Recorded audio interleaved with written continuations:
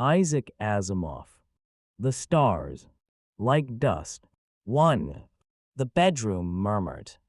The bedroom murmured to itself gently. It was almost below the limits of hearing an irregular little sound, yet quite unmistakable and quite deadly. But it wasn't that which awakened Byron Farrell and dragged him out of a heavy, unrefreshing slumber. He turned his head restlessly from side to side in a futile struggle against the periodic burr on the end table. He put out a clumsy hand without opening his eyes and closed contact. "Hello," he mumbled. Sound tumbled instantly out of the receiver. It was harsh and loud, but Byron lacked the ambition to reduce the volume. It said, "May I speak to Byron Farrell?" Byron said fuzzily, speaking, "What do you want?" "May I speak to Byron Farrell?" The voice was urgent. Byron's eyes opened on the thick darkness. He became conscious of the dry unpleasantness of his tongue and the faint odor that remained in the room. He said, speaking, "Who is this?" It went on, disregarding him, gathering tension, a loud voice in the night. "Is anyone there?" "Would like to speak to Byron Farrell." Byron raised himself on one elbow and stared at the place where the visiphone sat. He jabbed at the vision control, and the small screen was alive with light. "Here I am," he said. He recognized the smooth, slightly asymmetric features of Sander Jaunty. "Call me in the morning, Jaunty." He started to turn the instrument off once more when Jaunty said, "Hello, hello. Is anyone there? Is this University Hall, room 526, hello?" Byron was suddenly aware that the tiny pilot light, which would have indicated a live sending circuit, was not on. He swore under his breath and pushed the switch. It stayed off. Then Jaunty gave up and the screen went blank and was merely a small square of featureless light. Byron turned it off. He hunched his shoulder and tried to burrow into the pillow again. He was annoyed. In the first place, no one had the right to yell at him in the middle of the night. He looked quickly at the gently luminous figures just over the headboard. 3:15. House lights wouldn't go on for nearly 4 hours. Besides, he didn't like having to wake to the complete darkness of his room. 4 years' custom had not hardened him to the Earthman's habit of building structures of reinforced concrete, squat, thick, and windowless. It was a 1,000-year-old tradition, dating from the days when the primitive nuclear bomb had not yet been countered by the force field defense. But that was past. Atomic warfare had done its worst to Earth. Most of it was hopelessly radioactive and useless. There was nothing left to lose, and yet architecture mirrored the old fears so that when Byron woke, it was to pure darkness.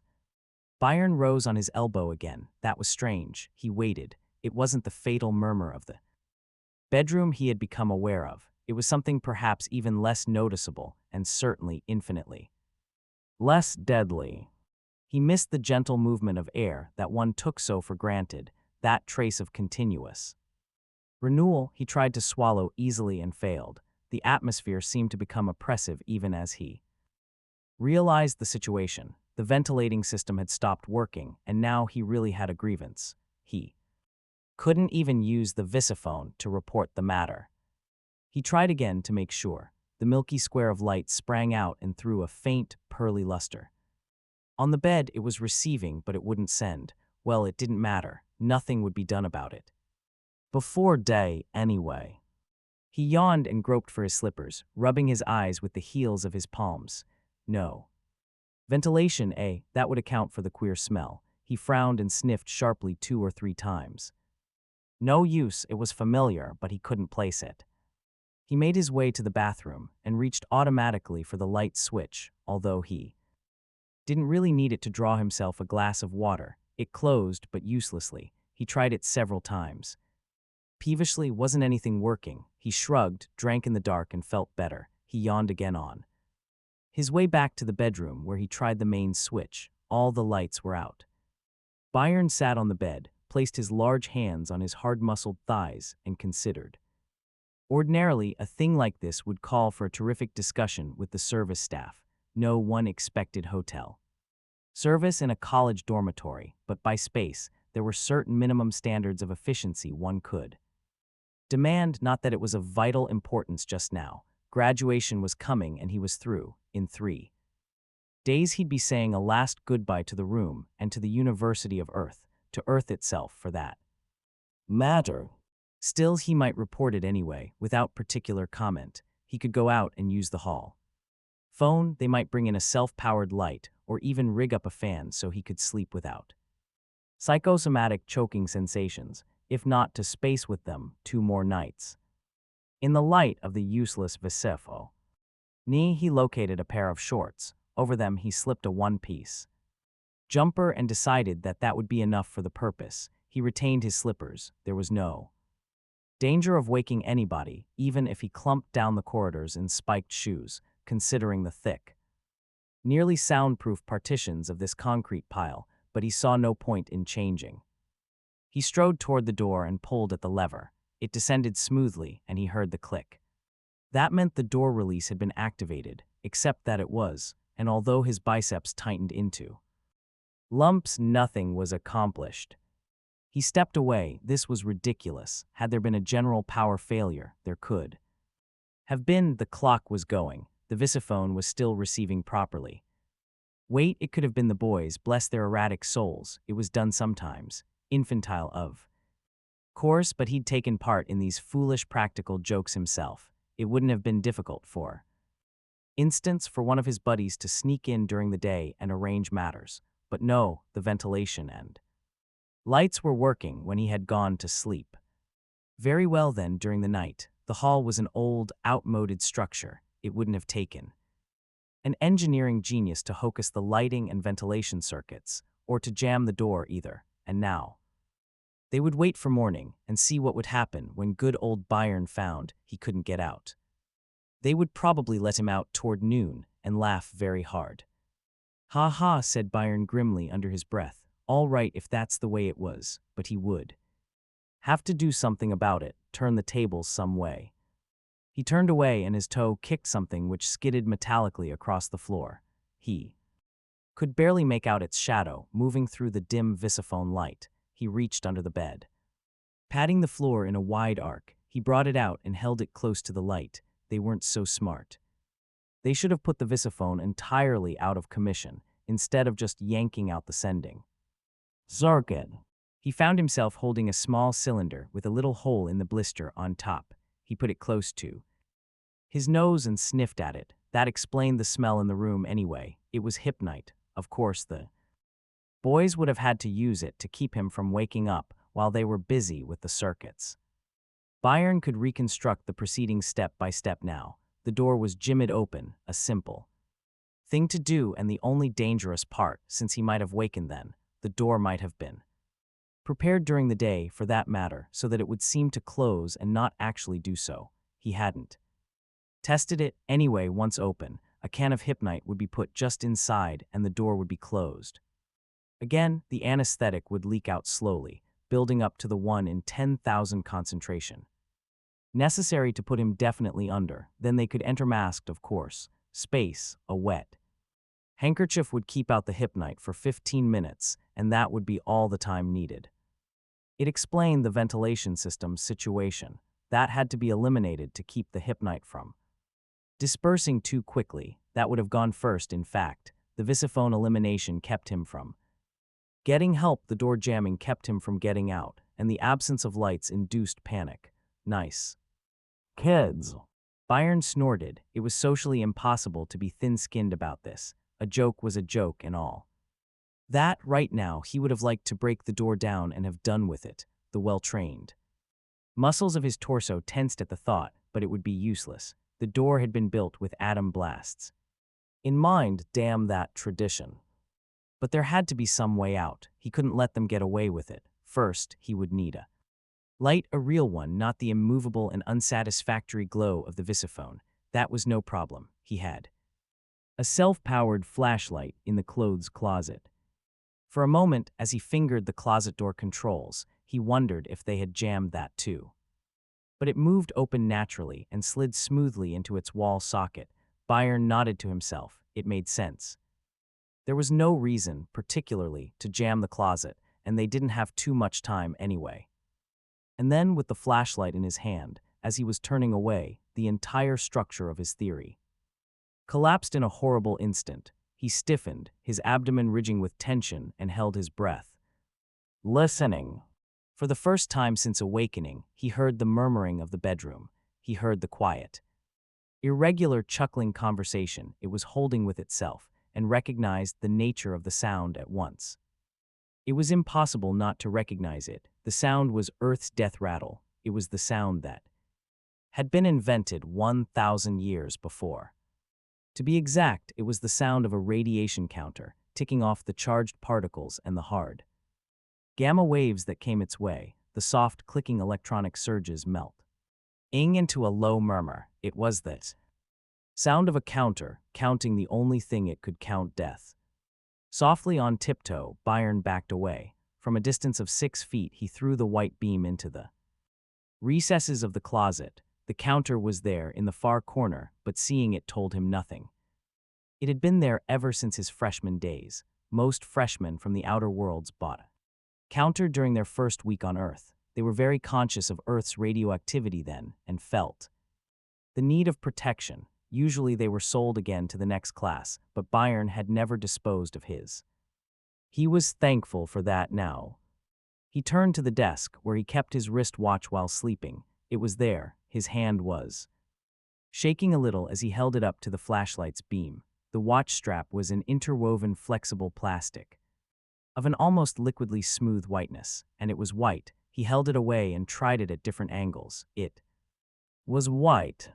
That strap had been another freshman purchase. Hard radiation turned it blue, and blue on Earth was the color of death. It was easy to wander into a path of radiating soil during the day if you were lost or careless. The government fenced off as many patches as it could, and of course no one ever approached the huge areas of death that began several miles outside the city, but the strap was insurance.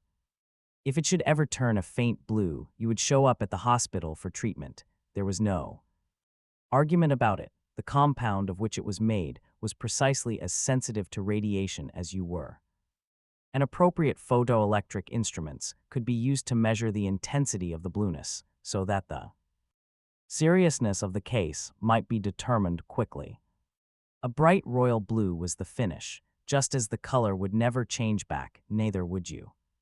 There was no cure, no chance, no hope. You just waited anywhere from a day to a week, and all the hospital could do was to make final arrangements for cremation. But at least it was still white, and some of the clamor in Byron's thoughts subsided. There wasn't much radioactivity then. Could it be just another angle of the joke? Byron considered, and decided that it couldn't. Nobody would do that to anyone else, not on Earth anyway, where illegal handling of radioactive material was a capital offense. They took radioactivity seriously here on Earth. They had to, so nobody would do this without overpowering reason. He stated the thought to himself carefully and explicitly, facing it boldly. The overpowering reason, for instance, of a desire to murder. But why? There could be no motive. In his 23 years of life, he had never made a serious enemy. Not this serious, not murder serious. He clutched at his clipped hair. This was a ridiculous line of thought, but there was no escaping it. He stepped cautiously back to the closet. There had to be something there that was sending out radiation. Something that had not been there 4 hours earlier. He saw it almost at once. It was a little box not more than 6 inches in any direction. Byron recognized it, and his lower lip trembled slightly. He had never seen one before, but he had heard of them. He lifted the counter and took it into the bedroom. The little murmur fell off, almost ceased. It started again when the thin mica partition, through which the radiation entered, pointed toward the box. There was no question in his mind. It was a radiation bomb. The present radiations were not in themselves deadly. They were only a fuse, somewhere inside the box. A tiny atomic pile was constructed. Short-lived artificial isotopes heated it slowly, permeating it with the appropriate particles. When the threshold of head and particle density was reached, the pile reacted, not in an explosion, usually, although the heat of reaction would serve to fuse the box itself into a twist of metal, but in a tremendous burst of deadly radiation that would kill anything living within a radius. of 6 feet to 6 miles, depending on the bomb's size. There was no way of telling when the threshold would be reached, perhaps not for hours, and perhaps the next moment. Byron remained standing helplessly, flashlight held loosely in his damp hands. Half an hour before, the visiphone had awakened him, and he had been at peace then. Now he knew he was going to die. Byron didn't want to die, but he was penned in hopelessly, and there was no place to hide. He knew the geography of the room. It was at the end of a corridor, so that there was another room. Only on one side, and of course, above and below. He could do nothing about the room above, the room on the same floor was on the bathroom side, and it adjoined via its own bathroom. He doubted that he could make himself heard. That left the room below. There were a couple of folding chairs in the room, spare seats to accommodate company. He took one. It made a flat, slapping sound when it hit the floor. He turned it edgewise, and the sound became harder and louder. Between each blow, he waited, wondering if he could rouse the sleeper below and annoy him sufficiently to have him report the disturbance. Abruptly, he caught a faint noise and paused, the splintering chair raised above his head. Noise came again, like a faint shout. It was from the direction of the door. He dropped the chair and yelled in return. He crushed his ear up against the crack where door joined wall, but the fit was good, and the sound even there was dim. But he could make out his own name being called. Farrell, Farrell, several times over in something else. Maybe, are you in there, or are you all right? He roared back, get the door open. He shouted it 3 or 4 times. He was in a feverish sweat of impatience. The bomb might be on the point of letting loose even now. He thought they heard him. At least the muffled cry came back, watch out, something. Something blaster. He knew what they meant and backed hurriedly away from the door. There were a couple of sharp, cracking sounds, and he could actually feel the vibrations set up in the air of the room. Then there followed a splitting noise, and the door was flung inward. Light poured in from the corridor. Byron dashed out, arms flung wide. Don't come in, he yelled. For the love of Earth, don't come in. There's a radiation bomb in there. He was facing 2 men. One was jaunty. The other was Esbach, the superintendent. He was only partly dressed. A radiation bomb, he stuttered. But Jaunty said, what size? Jaunty's blaster was still in his hand, and that alone jarred with the dandyish effect of his ensemble, even at this time of night. Byron could only gesture with his hands. All right, said Jaunty. He seemed quite cool about it as he turned to the superintendent. You'd better evacuate the rooms in this area, and if you have lead sheets anywhere on the university grounds, have them brought out here to line the corridor, and I wouldn't let anyone in there before morning. He turned to Byron. It probably has a 12 to 18-foot radius. How did it get there? I don't know, said Byron. He wiped his forehead with the back of his hand. If you don't mind. I've got to sit down somewhere. He threw a glance at his wrist, then realized his wristwatch was still in the room. He had a wild impulse to return after it. There was action now. Students were being hustled out of their rooms. Come with me, said Jaunty. I think you had better sit down too. Byron said, what brought you out to my room? Not that I'm not thankful, you understand. I called you, there was no answer, and I had to see you. To see me, he spoke carefully, trying to control his irregular breathing. Why? To warn you that your life was in danger. Byron laughed raggedly. I found out. That was only the first attempt. They'll try again. Who are they? Not here, Farrell, said Jaunty. We need privacy for this. You're a marked man, and I may already have endangered myself as well. 2. The net across space. The student lounge was empty. It was dark as well. At 4:30 in the morning it could scarcely have been otherwise, yet Jaunty hesitated a moment as he held the door open, listening for occupants. No, he said softly, leave the lights out. We won't need them to talk. I've had enough of the dark for one night, muttered Byron. We'll leave the door ajar. Byron lacked the will to argue. He dropped into the nearest chair and watched the rectangle of light through the closing door narrow down to a thin line. Now that it was all over, he was getting the shakes. Jaunty steadied the door and rested his little swagger stick upon the crack of light on the floor. Watch it, it will tell us if anyone passes or if the door moves. Byron said, please, I'm not in a conspiratorial mood. If you don't mind, I'd appreciate your telling me whatever it is you want to tell me. You've saved my life, I know, and tomorrow I'll be properly thankful. Right now, I could do with a short drink and a long rest. I can imagine your feelings, Jaunty said, but the too long rest you might have had has been avoided momentarily. I would like to make it more than just momentarily. Do you know that I know your father? The question was an abrupt one, and Byron raised his eyebrows, a gesture lost in the dark. He said, he has never mentioned knowing you. I would be surprised if he did. He doesn't know me by the name I use here. Have you heard from your father recently, by the way? Why do you ask? Because he is in great danger. What? Jaunty's hand found the other's arm in the dimness and gripped it firmly. Please keep your voice. As it has been, Byron realized, for the first time, that they had been whispering. Jaunty resumed, I'll be more specific. Your father has been taken into custody. You understand the significance? No, I certainly don't understand. Who has taken him into custody, and what are you getting at? Why are you bothering me? Byron's temples were throbbing. The hypnite and the near death had made it impossible to fence with the cool dandy sitting so close to him that his whispers were as plain as shouts. Surely, came the whisper, you have some inkling of the work your father is doing. If you know my father, you know he is rancher of Widemoes. That is his work. Jaunty said, well, there is no reason you should trust me, other than that I am risking my own life for you, but I already know all that you can tell me. As an example, I know that your father has been conspiring against the tyranny. I deny that, said Byron tensely. Your service to me this night does not give you the right to make such statements about my father. You are foolishly evasive, young man, and you are wasting my time. Don't you see that the situation is beyond verbal fencing? I'll say it outright. Your father is in the custody of the tyranny. He may be dead by now. I don't believe you, Byron half rose. I am in a position to know.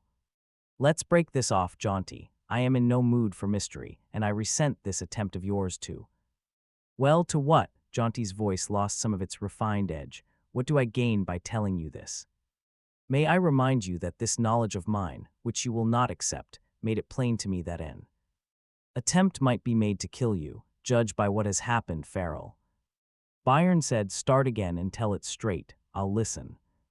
Very well, I imagine, Farrell, that you know me to be a fellow countryman from the Nebular Kingdoms, although I've been passing myself off as a vegan.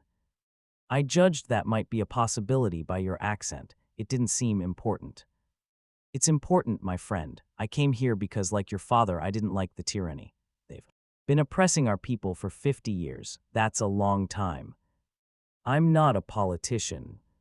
Again, Jaunty's voice had an irritated edge to it. Oh, I'm not one of their agents trying to get you into trouble. I'm telling you the truth. They caught me a year ago, as they have caught your father now. But I managed to get away and came to Earth, where I thought I might be safe until I was ready to return. That's all I need to tell you about myself. It is more than I have asked for, sir. Byron could not force the unfriendliness out of his voice. Jaunty affected him unfavorably with his too precise mannerisms. I know that, but it is necessary to tell you so much at least, for it was in this manner that I met your father. He worked with me, or rather, I with him. He knew me, but not in his official capacity as the greatest nobleman on the planet of Nephilos. You understand me? Byron nodded uselessly in the darkness and said, yes.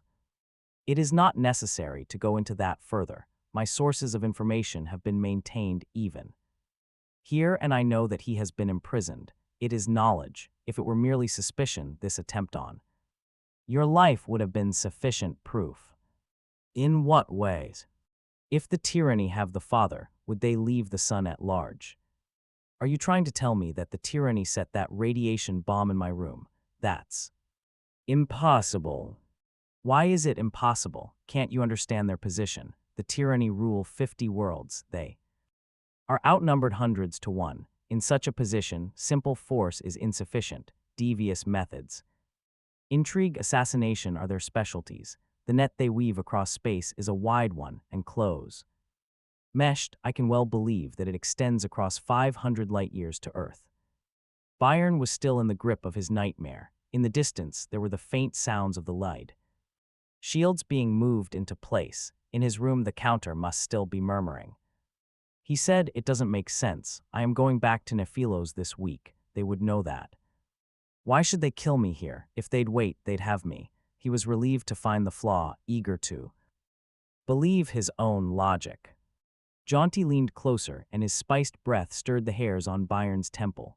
"Your father is popular. His death end once imprisoned by the tyranny. His execution becomes a probability you must face will be resented even by the cowed slave race the tyranny are trying to breed.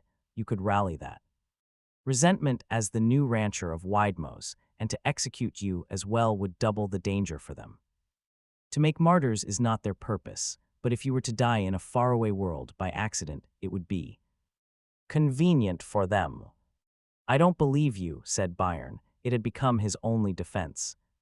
Jaunty rose, adjusting his thin gloves. He said, "You go too far, Farrell. Your role would be more convincing if you pretended to know such complete ignorance. Your father has been shielding you from reality for your own protection, presumably, yet I doubt that you could remain completely uninfluenced by his beliefs. Your hate for the tyranny cannot help being a reflection of his own. You cannot help being ready to fight them." Byron shrugged. Jaunty said, "He may even recognize your new adulthood to the point of putting you to use. You are conveniently here on Earth, and it is not unlikely you may be combining your education with a definite assignment, an assignment, perhaps, for the failure of which the tyranny are ready to kill you. That's silly melodrama. Is it? Let it be so then. If the truth will not persuade you now, events will later. There will be other attempts on your life, and the next one will succeed. From this moment on, Farrell, you are a dead man." Byron looked up. "Wait, what's your own private interest in the matter?" "I am a patriot. I would like to see the kingdoms free again, with governments of their own choosing." "No, your private interest. I cannot accept idealism only because I won't believe it of you. I am sorry if that offends you." Byron's words pounded doggedly. Jaunty seated himself again. He said, "My lands have been confiscated. Before my exile it was not comfortable to be forced to take orders from those dwarfs, and since then it has become more imperative than ever to become once again the man my grandfather had been before the tyranny came. Is that enough of a practical reason for wanting a revolution? Your father would have been a leader of that revolution. Failing him, you—" I am 23 and know nothing of all this. You could find better men." "Undoubtedly I could, but no one else is the son of your father. If your father is killed, you will be rancher of Widemose, and as such you would be valuable to me if you were only 12 and an idiot. Besides, I need you for the same reason the tyranny must be rid of you, and if my necessity is unconvincing to you, surely theirs cannot be. There was a radiation bomb in your room. It could only have been meant to kill you. Who else would want to kill you?" Jaunty waited patiently and picked up the other's whisper. "No one," said Byron. "No one would want to kill me that I know of. Then it's true about my father." "It is true. View it as a casualty of war. You think that would make it better. They'll put up a monument to him someday, perhaps, one with a radiating inscription that you can see 10,000 miles out in space." His voice was becoming a bit ragged. "Is that supposed to make me happy?" Jaunty waited, but Byron said nothing more. Jaunty said, "What do you intend doing?" "I'm going home." "You still don't understand your position, then." "I said I'm going home. What do you want me to do? If he's alive, I'll get him out of there. And if he's dead, I'll—" "Quiet." The older man's voice was coldly annoyed. "You rave like a child. You can't go to Nephilos. Don't you see that you can't? Am I talking to an infant or to a young man of sense?" Byron muttered, "What do you suggest?" "Do you know the director of Rhodia? The friend of the tyranny. I know the man. I know who he is. everyone in the kingdoms knows who he is, Henrik V., director of Rhodia. Have you ever met him? No. That is what I meant. If you haven't met him, you don't know him. He is an imbecile feral. I mean it literally, but when the ranchi of Widemose is confiscated by the tyranny, and it will be, as my lands where it will be awarded to Henrik, there the tyranny will feel them to be safe, and there you must go. Why? Because Henrik at least has influence with the tyranny, as much influence as a lickspittle puppet may have. He may arrange to have you reinstated. I don't see why. He's more likely to turn me over to them. So he is, but you'll be on your guard against it, and there is a fighting chance you may avoid it. Remember, the title you carry is valuable and important, but it is not all sufficient. In this business of conspiracy, one must be practical above all. Men will rally about you out of sentiment and respect for your name, but to hold them, you will need money. Byron considered, I need time to decide. You have no time. Your time ran out when the radiation bomb was planted in your room. Let us take action. I can give you a letter of introduction to Henrik of Rhodia. You know him so well then. Your suspicion never sleeps very soundly, does it? I once headed a mission to Henrik's court on behalf of the autarch of Lingen. His imbecile's mind will probably not remember me, but he will not dare to show he has forgotten. It will serve as introduction, and you can improvise from there. I will have the letter for you in the morning. There is a ship leaving for Rhodia at noon. I have tickets for you. I am leaving myself, but by another route. Don't linger. You're all through here, aren't you? There is the diploma presentation. A scrap of parchment. Does it matter to you? Not now. Do you have money? Enough. Very well, too much would be suspicious. He spoke sharply. Farrell. Byron stirred out of what was nearly a stupor. What? Get back to the others. Tell no one you are leaving. Let the axe speak. Byron nodded dumbly. Far away in the recesses of his mind, the ray was the thought that his mission remained unaccomplished, and that in this way, too, he failed his dying father. He was racked with a futile bitterness. He might have been told more. He might have shared the dangers. He should not have been allowed to act in ignorance. And now that he knew the truth, or at least more of it, concerning the extent of his father's role in conspiracy, there was an added importance to the document he was to have obtained from Earth's archives. But there was no time any longer. No time to get the document. No time to wonder about it. No time to save his father. No time, perhaps, to live. He said, I'll do as you say, Jaunty. Sander Jaunty looked briefly out over the university campus as he paused on the steps of the dormitory. Certainly, there was no admiration in his glance as he stepped down the bricked walk that wound unsubtly through the pseudo-rustic atmosphere. Affected by all urban campuses since antiquity, he could see the lights of the city's single important street gleam just ahead. Past it, drowned in daytime but visible now, was the eternal radioactive blue of the horizon, mute witness of prehistoric wars. Jaunty considered the sky for a moment. Over 50 years had passed since the tyranny had come and put a sudden end to the separate lives of 24 sprawling, brawling political units in the depths. Beyond the nebula, now, suddenly and prematurely, the piece of strangulation lay upon them. The storm that had caught them in one vast thunderclap had been something from which they had not yet recovered. It had left only a sort of twitching that futilely agitated a world here and there, now and then. To organize those twitchings, to align them into a single well-timed heave, would be a difficult task. And a long one. Well, he had been rusticating here on Earth long enough. It was time to go back. The others, back home, were probably trying to get in touch with him at his rooms right now. He lengthened his stride a bit. He caught the beam as he entered his room. It was a personal beam, for whose security there were as yet no fears, and in whose privacy there was no chink. No formal receiver was required, no thing of metal and wires to catch the faint, drifting surges of electrons, with their whispered impulses swimming through hyperspace from a world 1,000 light-years away. Space itself was polarized in his room and prepared for reception. Its fabric was smoothed out of Randomness, there was no way of detecting that polarization except by receiving, and in that particular volume of space, only his own mind could act as receiver, since only the electrical characteristics of his own particular nerve cell system could resonate to the vibrations of the carrier beam that bore the message. The message was as private as the unique characteristics of his own brain waves, and in all the universe with its quadrillions of human beings, the odds against a duplication sufficiently close to allow one man to pick up another's personal wave was a 20-figured number to 1.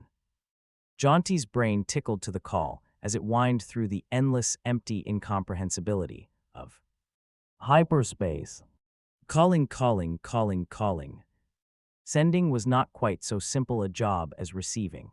A mechanical contrivance was needed to set up the highly specific carrier wave that would carry back to the contact beyond the nebula. That was contained in the ornamental butt that he carried on his right shoulder. It was automatically activated when he stepped into his volume of space polarization, and after that he had only to think purposefully and with concentration. Here I am, no need for more specific identification. The dull repetition of the calling signal halted and became words that took form within his mind. We greet you, sir. Widemose has been executed. The news is, of course, not yet public.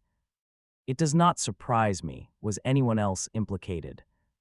No, sir. The rancher made no statements at any time. A brave and loyal man.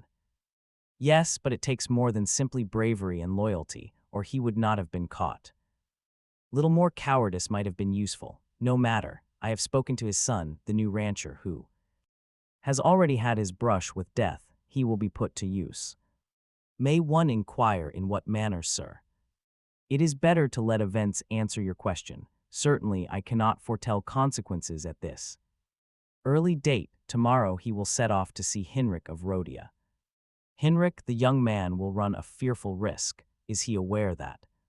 I have told him as much as I can, responded Jaunty sharply. We cannot trust him too far until he has proved himself. Under the circumstances as they exist, we can only view him as a man to be risked, like any other man. He is expendable, quite expendable. Do not call me here again, as I am leaving Earth. And with a gesture of finality, Jaunty broke the connection mentally.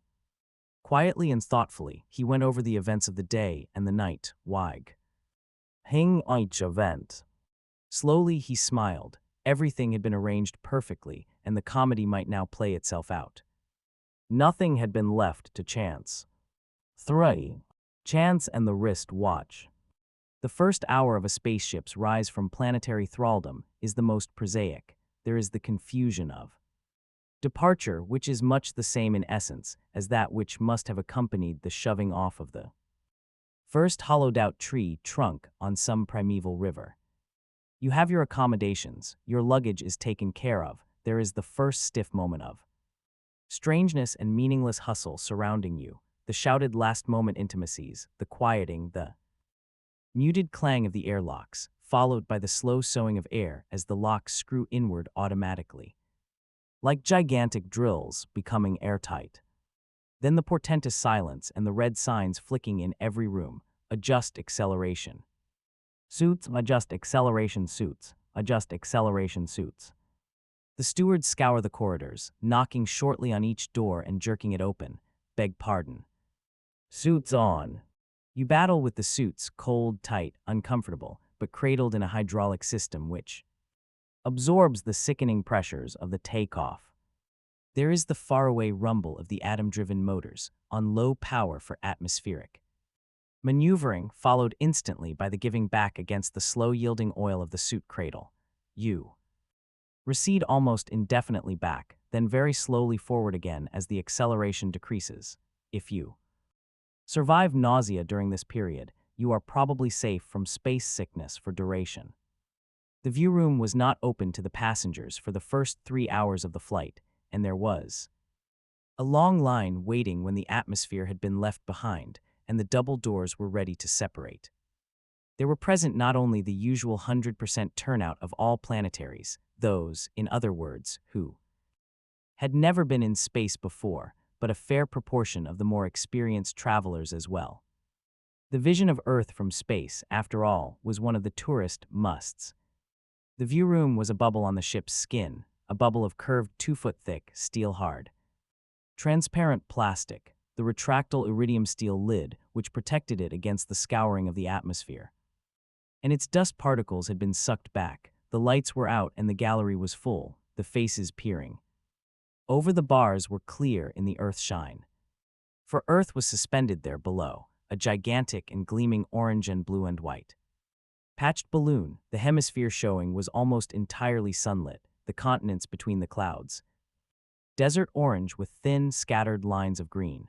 The seas were blue, standing out sharply against the black of space where they met the horizon, and all around in the black, undusted sky were the stars. They waited patiently, those who watched.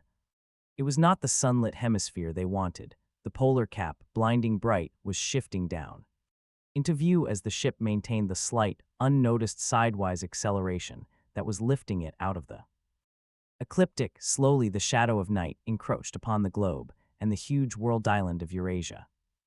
Africa majestically took the stage, north side down. Its diseased, unliving soil hid its horror under a night-induced play of jewels, the radioactivity of. The soil was a vast sea of iridescent blue, sparkling in strange festoons that spelled out the manner in which the nuclear bombs had once landed, a full generation before the force field defense against nuclear explosions had been developed so that no other world could commit suicide in just that fashion again. The eyes watched until, with the hours, Earth was a bright little half-coin in the endless black. Among the watchers was Byron Farrell. He sat by himself in the front row, arms upon the railing. Eyes brooding and thoughtful. This was not the way he had expected to leave Earth. It was the wrong manner, the wrong ship, the wrong destination. His tanned forearm rubbed against the stubble of his chin, and he felt guilty about not having shaved that morning. He'd go back to his room after a while and correct that. Meanwhile, he hesitated to leave. There were people here. In his room, he would be alone. Or was that just the reason he should leave? He did not like the new feeling he had, that of being hunted, that of being friendless. All friendship had dropped from him. It had shriveled from the very moment he had been awakened by the phone call less than 24 hours earlier. Even in the dormitory, he had become an embarrassment. Old Esbach had pounced upon him when he had returned after his talk with Jaunty in the student lounge. Esbach was in turmoil, his voice overshrill. "Mr. Farrell, I've been looking for you. It has been a most unfortunate incident. I can't understand it. Do you have any explanation?" "No," he half shouted. "I don't. When can I get into my room and get my stuff out?" "In the morning, I am sure. We've just managed to get the equipment up here to test the room. There is no longer any trace of radioactivity above normal background level. It was a very fortunate escape. For you, it must have missed you only by minutes." Yes, but if you don't mind, I would like to rest. Please use my room till morning and then we'll get you relocated for the few days remaining." By the way, Mr. Farrell, if you don't mind, there is another matter." He was being overly polite. Byron could almost hear the eggshells give slightly beneath his Venecli feet. "What other matter?" asked Byron wearily. "Do you know of anyone who might have been interested in hazing you?" "Hazing me like this? Of course not." "What are your plans then?" The school authorities would, of course, be most unhappy to have publicity arise as a result of this incident. How he kept referring to it as an incident, Byron said dryly. "I understand you, but don't worry. I'm not interested in investigations or in the police. I'm leaving Earth soon, and I'd just as soon not have my own plans disrupted. I'm not bringing any charges. After all, I'm still alive."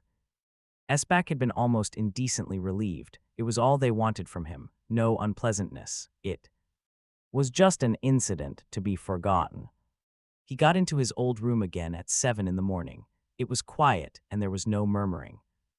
In the closet, the bomb was no longer there, nor was the counter. They had probably been taken away by Esbach and thrown into the lake. It came under the head of destroying evidence, but that was the school's Worry, he threw his belongings into suitcases and then called the desk for assignment to another room. The lights were working again, he noticed, and so, of course, was the visiphone, the one remnant of last night. Was the twisted door, its lock melted away. They gave him another room. That established his intention to stay for anyone that might be. Listening, then using the hall phone, he had called an air cab. He did not think anyone saw him. Let the school puzzle out his disappearance however they pleased. For a moment he had caught sight of Jaunty at the spaceport. They met in the fashion of a glancing blow. Jaunty said nothing, gave no sign of recognition, but after he had passed by, there were in Byron's hand a featureless little black globe that was a personal capsule and a ticket for passage to Rhodia. He spent a moment upon the personal capsule. It was not sealed. He read the message later in his room. It was a simple introduction with minimum wordage. Byron's thoughts rested for a while upon Sander Jaunty as he watched Earth shrivel with time there.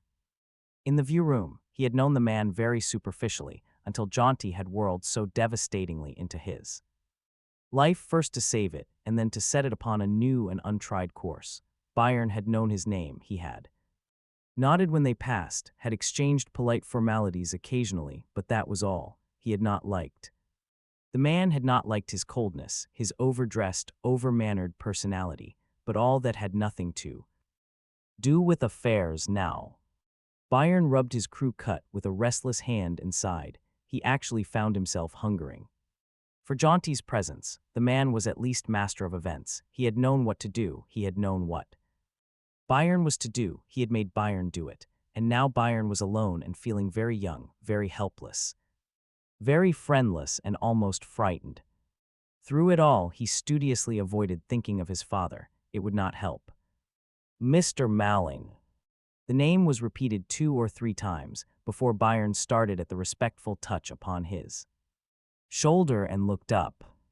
The robot messenger said again, Mr. Malling, and for 5 seconds Byron stared blankly until he remembered that that was his temporary name. It had been penciled lightly upon the ticket which Jaunty had given him. A stateroom had been reserved in that name. Yes, what is it? I am Malling. The messenger's voice hissed very faintly as the spool within whirled off its message.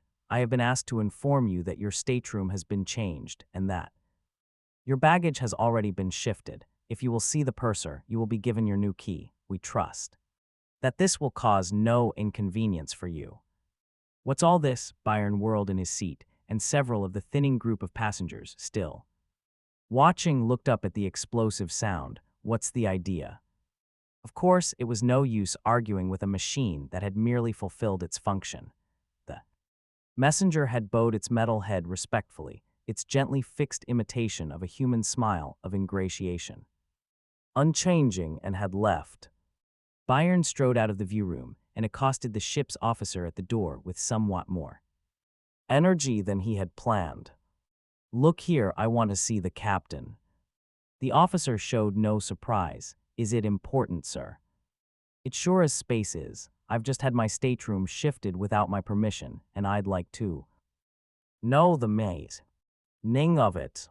Even at the time, Byron felt his anger to be out of proportion to the cause, but it represented an accumulation of resentment. He had nearly been killed. He had been forced to leave Earth like a skulking criminal. He was going he knew not where to do he knew not what, and now they were pushing him around.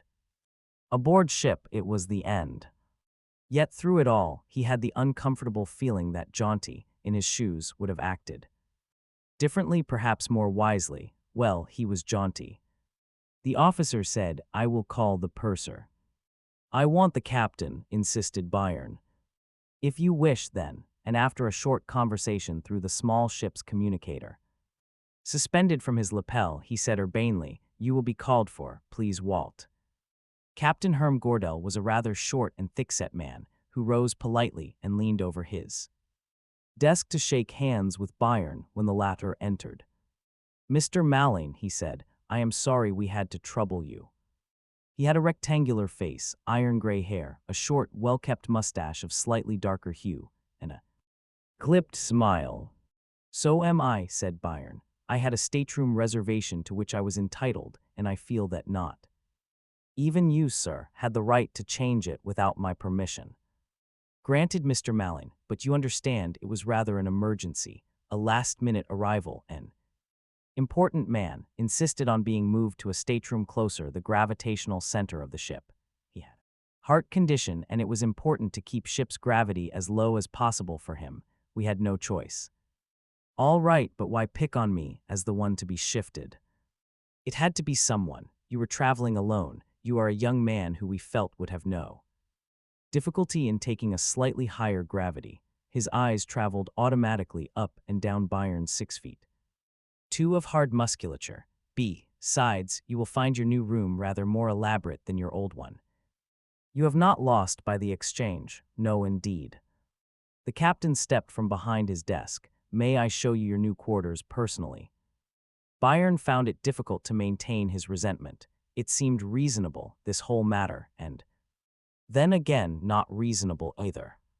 The captain was saying as they left his quarters, "May I have your company at my table for tomorrow night's dinner? Our first jump is scheduled for that time." Byron heard himself saying, "Thank you, I will be honored." Yet he thought the invitation strange, granted that the captain was merely trying to soothe him. Yet surely the method was stronger than necessary. The captain's table was a long one, taking up an entire wall of the salon. Byron found himself near the center, taking an unsuitable precedence over others, yet there was his place card before him. The steward had been quite firm, there was no mistake. Byron was not particularly overmodest. As son of the rancher of Widemoes, there had never been any necessity for the development of any such characteristic, and yet as Byron Mallon, he was quite an ordinary citizen, and these things ought not to happen to ordinary citizens. For one thing, the captain had been perfectly correct about his new stateroom. It was more elaborate. His original room had been what his ticket called for, a single, second class, while the replacement was a double room first. There was a bathroom adjoining, private of course, equipped with a stall shower and an air dryer. It was near officers' country, and the presence of uniforms was almost overpowering. Lunch had been brought to his room on silver service. A barber made a sudden appearance just before dinner. All this was perhaps to be expected when one traveled on a luxury space liner, first class, but it was too good for Byron Mallon's. It was far too good, for by the time the barber had arrived, Byron had just returned from an afternoon walk that had taken him through the corridors in a purposely devious path. There had been crewmen in his path wherever he had turned polite, clinging. He shook them free somehow and reached 140D, his first room, the one he had never slept in. He stopped to light a cigarette, and in the interval spent thus, the only passenger in sight turned a corridor. Byron touched the signal light briefly, and there was no answer. Well, the old key had not been taken from him yet, an oversight no doubt. He placed the thin, oblong sliver of metal into its orifice, and the unique pattern of leaden opacity within the aluminum sheath activated the tiny phototube. The door opened, and he took one step inside. It was all he needed. He left, and the door closed automatically behind him. He had learned one thing immediately. His old room was not occupied, neither by an important personage with a weak heart, nor by anyone else. The bed and furnishings were too neat. No trunks, no toilet articles were in sight. The very air of occupancy was missing. So the luxury they were surrounding him with served only to prevent his taking further action to get back high's original room. They were bribing him to stay quietly out of the old room. Why? Was it the room they were interested in, or was it himself? And now he sat at the captain's table with the questions unanswered, and rose politely with the rest. As the captain entered, strode up the steps of the dais on which the long table was set, and took his place. Why had they moved him? There was music in the ship, and the walls that separated the salon from the view room had been retracted. The lights were low and tinged with orange red, the worst of such space sickness as there might have been after the original acceleration, or as the result of first exposure to the minor gravity variations. Between various parts of the ship had passed by now. The salon was full. The captain leaned forward slightly and said to Byron, Good evening, Mr. Mallon. How do you find your new room? Almost too satisfactory, sir. A little rich for my way of life. He said it in a flat monotone, and it seemed to him that a faint dismay passed momentarily over the captain's face.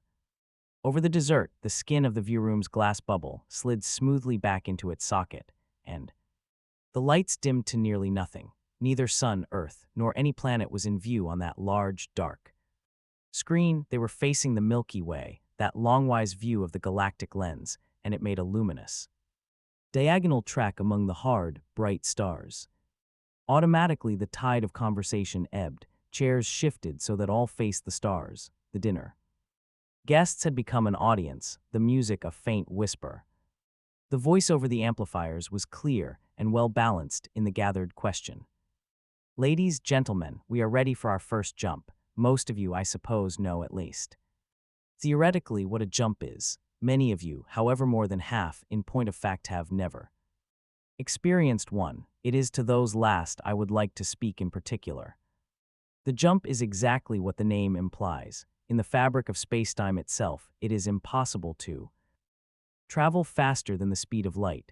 That is a natural law, first discovered by one of the ancients, the traditional Einstein, perhaps, except that so many things are credited to him, even at the speed of light. Of course, it would take years, in resting time, to reach the stars.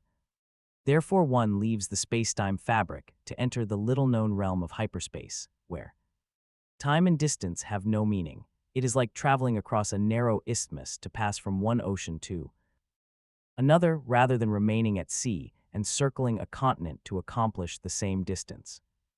Great amounts of energy are required, of course, to enter this space within space, as some call it. And a great deal of ingenious calculation must be made to ensure re-entry into ordinary space-time at the proper point. The result of the expenditure of this energy and intelligence is that immense distances can be traversed in zero time. It is only the jump which makes interstellar travel possible. The jump we are about to make will take place in about 10 minutes. You will be warned. There is never more than some momentary minor discomfort. Therefore, I hope all of you will remain calm. Thank you. The ship lights went out altogether, and there were only the stars left. It seemed a long while before a crisp announcement filled the air momentarily. The jump will take place in exactly 1 minute, and then the same voice counted the seconds backwards. 50, 40, 30, 20, 10, 5, 3, 2, 1. It was as though there had been a momentary discontinuity in existence, a bump which joggled only the deep inside of a man's bones. In that immeasurable fraction of a second, 100 light-years had passed, and the ship, which had been on the outskirts of the solar system, was now in the depths of interstellar space. Someone near Byron said shakily, "Look at the stars." In a moment, the whisper had taken life through the large room and hissed itself across the tables. The stars, say. In that same immeasurable fraction of a second, the star view had changed radically. The center of the great galaxy, which stretched 30,000 light-years from tip to tip, was closer now, and the stars had thickened in number. They spread across the black velvet vacuum in a fine powder, backdropping the occasional brightness of the nearby stars. Byron, against his will, remembered the beginning of a poem he himself had once written at the sentimental age of 19, on the occasion of his first spaceflight, the one that had first taken him to the Earth he was now leaving. His lips moved silently. The stars like dust encircle me, in living mists of light, and all of space I seem to see in one vast burst of sight. The lights went on then, and Byron's thoughts were snapped out of space as suddenly as they had entered it. He was in a spaceliner's salon again, with a dinner dragging to an end and the hum of conversation rising to a prosaic level. And he glanced at his wristwatch, half looked away, then very slowly brought the wristwatch into focus again. He stared at it for a long minute. It was the wristwatch he had left in his bedroom that night. It had withstood the killing radiation of the bomb, and he had collected it with the rest of his belongings the next morning. How many times had he looked at it since then? How many times had he stared at it taken? Mental note of the time, and no note at all of the other piece of information it shouted at him. For the plastic wristband was white, not blue, it was white. Slowly the events of that night, all of them, fell into place. Strange how one fact could shake in the confusion out of them.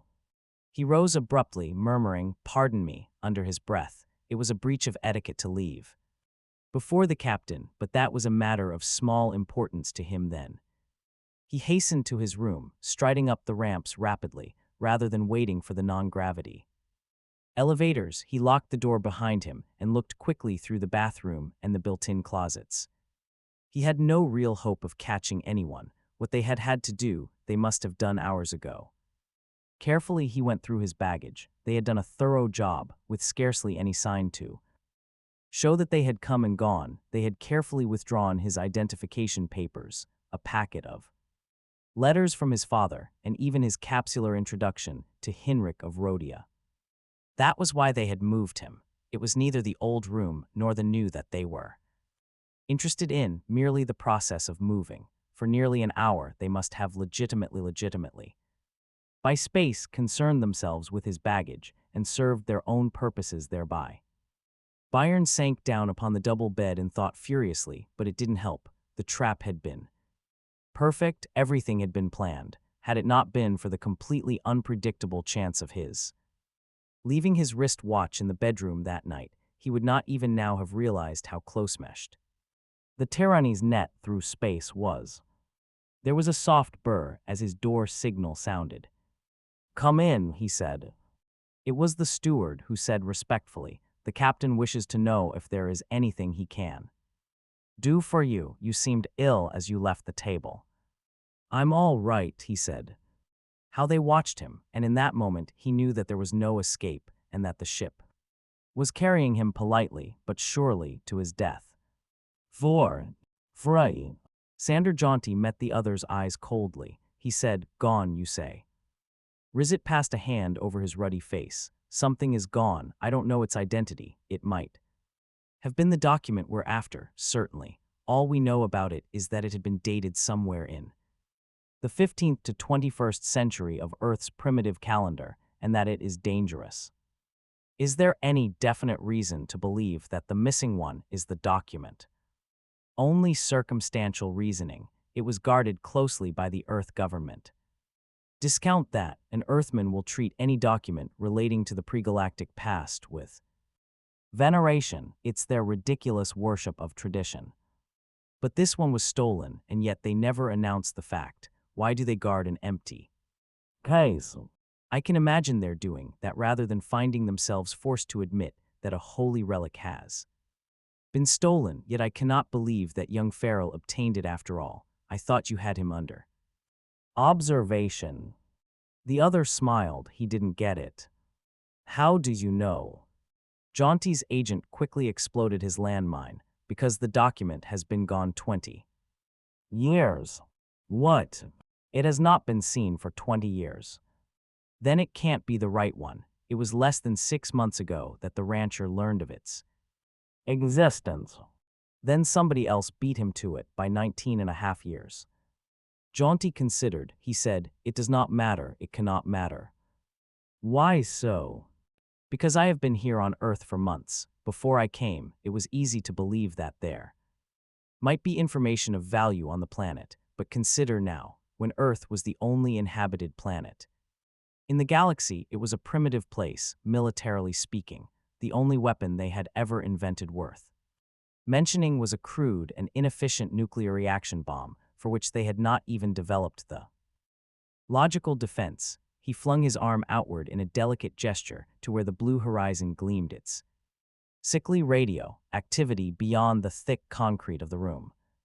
He went on, "All this is placed in sharp focus for me as a temporary resident here. It is ridiculous to assume that it is possible to learn anything from a society at that level of military technology. It is always very fashionable to assume that there are lost arts and lost sciences, and there are always these people who make a cult of primitivism and who make all sorts of ridiculous claims for the prehistoric civilizations on Earth. Rizet said, yet the rancher was a wise man. He told us specifically that it was the most dangerous document he knew. You remember what he said. I can quote it. He said, the matter is death for the tyranny and death for us as well, but it would mean final life for the galaxy. The rancher, like all human beings, can be wrong. Consider, sir, that we have no idea as to the nature of the document. It could, for instance, be somebody's laboratory notes which had never been published. It might be something that could relate to a weapon the Earthmen had never recognized as a weapon, something which on the face of it might not be a weapon. Nonsense, you are a military man and should know better. If there is one science into which man has probed continuously and successfully, it is that of military technology. No potential weapon would remain unrealized for 10,000 years. I think, Rizet, we will return to Lingen. Rizet shrugged. He was not convinced. Nor a thousandfold was jaunty. It had been stolen, and that was significant. It had been worth stealing. Anyone in the galaxy might have it now. Unwillingly, the thought came to him that the tyranny might have it. The rancher had been most evasive on the matter. Even Jaunty himself had not been trusted sufficiently. The rancher had said it carried death. It could not be used without having it cut both ways. Jaunty's lips clamped shut, the fool in his idiotic hintings, and now the tyranny had him. What if a man like Aratap were now in the possession of such a secret as this might be? Aratap, the one man, now that the rancher was gone, who remained unpredictable, the most dangerous tyrannian of them all. Simak Aratap was a small man, a little bandy-legged, narrow-eyed fellow. He had the stumpy, thick-limbed appearance of the average tyrannian, yet though he faced an exceptionally large and well-muscled specimen of the subject worlds, he was completely self-possessed. He was the confident heir in the second generation of those who had left their windy, infertile worlds and sparked across the emptiness to capture and enchain the rich and populous planets of the nebular regions. His father had headed a squadron of small, flitting ships that had struck and vanished, then struck again and made scrap of the lumbering Titanic ships that had opposed them. The worlds of the nebula had fought in the old fashion, but the tyranny had learned a new one. Where the huge, glittering vessels of the opposed navies attempted single combat, they found themselves flailing at emptiness and wasting their stores of energy. Instead, the tyranny, abandoning power alone, stressed speed and cooperation so that the opposed kingdoms toppled one after the other singly, each waiting half joyfully at the discomfiture of its neighbors, fallaciously secure behind its steel-shipped ramparts until its own turn came. But those wars were 50 years earlier. Now the nebular regions were satrapies that required merely the acts of occupation and taxation. Previously there had been worlds to gain, Aratap thought wearily, and now there was little left to do but to contend with single men. He looked at the young man who faced him. He was quite a young man, a tall fellow with very good shoulders indeed, an absorbed, intent face with the hair of his head cut ridiculously short in what was undoubtedly a collegiate affectation. In an unofficial sense, Aratap was sorry for him. He was obviously frightened. Byron did not recognize the feeling inside him as fright. If he had been asked to put a name to the emotion, he would have described it as tension. All his life, he had known the tyranny to be the overlords. His father, strong and vital though he was, unquestioned on his own estate, respectfully heard on others, was quiet and almost humble in the presence of the tyranny. They came occasionally to Widemose on polite visits, with questions as to the annual tribute they called taxation. The rancher of Widemose was responsible for the collection and delivery of these funds on behalf of the planet Nephilos, and perfunctorily, the tyranny would check his books. The rancher himself would assist them out of their small vessels. They would sit at the head of the table at mealtimes, and they would be served first. When they spoke, all other conversation stopped instantly. As a child, he wondered that such small, ugly men should be so carefully handled, but he learned as he grew up that they were to his father what his father was to a cow hand. He even learned to speak softly to them himself and to address them as Excellency. He had learned so well that now that he faced one of the overlords, one of the tyranny, he could feel himself shiver with tension. The ship which he had considered his prison became officially one on the day of landing upon Rhodia. They had signaled at his door, and 2 husky crewmen had entered and stood on either side of him. The captain who followed had said in a flat voice, "Byron Farrell, I take you into custody. By the power vested in me as captain of this vessel, and hold you for questioning by the commissioner of the great King." The commissioner was this small Tyrannian who sat before him now, seemingly abstracted and uninterested. The great king was the Khan of the tyranny, who still lived in the legendary stone palace on the Tyrannian's home planet. Byron looked furtively about him. He was not physically constrained in any way, but 4 guards in the slate blue of the Tyrannian outer police flanked him, 2 and 2. They were armed. A 5th, with a major's insignia, sat beside the commissioner's desk. The commissioner spoke to him for the first time. As you may know, his voice was high pitched, thin. "The old rancher of Widemoes, your father, has been executed for treason." His faded eyes were fixed on Byron's. There seemed nothing beyond mildness in them. Byron remained stolid. It bothered him that he could do nothing. It would have been so much more satisfying to howl at them, to flail madly at them, but that would not make his father less dead, he thought. He knew the reason for this initial statement. It was intended to break him down, to make him give himself away. Well, it wouldn't. He said evenly, "I am Byron Malin of Earth. If you are questioning my identity, I would like to communicate with the terrestrial consul." "Ah yes, but we are at a purely informal stage just now. You are Byron Malin, you say, of Earth." And yet Aratap indicated the papers before him. "There are letters here which were written by Widemoes to his son. There is a college registration receipt and tickets to commencement exercises made out to a Byron Farrell. They were found in your baggage." Byron felt desperate, but he did not let it show. "My baggage was searched illegally, so that I deny that those can be admitted as evidence." "We are not in a court of law, Mr. Farrell or Malin. How do you explain them?" "If they were found in my baggage, they were placed there by someone else."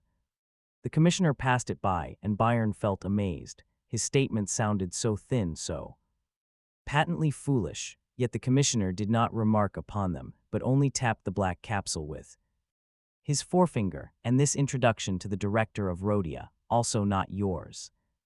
"No, that is mine." Byron had planned that. The introduction did not mention his name, he said. "There is a plot to assassinate the director." He stopped, appalled. It sounded so completely unconvincing when he finally put the beginning of his carefully prepared speech into actual sound. Surely the commissioner was smiling cynically at him. But Aratap was not. He merely sighed a little and with quick, practiced gestures removed contact lenses from his eyes and placed them carefully in a glass of saline solution that stood on the desk before him. His naked eyeballs were a little watery. He said, "And you know of it, even back on Earth, 500 light-years away, our own police here on Rhodia have not heard of it. The police are here. The plot is being developed on Earth." "I see, and are you their agent, or are you going to warn Henrik against them?" "The latter, of course." "Indeed, and why do you intend to warn him?" "For the substantial reward which I expect to get." Aratap smiled. "That, at least, rings true and lends a certain truthful gloss to your previous statements. What are the details of the plot you speak of?" "That is for the director only."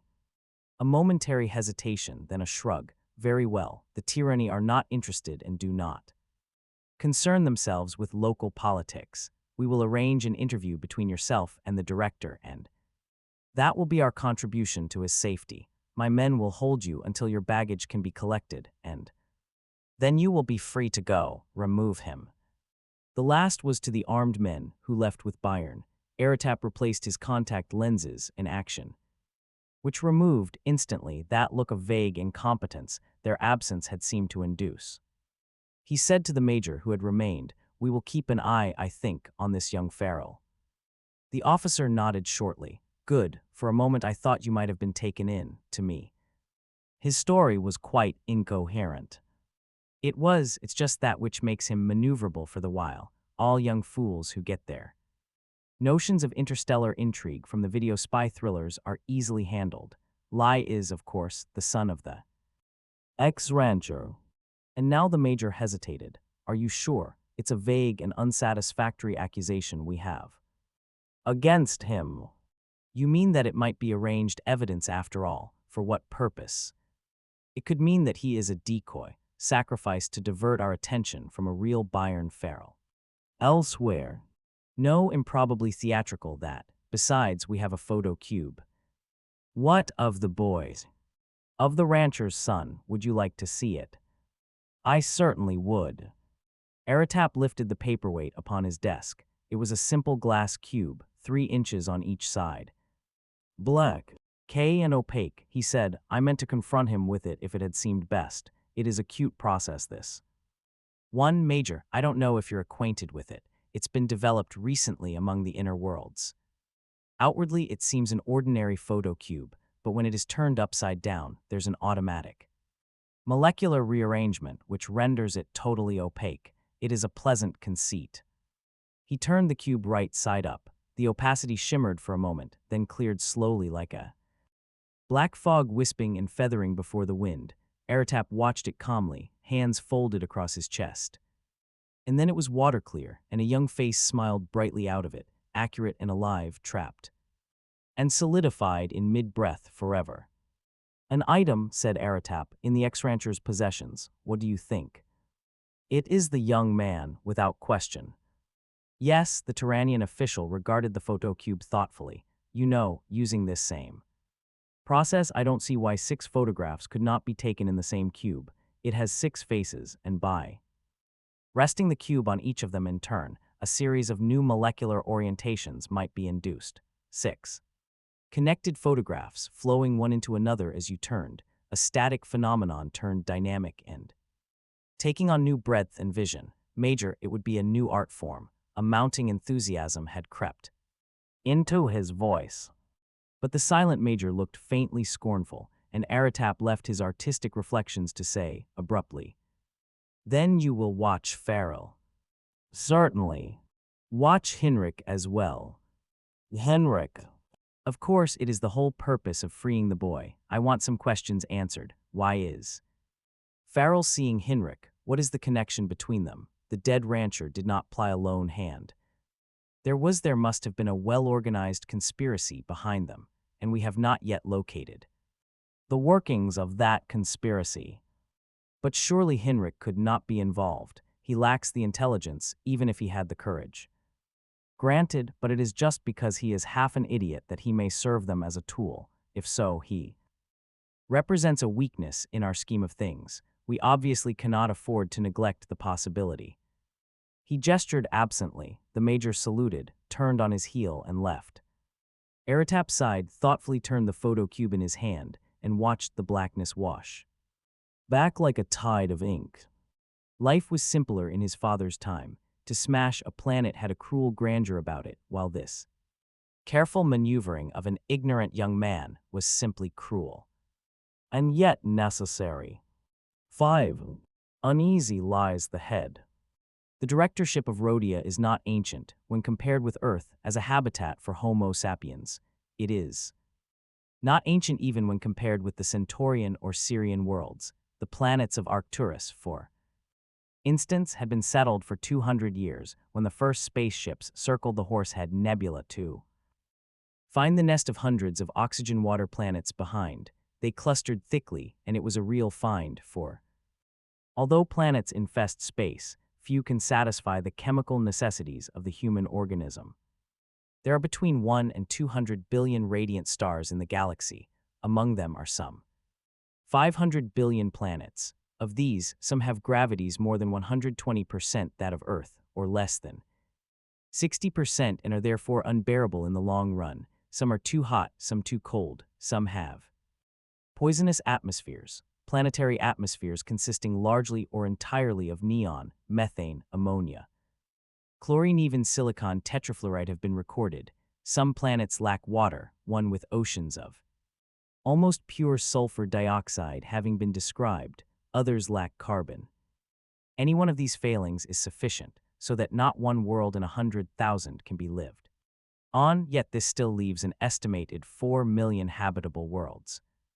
The exact number of these which are actually occupied is disputable, according to the Galactic Almanac, admittedly dependent on imperfect records. Rhodia was the L98th world settled by man. Ironically enough, Tiran, eventually Rhodia's conqueror, was the 1099th. The pattern of history in the transnebular region was distressingly similar to that elsewhere. During the period of development and expansion, planet republics were set up in rapid succession, each government confined to its own world. With expanding economy, neighboring planets were colonized and integrated with the home society. Small empires were established, and these inevitably clashed. Hegemony over sizable regions was established by first one, then another of these governments, depending upon the fluctuations of the fortunes of war and of leadership. Only Rhodia maintained a lengthy stability under the able dynasty of the Hinriads. It was perhaps well on the road to establishing finally a universal transnebular empire in a stolid century or two, when the tyranny came and did the job in 10 years. Ironical that it should be the men of Tiran, until then. During the 700 years of its existence, Tiran had done little better than maintain a precarious autonomy, thanks largely to the undesirability of its barren landscape, which, because of a planetary water dearth, was largely desert. But even after the tyranny came, the directorship of Rhodia continued. It had even grown. The Hinriads were popular with the people, so their existence served as a means of easy control. The tyranny did not care who got the cheers as long as they themselves received the taxes. To be sure, the directors were no longer the Hinriads of old. The directorship had always been elective within the family so that the ablest might be chosen. Adoptions into the family had been encouraged for the same purpose. But now the tyranny could influence the elections for other reasons, and 20 years earlier, for instance, Hinrik, fifth of that name, had been chosen director. To the tyranny, it had seemed a useful choice. Hinrik had been a handsome man at the time of his election, and he still made an impressive appearance when he addressed the Rhodian council. His hair had grayed smoothly, and his thick mustache remained, startlingly enough, as black as his daughter's eyes. At the moment he faced his daughter, and she was furious. She lacked only 2 inches of his height, and the director lacked less than an inch of 6 feet. She was a smoldering girl, dark of hair and of eyes, and at the moment, loweringly dark of complexion. She said again, "I can't do it, I won't do it." Hinrik said, "But Arda, this is unreasonable. What am I to do? What can I do? In my position, what choice have I?" If Mother were alive, she would find a way out, and she stamped her foot. Her full name was Artemisia, a royal name that had been borne by at least one female of the Hinriads in every generation. Yes, no doubt, bless my soul, what a way your mother had with her. There are times when you seem all of her and none of me, but surely, Arda, you haven't given him a chance, have you observed his better points? Which are those? The ones which, he gestured vaguely, thought a while and gave it up. He approached her and would have put a consoling hand upon her shoulder, but she squirmed away from him, her scarlet gown shimmering in the air. "I have spent an evening with him," she said bitterly, "and he tried to kiss me. It was disgusting. But everyone kisses, dear. It's not as though this were your grandmother's time of respected memory. Kisses are nothing less than nothing. Young blood, Arda, young blood. Young blood, my foot. The only time that horrible little man has had young blood in him these 15 years has been immediately after a transfusion. He's 4 inches shorter than I am, father. How can I be seen in public with a pygmy? He's an important man, very important. That doesn't add a single inch to his height. He is bowlegged, as they all are, and his breath smells. His breath smells. Artemisia wrinkled her nose at her father. That's right, it smells. It has an unpleasant odor. I didn't like it, and I let him know it. Hinrik dropped his jaw wordlessly for a moment, then said in a hoarse half-whisper, "You let him know it? You implied that a high official of the royal court of Tiran could have an unpleasant personal Characteristic. He did, I have a nose, so when he got too close, I just held it and pushed. A figure of. Man to admire, that one is. He went flat on his back with his legs sticking up. She gestured with her fingers in illustration, but it was lost on Hinrich, who, with a moan, hunched his shoulders and put his hands over his face. He peered miserably from between two fingers. What will happen now? How can you act so? It didn't do me any good. Do you know what he said? Do you know what he said? It was the last straw. It was absolutely the limit. I made up my mind then that I couldn't stand that man if he were 10 feet tall. But what did he say? He said straight out of a video, Father, he said, "Ha, a spirited wench, I like her all the better." For that, and 2 servants helped him stagger to his feet, but he didn't try to breathe in my face again. Hinrich doubled into a chair, leaned forward, and regarded Artemisia earnestly. You could go through the motions of marrying him, couldn't you? You needn't be in earnest. Why not merely for the sake of political expediency? How do you mean, not in earnest, Father? Shall I cross the fingers of my left hand while signing the contract with my right? Hinrich looked confused. No, of course not. What good would that do? How would crossing fingers alter the validity of the contract? Really, Arta, I'm surprised at your stupidity. Artemisia sighed. What do you mean then? Mean by what? You see, you've disrupted things. I can't keep my mind on matters properly. When you argue with me, what was I saying? I was merely to pretend I was getting married or something, remember? Oh yes, Mine, you needn't take it too seriously, you see. I can have lovers, I suppose. Hinrich stiffened and frowned. Arta, I brought you up to be a modest, self-respecting girl, so did your mother. How can you say such things? It's shameful. But isn't that what you mean? I can say it. I am a man, a mature man. A girl like you ought not to repeat it. Well, I have repeated it and it's out in the open. I don't mind lovers. I'll probably have to have them if I'm forced to marry for reasons of state, but there are limits. She placed her hands upon her hips, and the cape-like sleeves of her gown slithered away from her tanned and dimpled shoulders. What will I do between lovers? He'll still be my husband, and I just can't bear that particular thought. But he's an old man, my dear. Life with him would be short. Not short enough, thank you. 5 minutes ago he had young blood, remember. Hinrich spread his hands wide and let them drop. Arta, the man is a Turanian and a powerful one. He is in good odor at the Khan's court. The Khan might think it's a good odor. He probably would. He probably stinks himself. Hinrich's mouth was an O of horror. Automatically, he looked over his shoulder. Then he said hoarsely, don't ever say anything like that again. I will if I feel like it. Besides, the man has had 3 wives already. She forestalled him, not the Khan, the man you want me to marry.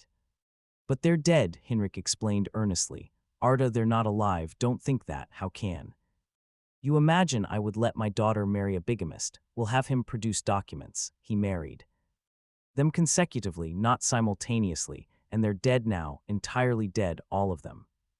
It's no wonder.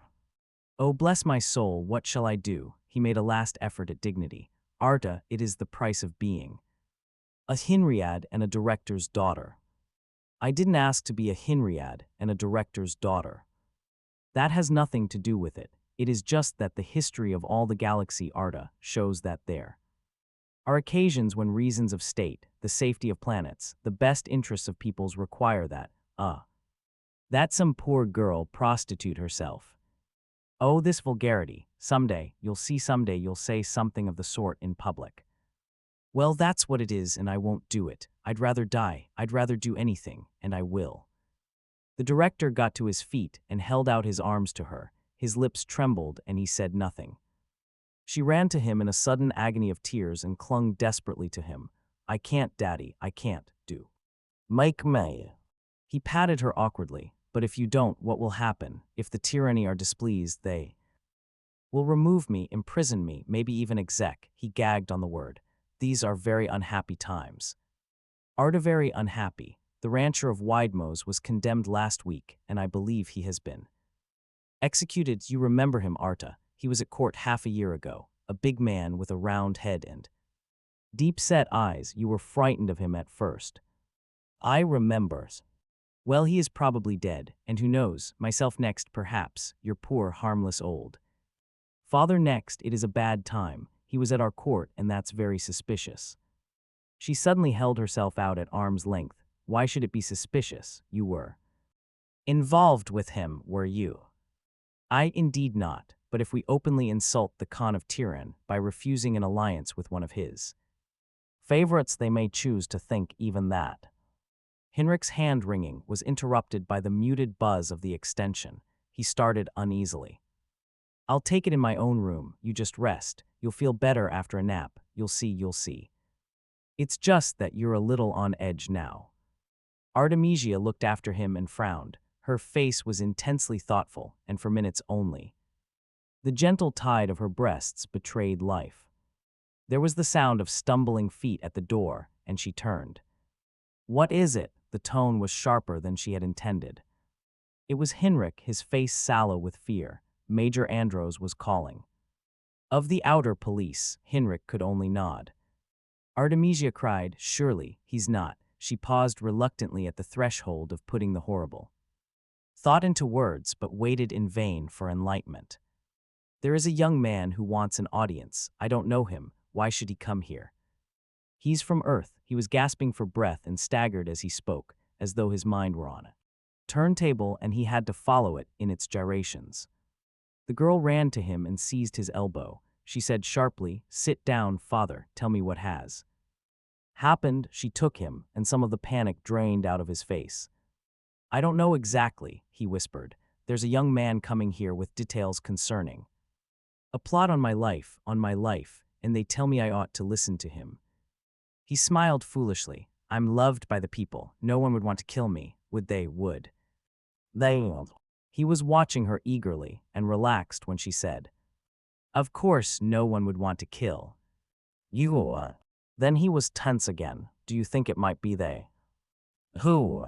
He leaned over to whisper, the tyranny. The rancher of Widemose was here yesterday and they killed him. His voice ascended the scale. And now they're sending someone over to kill me.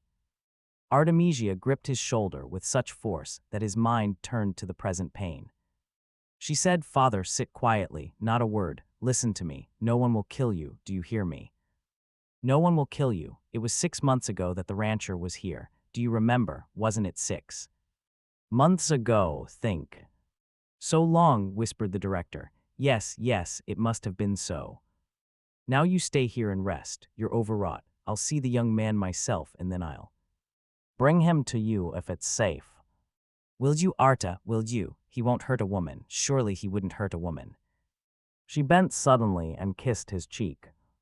Be careful, he murmured, and closed his eyes wearily. Zixel, that wears a crown.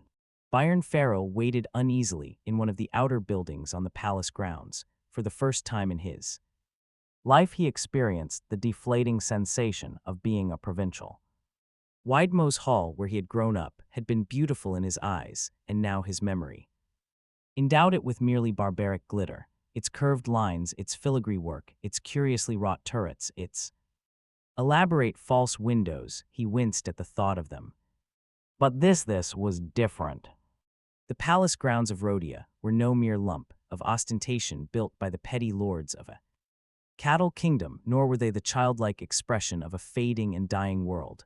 They were the culmination in stone of the Hinriad dynasty.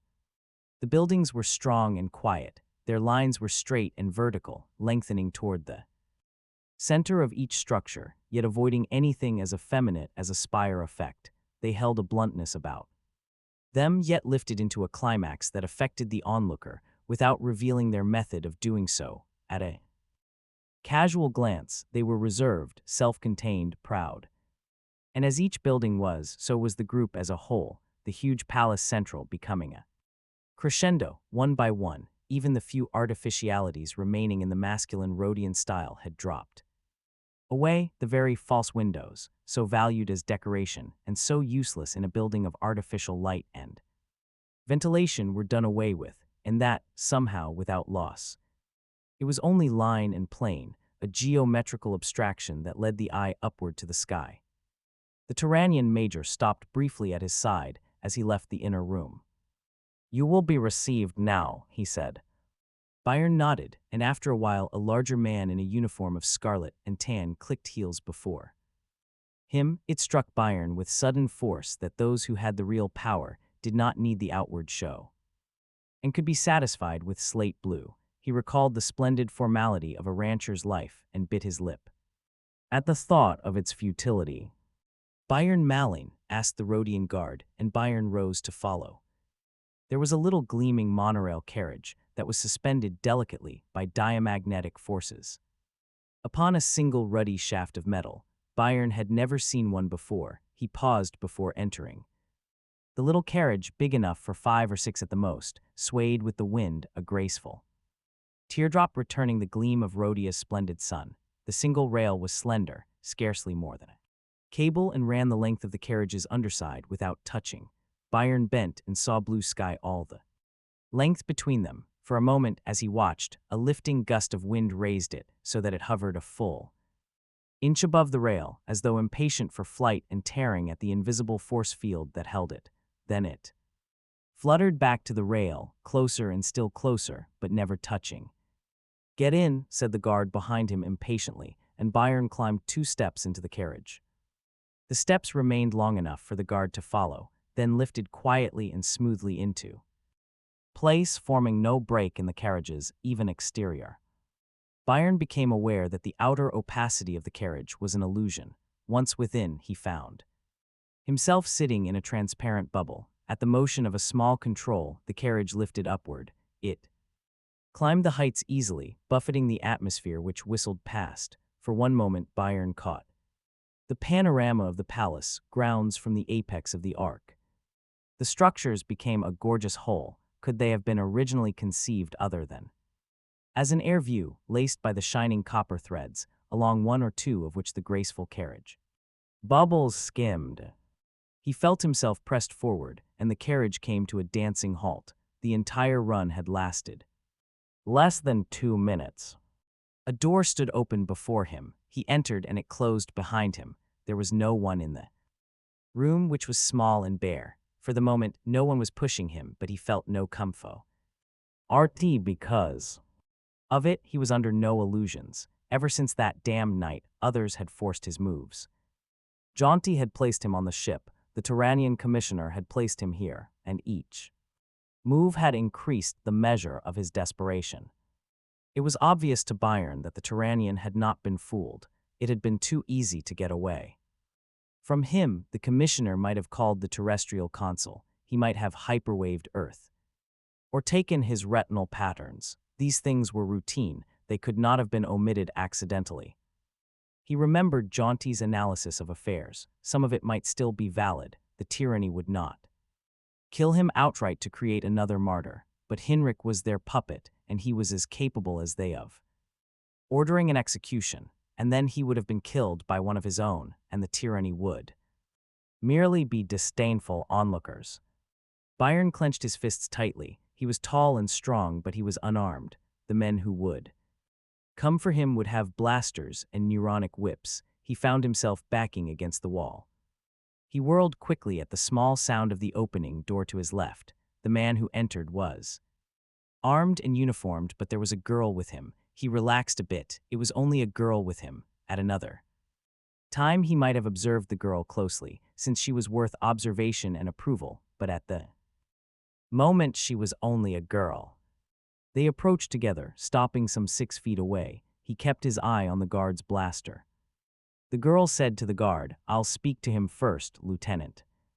There was a little vertical line between her eyes as she turned to him. She said, "Are you the man who has this story of an assassination plot against the director?" Byron said, "I was told I would see the director." "That is impossible. If you have anything to say it to me. If your information is truthful and useful, you will be well treated. May I ask you who you are? How do I know you are authorized to speak for the director?"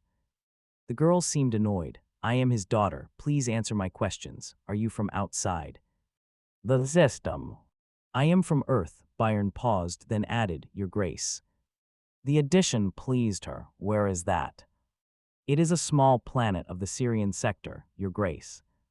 And what is your name? Byron Malin, Your Grace. She stared at him thoughtfully. From Earth, can you pilot a spaceship?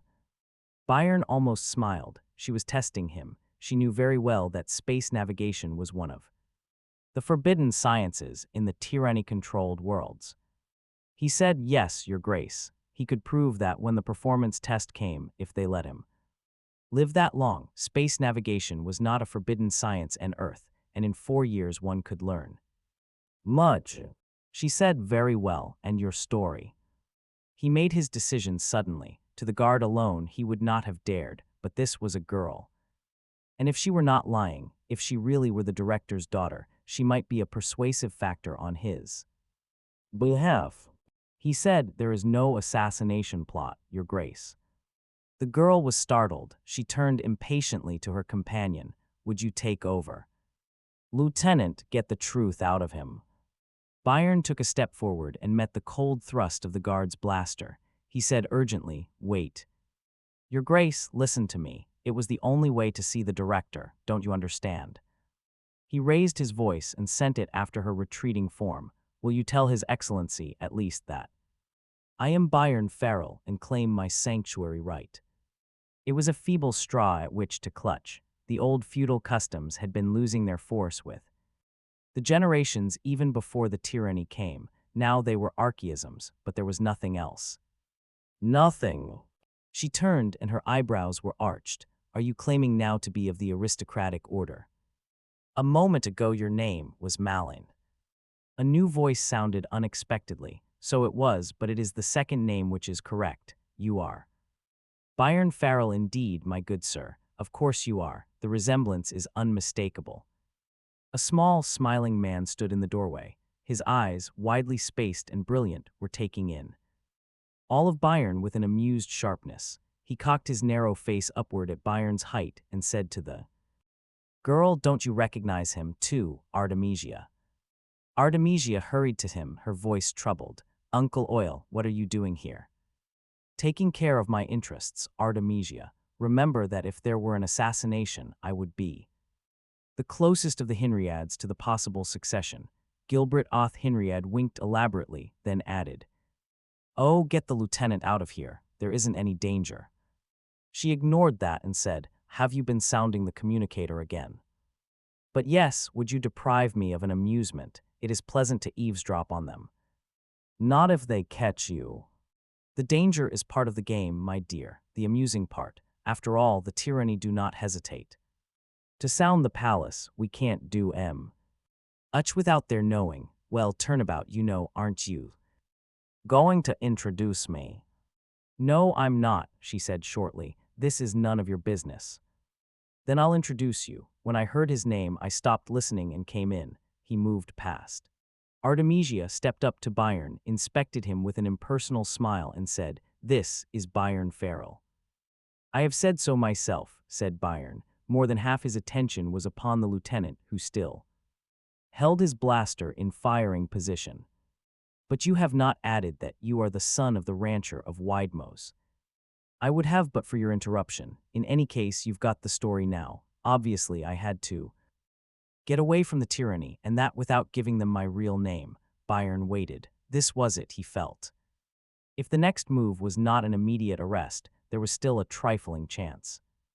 Artemisia said, I see. This is a matter for the director. You are sure there is no plot of any sort? Then, none, Your Grace. Good, Uncle Gil, will you remain with Mr. Farrell? Lieutenant, will you come with me? Byron felt weak. He would have liked to sit down, but no suggestion to that effect was made by Gilbert, who still inspected him with an almost clinical interest. The rancher's son, amusing. Byron brought his attention downward. He was tired of cautious monosyllables and careful phrases. He said abruptly, yes, the rancher's son. It is a congenital situation. Can I help you in any other way? Gilbert showed no offense. His thin face merely creased further as his smile widened. He said, you might satisfy my curiosity. You really came for sanctuary here. I'd rather discuss that with the director, sir. Oh, get off it, young man. you'll find that very little business can be done with the director. Why do you suppose you had to deal with his daughter just now? That's an amusing thought if you'll consider it. Do you find everything amusing? Why not as an attitude toward life? It's an amusing one. It's the only adjective that will fit. Observe the universe, young man. If you can't force amusement out of it, you might as well cut your throat. Since there's damned little good in it, I haven't introduced myself, by the way. I'm the director's cousin. Byron said coldly, "Congratulations." Gilbert shrugged. "You're right, it's not impressive, and I'm likely to remain just that. Indefinitely, since there is no assassination to be expected after all. Unless you whip one up for yourself. My dear sir, your sense of humor, you'll have to get used to the fact that nobody takes me. Seriously, my remark was only an expression of cynicism. You don't suppose the directorship is worth anything these days, do you? Surely you cannot believe that Henrik was always like this. He was never a great brain, but with every year he becomes more impossible. I forget, you haven't seen him yet, but you will. I hear him coming. When he speaks to you, remember that he is the ruler of the largest of the nebular kingdoms. It will be an amusing thought." Henrik bore his dignity with the ease of experience. He acknowledged Byron's painstakingly ceremonious bow with the proper degree of condescension. He said, with a trace of abruptness, "And your business with us, sir?"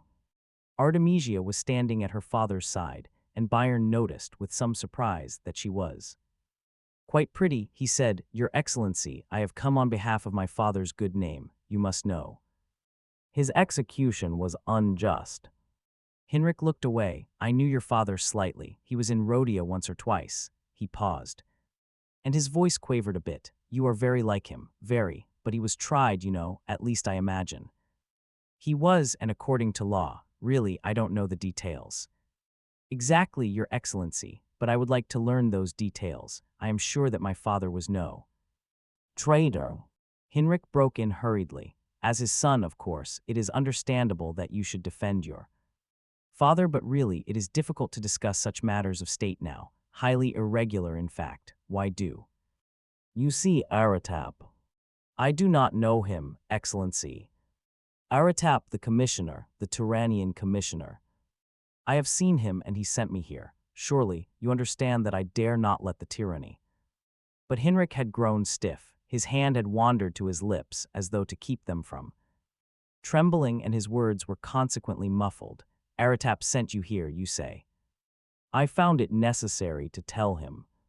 "Don't repeat what you told him." "I know," said Henrik. "I can do nothing for you, Ranchera." "Mr. Farrell, it is not in my jurisdiction alone. The Executive Council. Stop pulling at me, Arda. How can I pay attention to matters when you distract me? Must be consulted. Gilbert, will you see that Mr. Farrell is taken care of? I will see what can be done. Yes, I will consult the Executive Council. The forms of law, you know, very important, very important." He turned on his heel, mumbling, "Artemis." Aya lingered for a moment and touched Byron's sleeve. "A moment, was it true, your statement that you could pilot a spaceship?" "Quite true," said Byron. He smiled at her, and after a moment's hesitation, she dimpled briefly in return. "Gilbert," she said, "I want to speak to you later." She hurried off. Byron looked after her till Gilbert tweaked at his sleeve. "I presume you are hungry, perhaps thirsty, would like a wash?" asked Gilbert. "The ordinary amenities of life continue, I take it." "Thank you, yes," said Byron. The tension had almost entirely washed out of him for a moment. He was relaxed and felt wonderful. She was pretty, very pretty. But Henrik was not relaxed. In his own chambers, his thoughts whirled at a feverish pace. Try as he might, he could not wriggle out of the inevitable conclusion. It was a trap. Aratap had sent him, and it was a trap. He buried his head in his hands to quiet and deaden the pounding, and then he knew what he had to do. 7. Musician of the mind.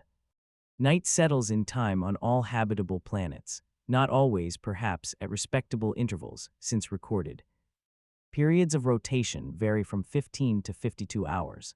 That fact requires the most strenuous psychological Adjustment from those traveling from planet to planet. On many planets, such adjustments are made, and the waking-sleeping periods are tailored to fit. On many more, the almost universal use of conditioned atmospheres and artificial lighting make the day. Night questions secondary except insofar as it modifies agriculture. On a few planets, those of the extremes, arbitrary divisions, are made which ignore the trivial facts of light and dark. But always, whatever the social conventions, the coming of night has a deep and abiding psychological significance, dating back to man's pre-human arboreal existence. Night will always be a time of fear and insecurity, and the heart will sink with the sun. Inside Palace Central, there was no sensory mechanism by which one could tell the coming of night, yet Byron felt that coming through some indefinite instinct hidden in the unknown corridors of the human brain. He knew that outdoors the night's blackness was scarcely relieved by the futile sparks of the stars. He knew that, if it were the right time of year, the jagged hole in space, known as the Horsehead Nebula, so familiar to all the transnebular kingdoms, inked out half the stars that might otherwise have been visible. And he was depressed again. He had not seen Artemisia since the little talk with the director, and he found himself resenting that. He had looked forward to dinner. He might have spoken to her. Instead, he had eaten alone, with two guards lounging discontentedly just outside the door. Even Gilbert had left him, presumably to eat a less lonely meal in the company one would expect in a palace of the Henriads. So that when Gilbert returned and said, "Artemisia and I have been discussing you," he obtained a prompt and interested reaction. It merely amused him, and he said so. "First, I want to show you my laboratory," he had said then. He gestured, and the two guards moved off. "What kind of a laboratory?" asked Byron with a definite loss of interest. "I build gadgets," was the vague response. It was not a laboratory to the eye. It was more nearly a library, with an ornate desk in the corner. Byron looked it over slowly. "And you build gadgets here? What kind of gadgets?" "Well, special-sounding devices to spy out the Tyrannian spy beams in a brand-new way. Nothing they can detect. That's how I found out about you when the first word came through from Eritap, and I have other amusing trinkets. My Visasonar, for instance. Do you like music?" "Some kinds." "Good. I invented an instrument, only I don't know if you can properly call it music." A shelf of book films slid out and aside at a touch. "This is not really much of a hiding place, but nobody takes me seriously, so they don't look. Amusing, don't you think? But I forget, you're the unamused one."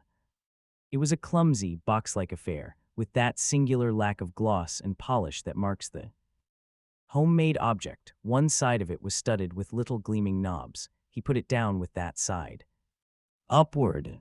"It isn't pretty," Gilbert said, "but who in time cares? Put the lights out." No switches or contacts, just wish the lights were out. Wish hard, decide you want them out.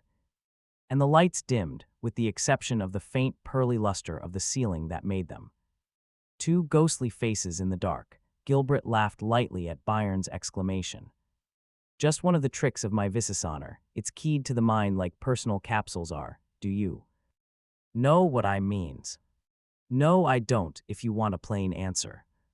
"Well," he said, "look at it this way. The electric field of your brain cells sets up an induced one in the instrument. Mathematically, it's fairly simple, but as far as I know, no one has ever jammed all the necessary circuits into a box this size, Biff. Or, usually it takes a 5-story generating plant to do it. It works the other way too. I can close circuits here and impress them directly upon your brain so that you'll see and hear without any intervention of eyes and ears. Watch." There was nothing to watch at first, and then something fuzzy scratched faintly at the corner of Byron's eyes. It became a faint blue-violet ball hovering in midair. It followed him as he turned away, remained unchanged when he closed his eyes, and a clear, musical tone accompanied it. Was part of it was it was growing and expanding, and Byron became disturbingly aware that it existed inside his skull. It wasn't really a color, but rather a colored sound, though without noise. It was tactile, yet without feeling. It spun and took on an iridescence, while the musical tone rose in pitch till it hovered above him. Like falling silk, then it exploded so that gouts of color splattered at him in touches that burned. Momentarily and left no pain. Bubbles of rain-drenched green rose again with a quiet, soft moaning. Byron thrust at them in confusion and became aware that he could not see his hands nor feel them move. There was nothing, only the little bubbles filling his mind to the exclusion of all else. He cried out soundlessly, and the fantasy ceased. Gilbert was standing before him once again in a lighted room, laughing. Byron felt an acute dizziness and wiped shakily at a chilled, moist forehead. He sat down abruptly. "What happened?" he demanded, in as stiff a tone as he could manage. Gilbert said, "I don't know, I stayed out of it. You don't understand. It was something your brain had lacked previous experience with. Your brain was sensing directly, and it had no method of interpretation for such a phenomenon, so as long as you concentrated QN the sensation, your brain could only attempt futilely to force the effect into the old, familiar pathways. It attempts separately and simultaneously to interpret it as sight and sound and touch. Were you conscious of an odor, by the way? Sometimes it seemed to me that I smelled the stuff. With dogs, I imagined the sensation would be forced almost entirely into odor. I'd like to try it on animals someday. On the other hand, if you ignore it, make no attack upon it, it fades away. It's what I do when I want to observe its effects on others, and it isn't difficult." He placed a little veined hand upon the instrument, fingering the knobs aimlessly. "Sometimes I think that if one could really study this thing, one could compose symphonies in a new medium, do things one could never do with simple sound or sight. I lack the capacity. Why for it, I'm afraid." Byron said abruptly, "I'd like to ask you a question." "By all means.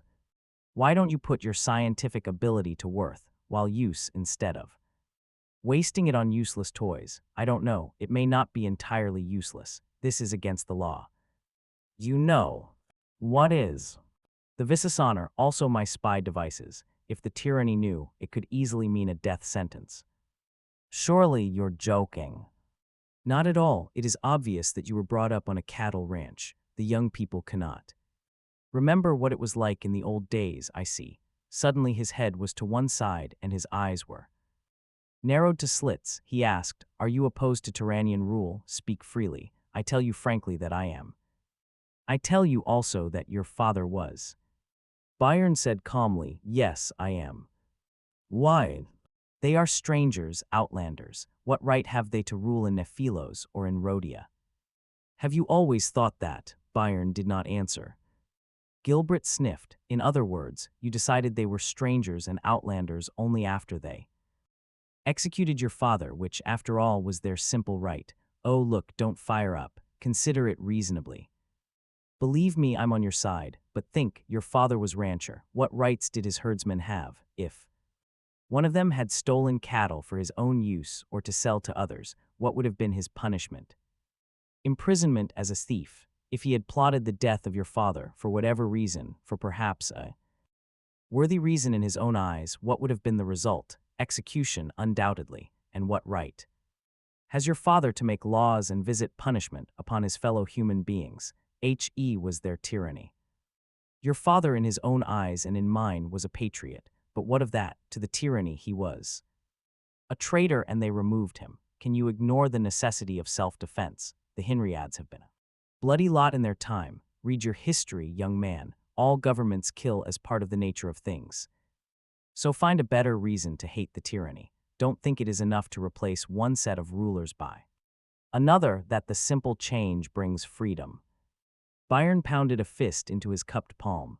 "All this objective philosophy is fine. It is very soothing to the man who lives apart. But what if it had been your father who was murdered?" "Well, wasn't it, my faths? Was director before Hinrich, and he was killed. Oh, not outright, but subtly. They broke his spirit, as they are breaking Hinrich's now. They wouldn't have me as director when my father died. I was just a little too unpredictable. Hinrich was tall, handsome, and above all pliant, yet not pliant enough, apparently. They hound him continuously, grind him into a pitiful puppet, make sure he Cannot even itch without permission. You've seen him. He's deteriorating by the month now. His continual state of fear is pathetically psychopathic, but that is not why I want to destroy Tyrannian rule. No, said Byron, you have invented an entirely new reason. An entirely old one, rather. The tyranny are destroying the right of 20 billion human beings to take part in the development of the race. You've been to school. You've learned the economic cycle. New planet is settled. He was ticking the points off on his fingers, and its first care is to feed itself. It becomes an agricultural world, a herding world. It begins to dig in the ground for crude ore to export and sends its agricultural surplus abroad to buy luxuries and machinery. That is the second step. Then, as population increases and foreign investments grow, an industrial civilization begins to bud, which is the third step. Eventually, the world becomes mechanized, importing food, exporting machinery, investing the development of more primitive worlds, and so on. The fourth step. Always the mechanized worlds are the most thickly populated, the most powerful militarily. Since war is a function of machines and they are usually surrounded by a fringe of agricultural, dependent worlds. But what has happened to us? We were at the third step with a growing industry, and now that growth has been stopped, frozen, forced to recede, it would interfere with Tyrannian control of our industrial necessities. It is a short-term investment on their part because eventually we'll become unprofitable as we become impoverished, but meanwhile they skim the cream. Besides, if we industrialized ourselves, we might develop weapons of war, so industrialization is stopped, scientific research is forbidden, and eventually the people become so used to that they lack the realization even that anything is missing, so that you are surprised when one tell you that I could be executed for building a vicious honor. Of course, someday we will beat the tyranny. It is fairly inevitable. They can't rule forever. No. One can, they'll grow soft and lazy. They will intermarry and lose much of their separate traditions. They will become corrupt, but it may take centuries because history doesn't hurry, and when those centuries have passed, we will still all be agricultural worlds with no industrial or scientific heritage to speak of. While our neighbors on all sides, those not under Tyrannian control, will be strong and urbanized. The kingdoms will be semi-colonial areas forever. They will never catch up, and we will be merely observers in the great drama of human advance. Byron said, what you say is not completely unfamiliar. Naturally, if you were educated on Earth, Earth occupies a very peculiar position in social development. Indeed. Consider, all the galaxy has been in a continuous state of expansion since the first discovery of interstellar travel. We have always been a growing society, therefore an immature society. It is obvious that human society reached maturity in only one place and at only one time, and that this was on Earth. Immediately prior to its catastrophe, there we had a society which had temporarily lost all possibility for geographical expansion and was therefore faced with such problems as overpopulation, depletion of resources, and so on, problems that have never faced any other portion of the galaxy. They were forced to study the social sciences intensively. We have lost much or all of that, and it is a pity. Now here's an amusing thing. When Henrik was a young man, he was a great primitivist. He had a library on things earthly that was unparalleled in the galaxy. Since he became director, that's gone by the board along with everything else, but in a way I've inherited it. Their literature, such scraps as survive, is fascinating. It has a peculiarly introspective flavor to it that we don't have in our extroverted galactic civilization. It is most amusing. Byron said, you relieve me. You have been serious for so long that I began to wonder if you had lost your sense of humor. Gilbert shrugged. I am relaxing and it is wonderful. First time in months, I think. Do you know what it is to ply a part, to split your personality deliberately for 24 hours a day, even when with friends, even when alone, so that you will never forget inadvertently, to be a dilettante, to be eternally amused, to be of no account, to be so effete and faintly ridiculous that you have convinced all who know you of your own worthlessness, and so that your life may be safe even though it means it has become barely worth living, but even so, once in a while I can fight them. He looked up and his voice was earnest, almost pleading. You can pilot a ship, I cannot, is. That's strange, you talk about my scientific ability, yet I cannot pilot a simple one-man space gig, but you can, and it follows then that you must leave Rhodia. There was no mistaking the pleading, but Byron frowned coldly. Why? Gilbert continued, speaking rapidly. As I said, Artemisia and I have discussed you and arranged. This, when you leave here, proceed directly to her room, where she is waiting for you. I have drawn a diagram for you so that you won't have to ask your way through the corridors. He was forcing a small sheet of metaline upon Byron. If anyone does stop you, say that you have been summoned by the director and proceed. There will be no trouble if you show no uncertainty. Hold on, said Byron. He was not going to do it again. Jaunty had chevied him to Rhodia and consequently succeeded in bringing him before the tyranny. The Tyrannian commissioner had then chevied him to Palace Central before he could feel his own secret way there, and consequently subjected him, nakedly unprepared, to the whims of an unsteady puppet. But that was all. His moves, henceforward, might be severely limited, but by space and time they would be his own. He felt very stubborn about it. He said, I'm here on what is important business to me, sir. I'm not leaving. What, don't be a young idiot. For a moment the old Gilbert was showing through. Do you think you will accomplish anything here? Do you think you will get out of the palace alive if you let the morning sun rise? Why, Henrik will call in the tyranny, and you will be imprisoned within 24 hours. He is only waiting this while because it takes him so long to make up his mind to do anything. He is my cousin, I know him, I tell you.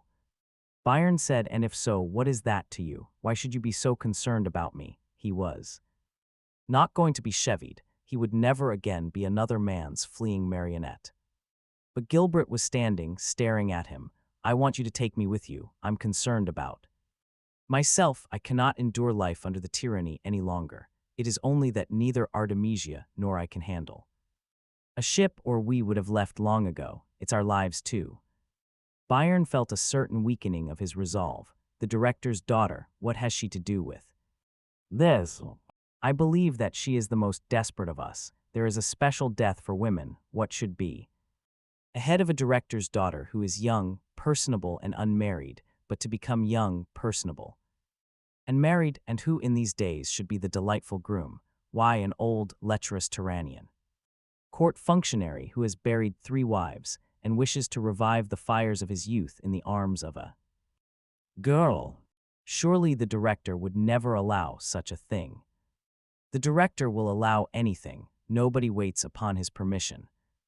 Byron thought of Artemisia as he had last seen her. Her hair had been combed back from her forehead and allowed to fall in simple straightness, with a single inward wave at shoulder level, clear, fair skin, black eyes, red lips, tall, young, smiling, probably the description of 100 million girls throughout the galaxy. It would be ridiculous to let that sway him. Yet he said, is there a ship ready? Gilbert's face wrinkled under the impact of a sudden smile, but before he could say a word there came a pounding at the door. It was no gentle interruption of the photo beam, no tender of the weapon of authority. It was repeated, and Gilbert said, you'd better open the door. Byron did so, and 2 uniforms were in the room. The foremost saluted Gilbert with abrupt efficiency, then turned to Byron. Byron Farrell, in the name of the resident commissioner of Tiran and of the director of Rhodia, I place you under arrest. On what charge? Demanded Byron. On that of high treason. A look of infinite loss twisted Gilbert's face momentarily. He looked away. Henrik was quick. This once quicker than I had ever expected, an amusing thought. He was the old Gilbert, smiling and indifferent, eyebrows a little raised, as though inspecting a distasteful fact with a faint tinge of regret. Please follow me, said the guard, and Byron was aware of the neuronic whip resting easily in the other's hand. Light, a lady's skirts. Byron's throat was growing dry. He could have beaten either of the guards in fair fight. He knew that, and He itched for the chance. He might even have made a satisfactory showing against both together. But they had the whips, and he couldn't have lifted an arm without having them demonstrate the fact. Inside his mind, he surrendered. There was no other way. But Gilbert said, "Let him take his cloak, men." Byron, startled, looked quickly toward the little man and retracted that same surrender. He knew he had no cloak. The guard, whose weapon was out, clicked his heels as a gesture of respect. He motioned his whip. At Byron, "You heard, my lord. Get your cloak and snap it up." Byron stepped back as slowly as he dared. He retreated to the bookcase and squatted, groping behind the chair for his non-existent cloak, and as his fingers clawed at the empty space behind the chair, he waited tensely for Gilbert. The Visisauner was just a queer-knobbed object to the guards. It would mean nothing to them that. Gilbert fingered and stroked the knobs gently. Byron watched the muzzle of the whip intensely and allowed it to fill his mind. Certainly nothing else he saw or heard, thought he saw or heard, must enter. But how much longer? The armed guard said, "Is your cloak behind that chair? Stand up." He took an impatient step forward and then stopped. His eyes narrowed in deep amazement, and he looked sharply to his left. That was it. Byron straightened and threw himself forward and down. He clasped the guard's knees and jerked. The guard was down with a jarring thud, and Byron's large fist closed over the other's hand, grasping for the neuronic whip it contained. The other guard had his weapon out, but for the moment it was useless. With his free hand, he was brushing wildly at the space before his eyes. Gilbert's high-pitched laugh sounded. "Anything bothering you, Farrell?" "Don't see a thing," he grunted, and then, "Except this whip I've got now." "All right, then leave. They can't do anything to stop you. Their minds are full of sights and sounds that don't exist." Gilbert skipped out of the way of the writhing tangle of bodies. Byron wrenched his arms free and heaved upward. He brought his arm down solidly just below the other's ribs. The guard's face twisted in agony, and his body doubled convulsively. Byron rose, whip in hand. "Careful," cried Gilbert. But Byron did not turn quickly enough. The second guard was upon him, bearing him down again. It was a blind attack. What it was that the guard thought he was grasping, it was impossible to tell. That he knew nothing of Byron at the moment was certain. His breath rasped in Byron's ear, and there was a continuous incoherent gurgle bubbling in his throat. Byron twisted in an attempt to bring his captured weapon into play and was frighteningly aware of the blank and empty eyes that must be aware of some horror invisible to anyone else. Byron braced his legs and shifted weight in an effort to break loose, quite uselessly. 3 times he felt the guard's whip flung hard against his hip and flinched at the contact. And then the guard's gurgle dissolved into words. He yelled, "I'll get you all," and the very pale, almost invisible shimmer of the ionized air in the path of the whip's energy beam made its appearance. It swept wide through the air, and the path of the beam intersected Byron's foot. It was as though he had stepped into a bath of boiling lead, or as if a granite block had toppled upon it, or as if it had been crunched off by a shark. Actually, nothing had happened to it physically. It was only that the nerve endings that governed the sensation of pain had been universally and maximally stimulated. Boiling lead could have done no more. Byron's yell tore his throat raw, and he collapsed. It did not even occur to him that the fight was over. Nothing mattered but the ballooning pain. Yet, though Byron did not know it, the guard's grip had relaxed, and minutes later, when the young man could force his eyes open and blink away the tears, he found the guard backed against the wall, pushing feebly at nothing with both hands and giggling to himself. The first guard was still on his back, arms and legs spread-eagled now. He was conscious but silent. His eyes were following something in an erratic path, and his body quivered a little. There was froth on his lips. Byron forced himself to his feet. He limped badly as he made his way to the wall. He used the butt of the whip, and the guard slumped. Then back to the first, who made no defense either, his eyes moving silently to the very moment of unconsciousness. Byron sat down again, nursing his foot. He stripped shoe and stocking from it and stared in surprise at the unbroken skin. He chafed it and grunted at the burning sensation. He looked up at Gilbert, who had put down his Visisauner and was now rubbing one lean cheek with the back of his hand. "Thank you," said Byron, "for the help of your instrument." Gilbert shrugged. He said, "There'll be more here soon. Get to Artemisia's room, please." Quickly. Byron realized the sense of that. His foot had subsided to a quiet quiver of pain, but it felt swollen. And puffy, he put on a stocking and tucked the shoe under his elbow. He already had one whip, and he relieved the second guard of the other. He stuffed it precariously within his belt. He turned at the door and asked, with a sense of crawling revulsion, "What did you make them?" "Say, sir." "I don't know, I can't control it, I just gave them all the power I could, and the rest depended on their own complexes. Please don't stand there talking. Do you have the map to Artemisia's room?" Byron nodded and set off down the corridor. It was quite empty. He could not walk quickly since trying to do so made his walk a hobble.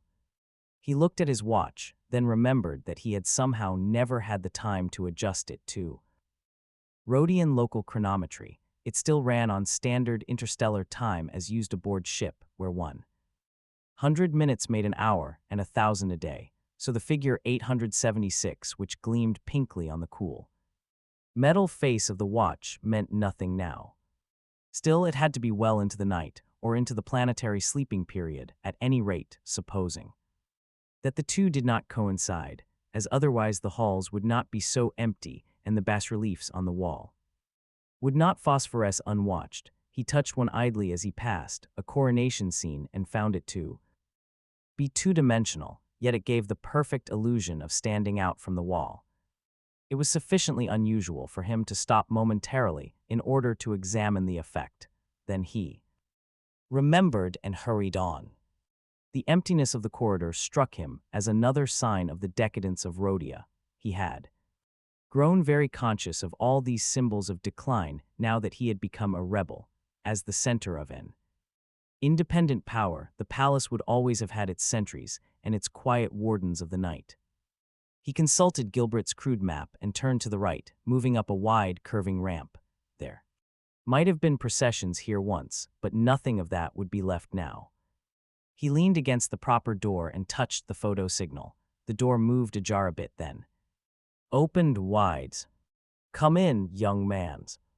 It was Artemisia. Byron slipped inside and the door closed swiftly and silently. He looked at the girl and said nothing. He was gloomily conscious of the fact that his shirt was torn at the shoulder so that one sleeve flapped loosely, that his clothes were grimy and his face welted. He remembered the shoe he was still carrying, dropped it, and wriggled his foot into it.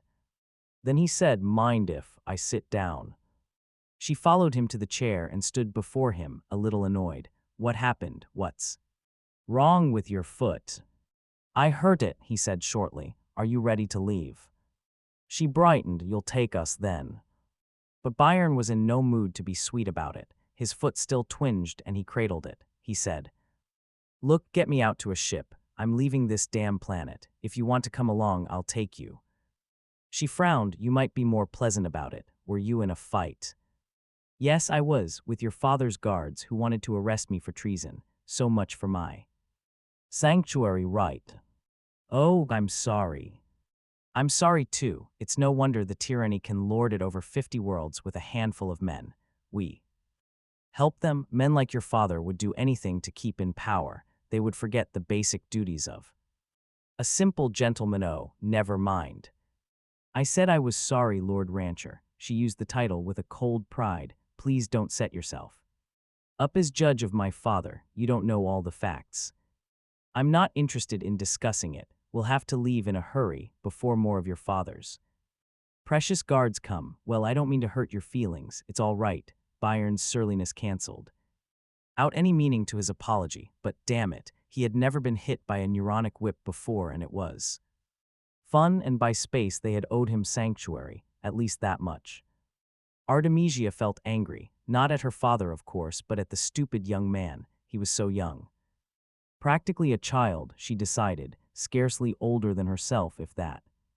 The communicator sounded, and she said sharply, "Please wait a minute and we'll go." It was Gilbert's voice, sounding faintly. "Arta, all right at your end?" He's here, she whispered back. All right, don't say anything, just listen. Don't leave your room, keep him there, there's going to be a search of the palace, which there's no way of stopping. I'll try to think of something, but meanwhile, don't move. He waited for no reply. Contact was broken. So that's that, said Byron. He had heard also. Shall I stay and get you into trouble, or shall I go out and give myself up? There's no reason to expect sanctuary anywhere on Rhodia, I suppose. She faced him in a rage, crying in a choked whisper, Oh, shut up, you big, ugly fool. They glared at each other. Byron's feelings were hurt. In a way, he was trying to help her too. There was no reason for her to be insulting. She said, I'm sorry, and looked away. That's all right, he said coldly, without meaning it. You're entitled to your opinion. You don't have to say the things you do about my father. You don't know what being director is. Like he's working for his people, whatever you may think. Oh, sure, he has to sell me to the tyranny for the sake of the people. That makes sense. In a way, it does. He has to show them he's loyal. Otherwise, they might depose him and take over the direct rule of Rhodia. Would that be better? If a nobleman can't find sanctuary. Oh, you think only of yourself. That's what's wrong with you. I don't think it's particularly selfish not to want to die, at least for nothing. I've got some fighting to do before I go. My father fought them. He knew he was beginning to sound melodramatic, but she affected him that way. She said, and what good did it do your father? None, I suppose. He was killed.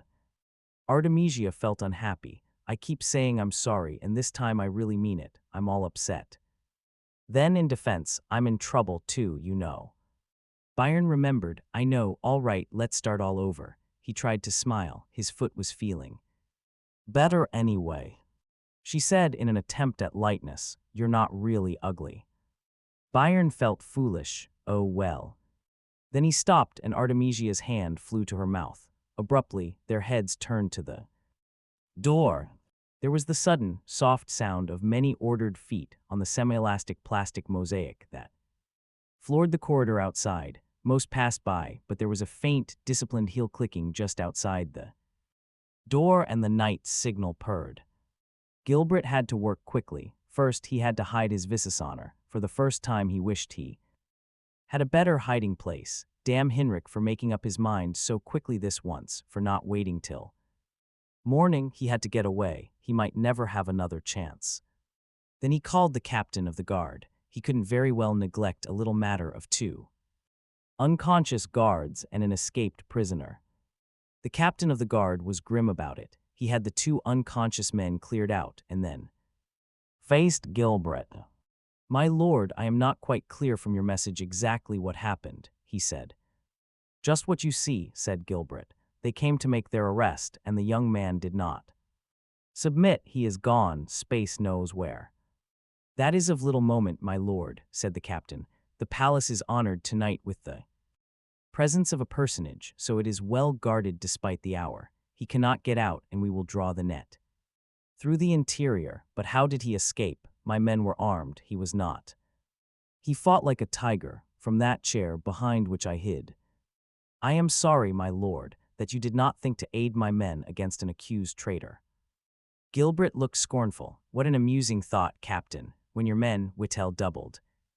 Advantage in numbers and weapons, need help from myself. It is time you recruited yourself other men. Very well, we will search the palace, find him, and see if he can repeat the performance. I shall accompany you, captain.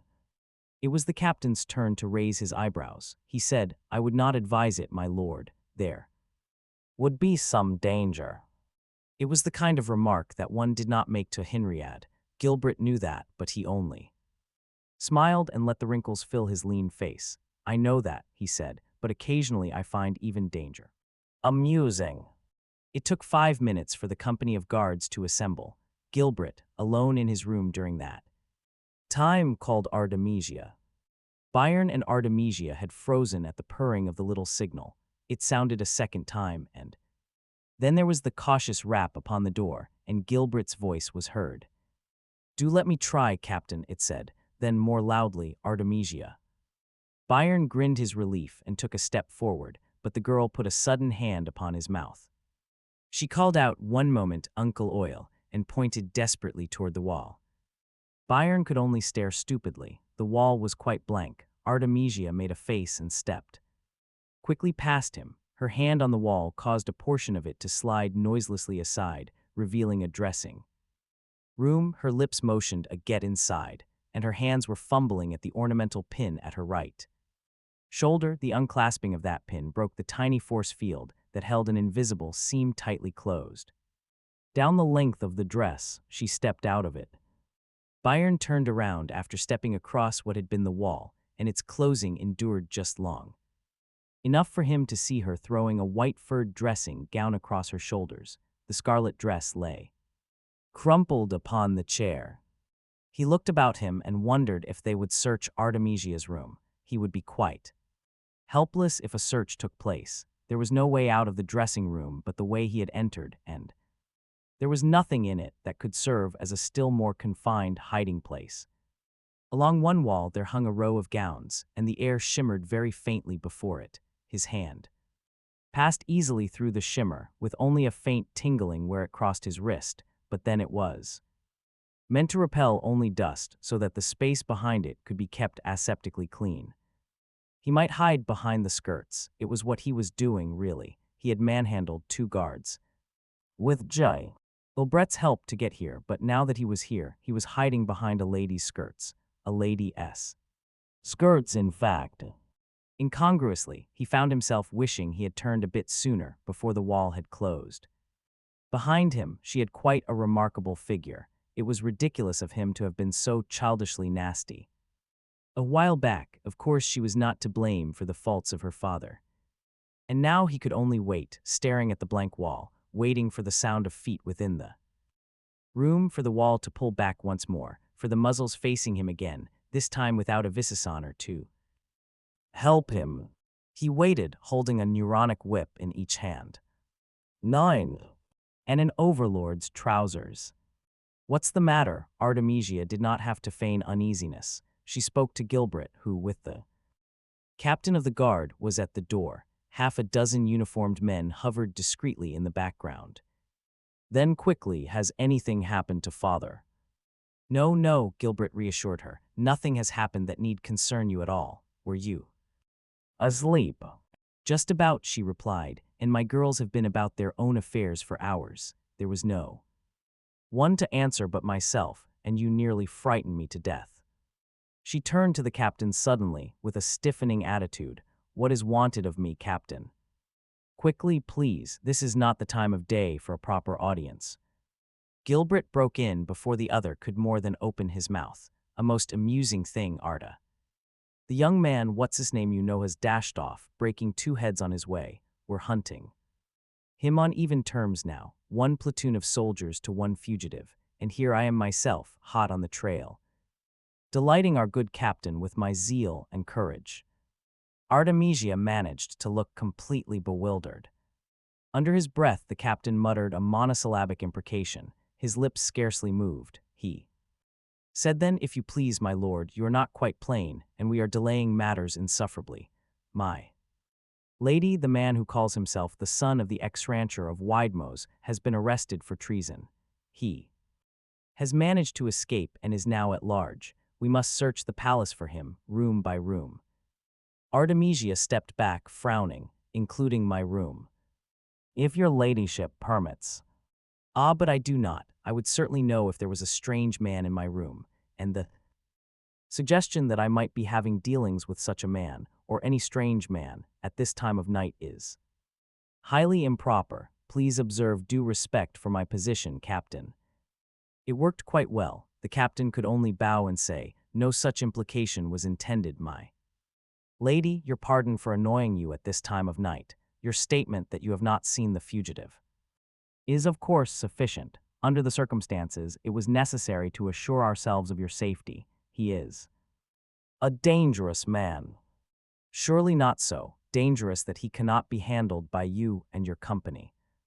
Gilbert's high-pitched voice interposed again. "Captain, come, while you exchange courtly sentiments with my niece. Our man has had time to rifle the armory. I would suggest that you leave A guard at the Lady Artemisia's door, so that what remains of her sleep will not be further disturbed. Unless, my dear, and he twinkled his fingers at Artemisia, you would care to join us. I shall satisfy myself, said Artemisia coldly, in locking my door and retiring, thank you. Pick a large one, cried Gilbert. Take that one, a fine uniform our guards have, Artemisia, you can recognize a guard as far as you can see him, by his uniform alone. My lord, said the captain impatiently, there is no time, you delay matters. At a gesture from him, a guard fell out of the platoon, saluted Artemisia through the closing door. Then the captain, the sound of ordered footsteps fell away in both directions. Artemisia waited, then slid the door quietly open an inch or two. The guard was there, legs apart. Back rigid, right hand armed, left hand at his alarm button. He was the guard suggested by Gilbert, a tall one as tall as Byron of Widemose, though without his breadth of shoulders. It occurred to her at that moment that Byron, though young and therefore rather unreasonable in some of his viewpoints, was at least large and well-muscled, which was convenient. It had been foolish of her to snap at him, quite pleasant-looking too. She closed the door and stepped toward the dressing room. Byron tensed as the door slid away again. He held his breath and his fingers stiffened. Artemisia stared at his whips. Be careful. He puffed out his breath in relief and stuffed each into a pocket. They were very uncomfortable. There, but he had no proper holsters. He said, that was just in case it was somebody looking for me. Come out and speak in a whisper. She was still in her night robe, woven out of a smooth fabric with which Byron was unfamiliar, adorned with little tufts of silvery fur and clinging to the body through some faint stat. Ike attraction inherent in the material, so that neither buttons, clasps, loops, or seam fields were necessary, nor, as a consequence, did it do more than merely faintly dim the outlines of Artemisia's figure. Byron felt his ears reddening and liked the sensation very much. Artemisia waited, then made a little whirling gesture with her forefinger and said, do you mind? Byron looked up at her face. What? Oh, I'm sorry. He turned his back to her and remained stiffly attentive to the faint rustling of the change of outer garments. It did not occur to him to wonder why she did not use the dressing room, or why, better still, she had not changed before opening the door. There are depths in feminine psychology which, without experience, defy analysis. She was in black when he turned, a two-piece suit which did not reach below the knee. It had that more substantial appearance that went with clothing meant for the outdoors rather than for the ballroom. Byron said automatically, are we leaving then? She shook her head. You'll have to do your part first. You'll need other clothes yourself. Get to one side of the door and I'll have the guard in. What guard? She smiled briefly. They left a guard at the door at Uncle Oil's suggestion. The door to the corridor ran smoothly along its runners an inch or two. The guard was still there, stiffly immobile. Guard, she whispered, in here quickly. There was no reason for a common soldier to hesitate in his obedience to the director's daughter. He entered the widening door with a respectful, at your service, my one, and then his knees buckled under the weight which came down upon his shoulders, while his words were cut off without even an interrupting squawk by the forearm which slammed against his larynx. Artemisia closed the door hurriedly and watched with sensations that amounted almost to nausea.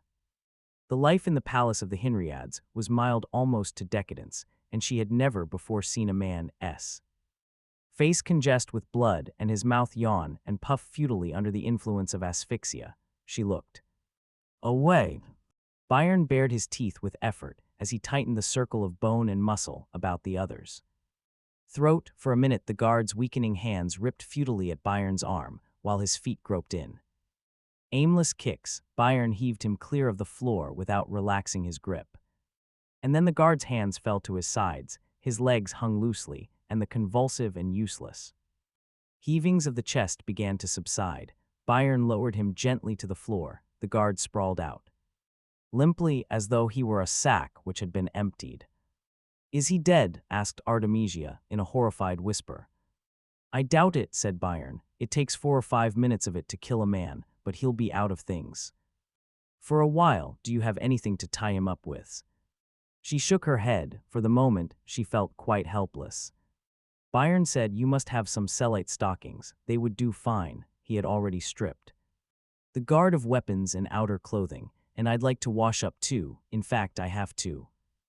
It was pleasant to step through the detergent mist in Artemisia's bathroom. It left him perhaps a trifle overscented, but the open air would take care of the fragrance, he hoped. At least he was clean, and it had required merely the momentary passage through the fine, suspended droplets that shot past him. Forcefully in a warm airstream, no special drying chamber was required, since he stepped out dry as well. As clean, they didn't have this on Widemose or on Earth. The guard's uniform was a bit tight, and Byron did not like the way the somewhat ugly, conical military cap fit over his brachycephalic head. He stared at his reflection with some dissatisfaction. How do I look? Quite like a soldier, she said. He said, you'll have to carry one of these whips. I can't handle 3. She took it between 2 fingers and dropped it into her bag, which was then suspended from her wide belt by another microforce, so that her hands remained free. We had better go now. Don't say a word if we meet anyone, but let me do the talking. Your accent isn't right, and it would be impolite to talk in my presence unless you were directly addressed. Anyway, remember, you're a common soldier. The guard on the floor was beginning to wriggle a bit and roll his eyes. His wrists and ankles were securely tied in a clump at the small of his back, with stockings that had the tensile strength of more than an equal amount of steel. His tongue worked futilely at his gag. He had been shoved out of the way, so that it was not necessary to step over him to get to the door. This way, breathed Artemisia. At the first turning, there was a footstep behind them, and a light hand came down on Byron's shoulder. Byron stepped to one side quickly and turned, one hand catching the other's arm, while his other snatched at his whip. But it was Gilbert who said, "Easy, man." Byron loosened his grip.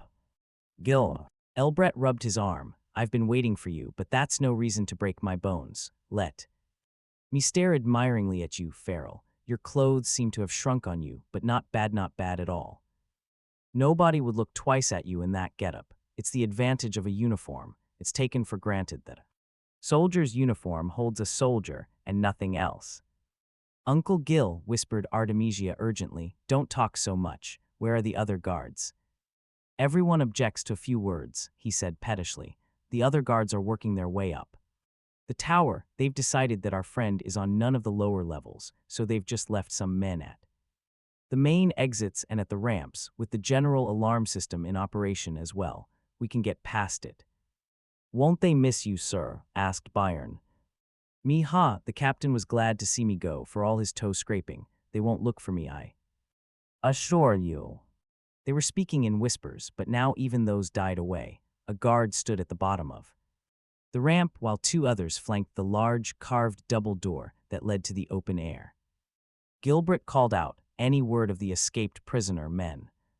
No, my lord, said the nearest. He clicked his heels together and saluted. Well, keep your eyes open, and they walked past them and out, one of the guards at the door, carefully neutralizing that section of the alarm as they left. It was nighttime outside. The sky was clear and starry, the ragged mass of the dark nebula blotting out the specks of light near the horizon. Palace Central was a dark mass behind them, and the Palace Field was less than half a mile away. But after 5 minutes of walking along the quiet path, Gilbert grew restless. There's something wrong, he said. Artemisia said, Uncle Oil, you haven't forgotten to arrange to have the ship ready. Of course not, he snapped at her, as nearly as one could snap in a whisper, but why is the field tower lit up? It should be dark. He pointed up through the trees to where the tower was a honeycomb of white light, ordinarily. That would indicate business at the field, ships leaving for space or arriving from it. Gilbert muttered nothing was scheduled for tonight. That was definite. They saw the answer at a distance, or Gilbert did. He stopped suddenly and spread his arms wide to hold back the others. That's all, he said, and giggled almost hysterically. This time Henrik has really messed things Properly the idiot. They're here, the tyranny, don't you understand? That's Eratap's private armored cruiser. Byron saw it, gleaming faintly under the lights, standing out among the other undistinguished ships. It was smoother, thinner, more feline than the Rhodian vessels. Gilbert said the captain said a personage was being entertained today, and I paid no attention. There's nothing to do now, we can't fight tyranny. Byron felt something suddenly snap. Why not? He said savagely. Why can't we fight them? They have no reason to suspect trouble, and we're armed. Let's take the commissioner's own ship. Let's leave him with his trousers down. He stepped forward, out of the relative obscurity of the trees, and onto the bare field. The others followed. There was no reason to hide. They were two members of the royal family and an escorting soldier. But it was the tyranny they were fighting now. Simach Eratap of Tiran had been impressed the first time he had ever seen the palace grounds at Rhodia years earlier, but it had turned out to be only a shell that had impressed him. The interior was nothing but a musty relic. 2 generations earlier, Rhodia's legislative chambers had met on these grounds, and most of the administrative offices had been quartered there. Palace Central had been the heartbeat of a dozen worlds. But now the legislative chambers, still existing, for the Khan never interfered with local legalisms, met once a year to ratify the executive orders of the past 12 months. It was quite a formality. The Executive Council was still, nominally, in continuous session, but it consisted of a dozen men who remained on their estates 9 weeks in 10. The various executive bureaus were still active, since one could not govern without them, whether the director or the Khan ruled, but they were now scattered over the planet, made less dependent upon the director, more conscious of their new masters, the tyranny, which left the palace as majestic as it had always been in stone and metal, and that only. It housed the directorial family, a scarcely adequate corps of servants, and an entirely inadequate corps of native guards. Eratap felt uncomfortable in the shell and was unhappy. It was late, he was tired, his eyes burned, so that he longed to remove his contact lenses, and most of all, he was disappointed. There was no pattern. He glanced occasionally at his military aide, but the major was listening too. The director with expressionless stolidity. As for Eratap himself, he paid little attention. Widemoses' son, indeed, he would say in abstraction. Then later, and so you arrested him. Quite right. But it meant little to him, since events lacked a design. Eratap had a neat and tidy mind which could not bear the thought of individual facts loosely clumped together with no decent arrangement.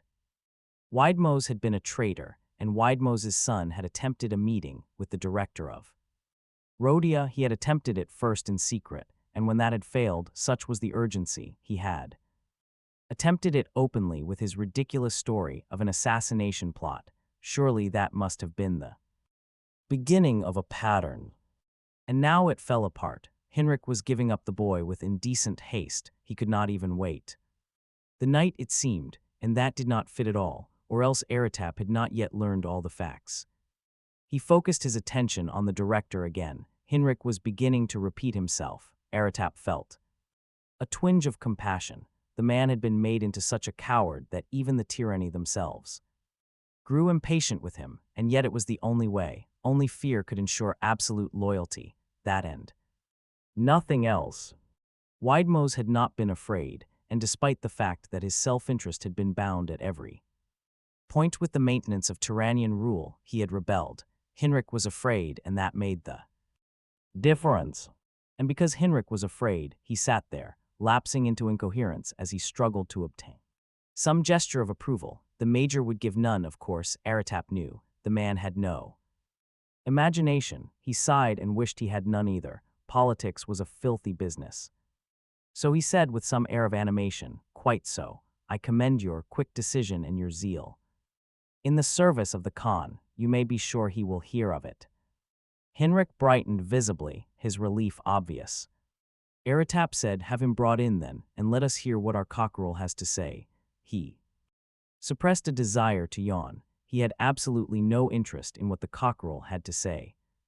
It was Henrik's intention at this point to signal for the captain of the guard, but there was no necessity for that, as the captain stood in the doorway, unannounced. "Excellency," he cried and strode in without waiting for permission. Hinrich stared hard at his hand, still inches from the signal, as though wondering whether his intention had somehow developed sufficient force to substitute for the act. He said uncertainly, "What is it, Captain?" The captain said, "Excellency, the prisoner has escaped." Aratap felt some of the weariness disappear. "What was this?" "The details, Captain," he ordered, and straightened in his chair. The captain gave them with a blunt economy of words. He concluded, "I ask your permission, Excellency, to proclaim a general alarm. They are yet but minutes away." "Yes, by all means," stuttered Hinrich, "by all means. A general alarm indeed, just the thing." "Quickly, quickly, Commissioner, I cannot understand how it could have happened." "Captain, put every man to work. There will be an investigation, Commissioner. If necessary, every man on the guards will be broken, broken, broken." He repeated the word in near hysteria, but the captain remained standing. It was obvious that he had more to say. Aratap said, "Why do you wait?" "May I speak to your Excellency in private?" said the captain abruptly. Hinrich cast a quick, frightened look at the bland, unperturbed commissioner. He mustered a feeble indignation. "There are no secrets from the soldiers of the Khan, our friends, our—" "Say your say, Captain," interposed Aratap gently. The captain brought his heels together sharply and said, "Since I am ordered to speak, your Excellency, I regret to inform you that my Lady Artemisia and my Lord Gilbert accompanied the prisoner in his escape. He dared to kidnap them." Hinrich was on his feet, and my guards allowed it. "They were not kidnapped, Excellency. They accompanied him voluntarily." "How do you know?" Aratap was delighted and thoroughly awake. It formed a pattern now after all, a better pattern than he could have anticipated. The captain said, "We have the testimony of the guard they overpowered, and the guards who unwittingly allowed them to leave the building." He hesitated, then added grimly, "When I interviewed my Lady Artemisia at the door of her private chambers, she told me she had been on the point of sleep. It was only later that I realized that when she told me that, her face was elaborately made up. When I returned, it was too late. I accept the blame for the mismanagement of this affair. After tonight, I will request your Excellency to accept my resignation, but first have I still your permission to sound the general alarm. Without your authority, I could not interfere with members of the royal family." But Hinrich was swaying on his feet and could only stare at him vacantly. Aratap said, "Captain, you would do better to look to the health of your director. I would suggest you call his physician." "Although—" "General alarm," repeated the captain. "There will be no general alarm," said Aratap. "Do you understand me? No general alarm, no recapture of the prisoner. The incident is closed. Return your men to their quarters and ordinary duties and look to your director. Come, Major." The Turanian major spoke tensely once they had left the mass of Palace Central behind them. "Aratap," he said, "I presume you know what you're doing. I kept my mouth shut in there on the basis of that presumption." "Thank you, Major." Aratap liked the night air of a planet full of green and growing things. Tiran was more beautiful in its way, but it was a terrible beauty of rocks and mountains. It was dry, dry. He went on, "You cannot handle Hinrich, Major Andros. In your hands he would wilt and break. He is useful, but requires gentle treatment if he is to remain so."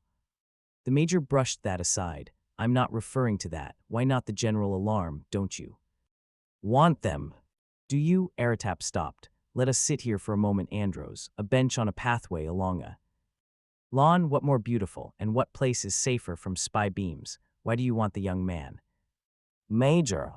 "Why do I want any traitor and conspirator?" "Why do you indeed, if you only catch a few tools while leaving the source of the poison? Untouched, whom would you have? A cub, a silly girl, a senile idiot?" There was a faint splashing of an artificial waterfall nearby, a small one but decorative. Now that was a real wonder to Aratap. Imagine water spilling out, running to waste, pouring one indefinitely down the rocks and along the ground. He had never educated himself out of a certain indignation over it. As it is, said the major, we have nothing. We have a pattern. When the young man first arrived, we connected him with Hinrich, and that bothered us because Hinrich is what he is, but it was the best we could do. Now we see it was not Hinrich at all. That Hinrich was a misdirection. It was Hinrich's daughter and cousin he was after, and that makes more Zenzo. Why didn't he call us sooner? He waited for the middle of the night. Because he is the tool of whoever is the first to reach him, and Gilbert, I am sure, suggested this night meeting as a sign of great zeal on his part. You mean we were called here on purpose, to witness their escape? No, not for that reason. Ask yourself, where do these people intend on going? The major shrugged. Rhodia is big. Yes, if it were the young Farrell alone who was concerned, but whereon Rhodia would too. Members of the royal family go unrecognized, particularly the girl. They would have to leave the planet then. Yes, I agree. And from where? They can reach the palace field in a 15-minute walk. Now do you see the purpose of our being here? The major said, our ship. Of course, a Tyrannian ship would seem ideal to them. Otherwise, they would have to choose.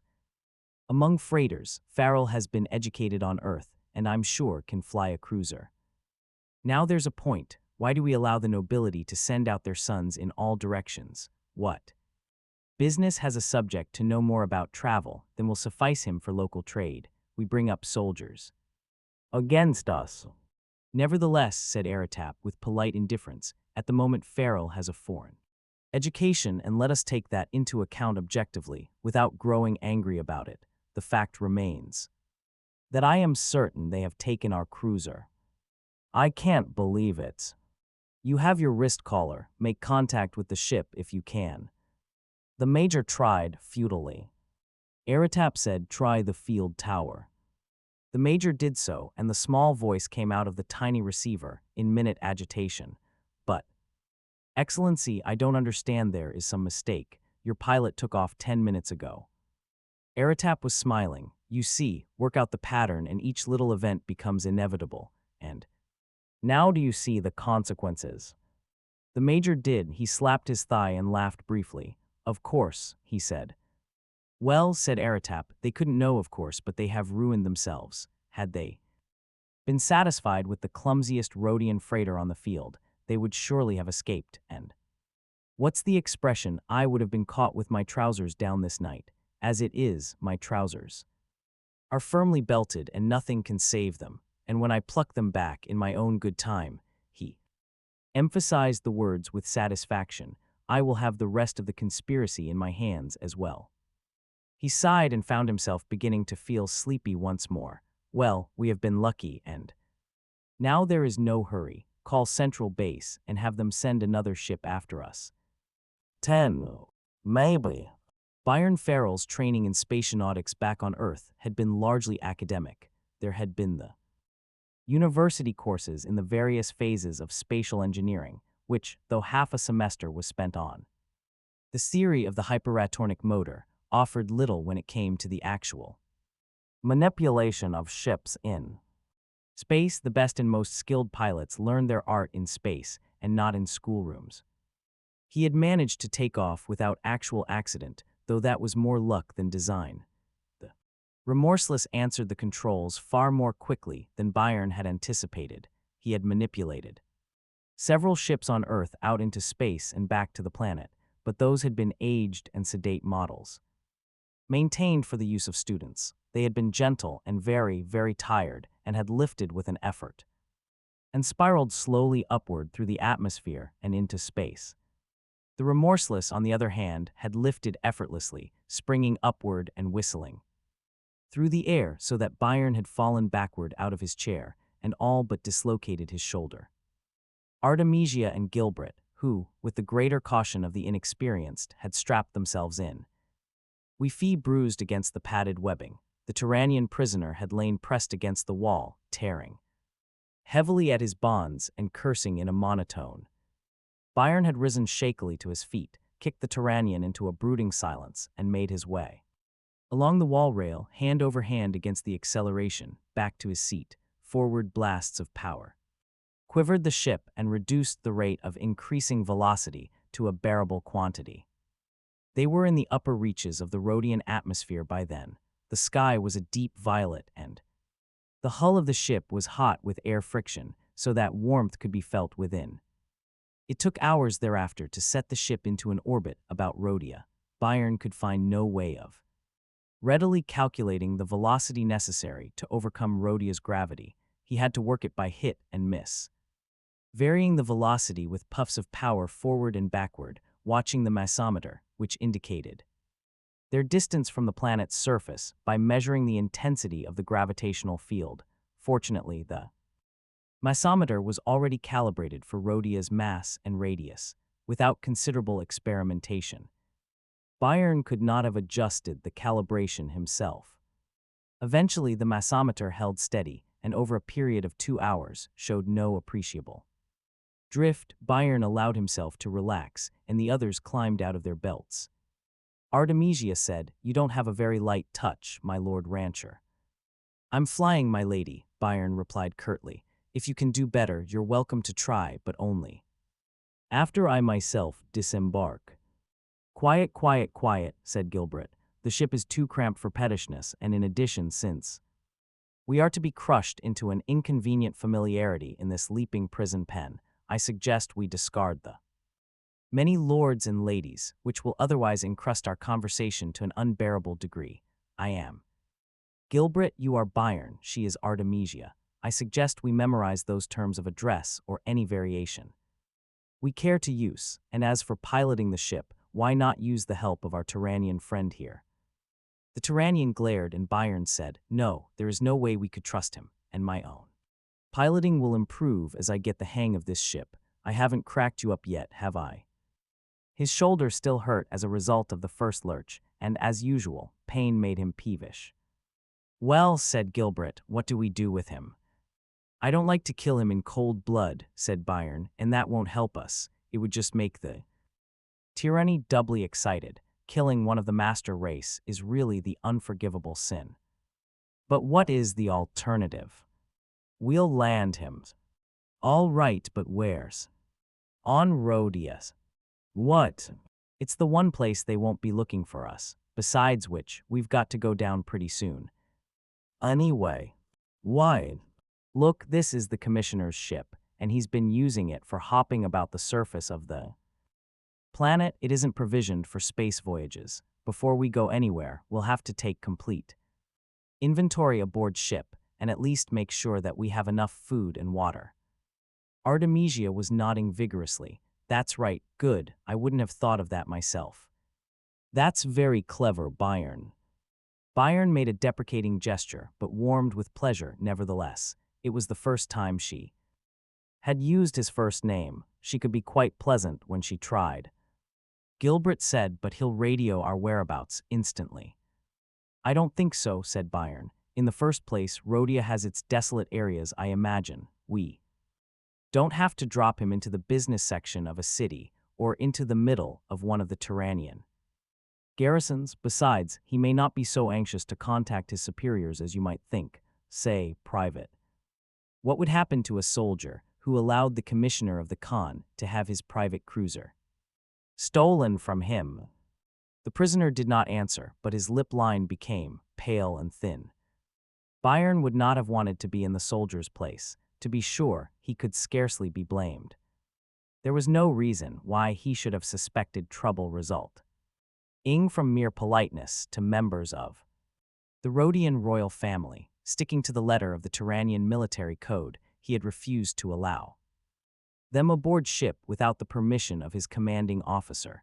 If the director himself had demanded permission to enter, he insisted he would have to deny it, but in the meantime they had closed in upon him, and by the time he realized, he should have followed the military code still more closely and had his weapon ready, it was too late. A neuronic whip was practically touching his chest. Nor had he given in tamely, even then. It had taken a whip blast at his chest to stop him, and even so he could face only court-martial and conviction. No one doubted that, least of all the soldier.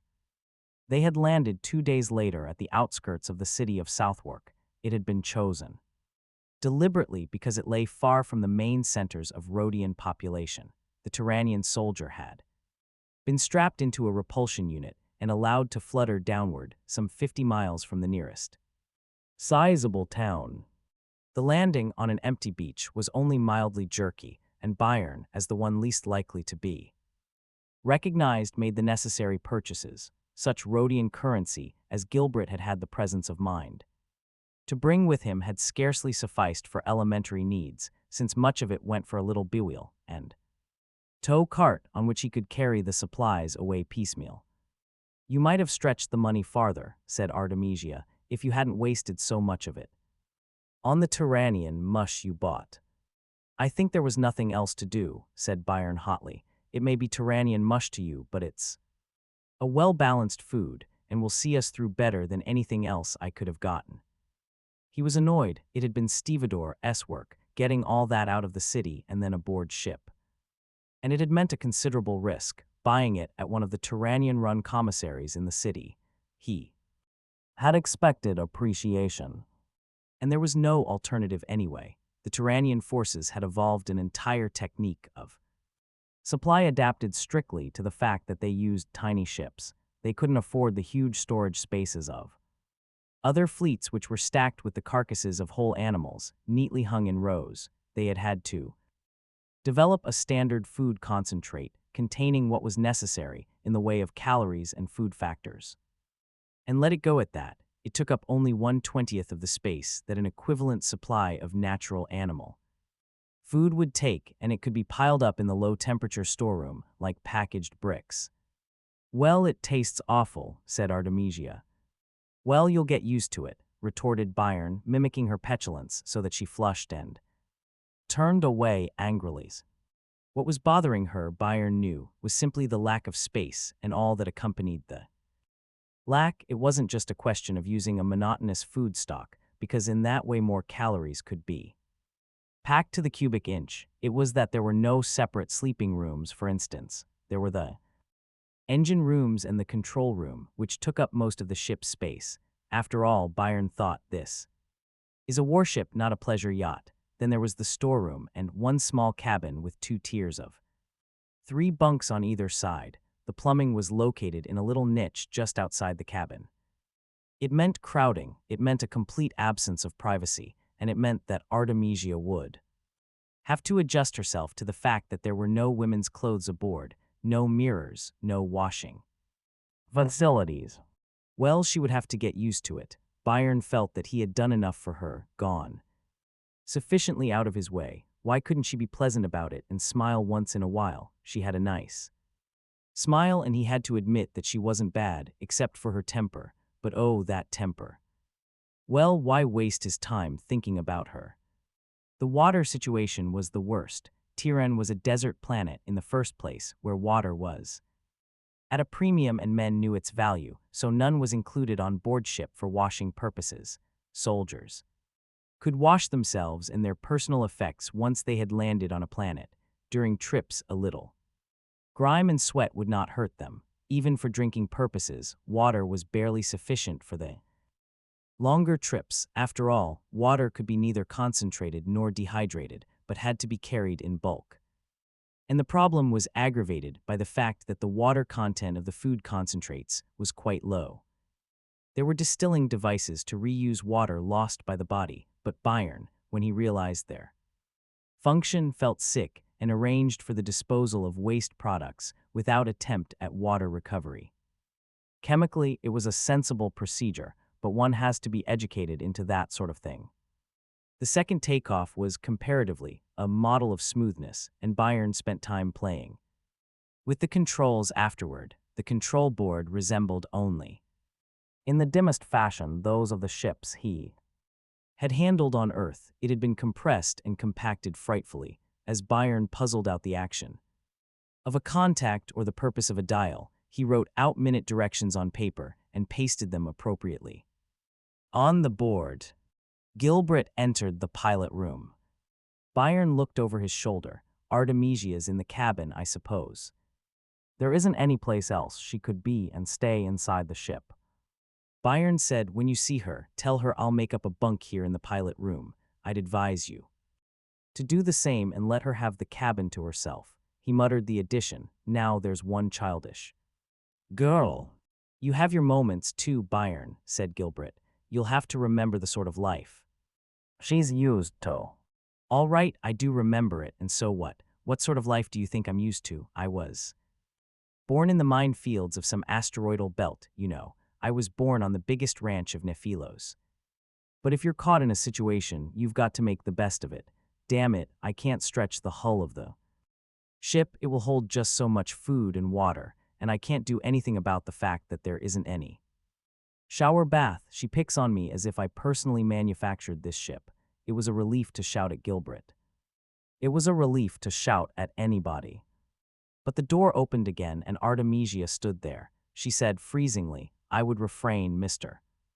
Farrell, from shouting if I were you. You can be distinctly heard all over the ship. That, said Byron, does not bother me, and if the ship bothers you, just remember that if your father hadn't tried to kill me off and marry you off, neither one of us would be here. See. Don't talk about my father. I'll talk about anyone I please. Gilbert put his hands over his ears. Plays. It brought the argument to a momentary halt. Gilbert said, shall we discuss the matter of our destination now? It's obvious at this point that the sooner we're somewhere else and out of this ship, the more comfortable we'll be. I agree with you there, Oil, said Byron. Just let's go somewhere where I don't have to listen to her clacking talk about women on spaceships. Artemisia ignored him and addressed Gilbert exclusively. Why don't we get out of the nebular area altogether? I don't know about you, said Byron at once, but I've got to get my ranch back and do a little something about my father's murder. I'll stay in the kingdoms. I did not mean, said Artemisia, that we were to leave forever, only till the worst of the search was over. I don't see what you intend doing about your ranch anyway. You can't get it back unless the Tyrannian Empire is broken to pieces, and I don't see you doing that. You never mind what I intend doing. It's my business. Might I make a suggestion? Asked Gilbert mildly. He took silence for consent and went on, then suppose I tell you where we ought to go and exactly what we ought to do to help break the empire to pieces, just as Arda said. Oh, how do you propose doing that? Said Byron. Gilbert smiled. My dear boy, you're taking a very amusing attitude. Don't you trust me? You look at me as though you think that any enterprise I might be interested in was bound to be a foolish one. I got you out of the palace. I know that. I'm perfectly willing to listen to you. Do so then. I've been waiting for over 20 years for my chance to get away from them. If I had been a private citizen, I could have done it long since, but through the curse of birth, I've been in the public eye, and yet, if it hadn't been for the fact that I was born a Hinriad, I would not have attended the coronation of the present Khan of Tiran, and in that case I would never have stumbled on the secret which will someday destroy that same Khan. Go on, said Byron. The trip from Rhodia to Tiran was by Tyrannian warship, of course, as was the trip back. Ship like this, I might say, but rather larger. The trip there was uneventful. The stay on Tiran had its points of amusements, but for our purposes now was likewise uneventful. On the trip back, however, meteor hit us. What? Gilbert held up a hand. I know quite well it's an unlikely accident, the incidence of meteors in space, especially in interstellar spaces, low enough to make the chances of collision with a ship completely insignificant, but it does happen, as you know, and it did happen in this case. Of course, any meteor that does hit, even when it is the size of a pinhead, as most of them are, can penetrate the hull of any but the most heavily armored ship. I know, said Byron. It's a question of their momentum, which is a product of their mass and velocity. The velocity more than makes up for their lack of mass. He recited it glumly, like a school lesson, and caught himself watching Artemisia furtively. She had seated herself to listen to Gilbert, and she was so close to him that they were almost touching. It occurred to Byron that her profile was beautiful as she sat there, even if her hair was becoming a little bedraggled. She wasn't wearing her little jacket, and the fluffy whiteness of her blouse was still smooth and unwrinkled after 48 hours. He wondered how she managed that. The trip, he decided, could be quite wonderful if she would only learn to behave herself. Trouble was that no one had ever controlled her properly, that was all. Certainly not her father. She'd become too used to having her own way. If she'd been born a commoner, she would be a very lovely creature. He was just beginning to slip into a tiny daydream in which he controlled her properly and brought her to a state of proper appreciation of himself. When she turned her head and met his eye calmly, Byron looked away and fastened his attention instantly on Gilbert. He had missed a few sentences. I haven't the slightest idea why the ship's screen had failed. It was just one of those things too, which no one will ever know the answer, but it had failed. Anyway, the meteor struck amidships. It was pebble-sized, and piercing the hull slowed it just sufficiently so that it couldn't blaze its way out again. Through the other side, if it had done that, there would have been little harm to it, since the hull could have been temporarily patched in no time.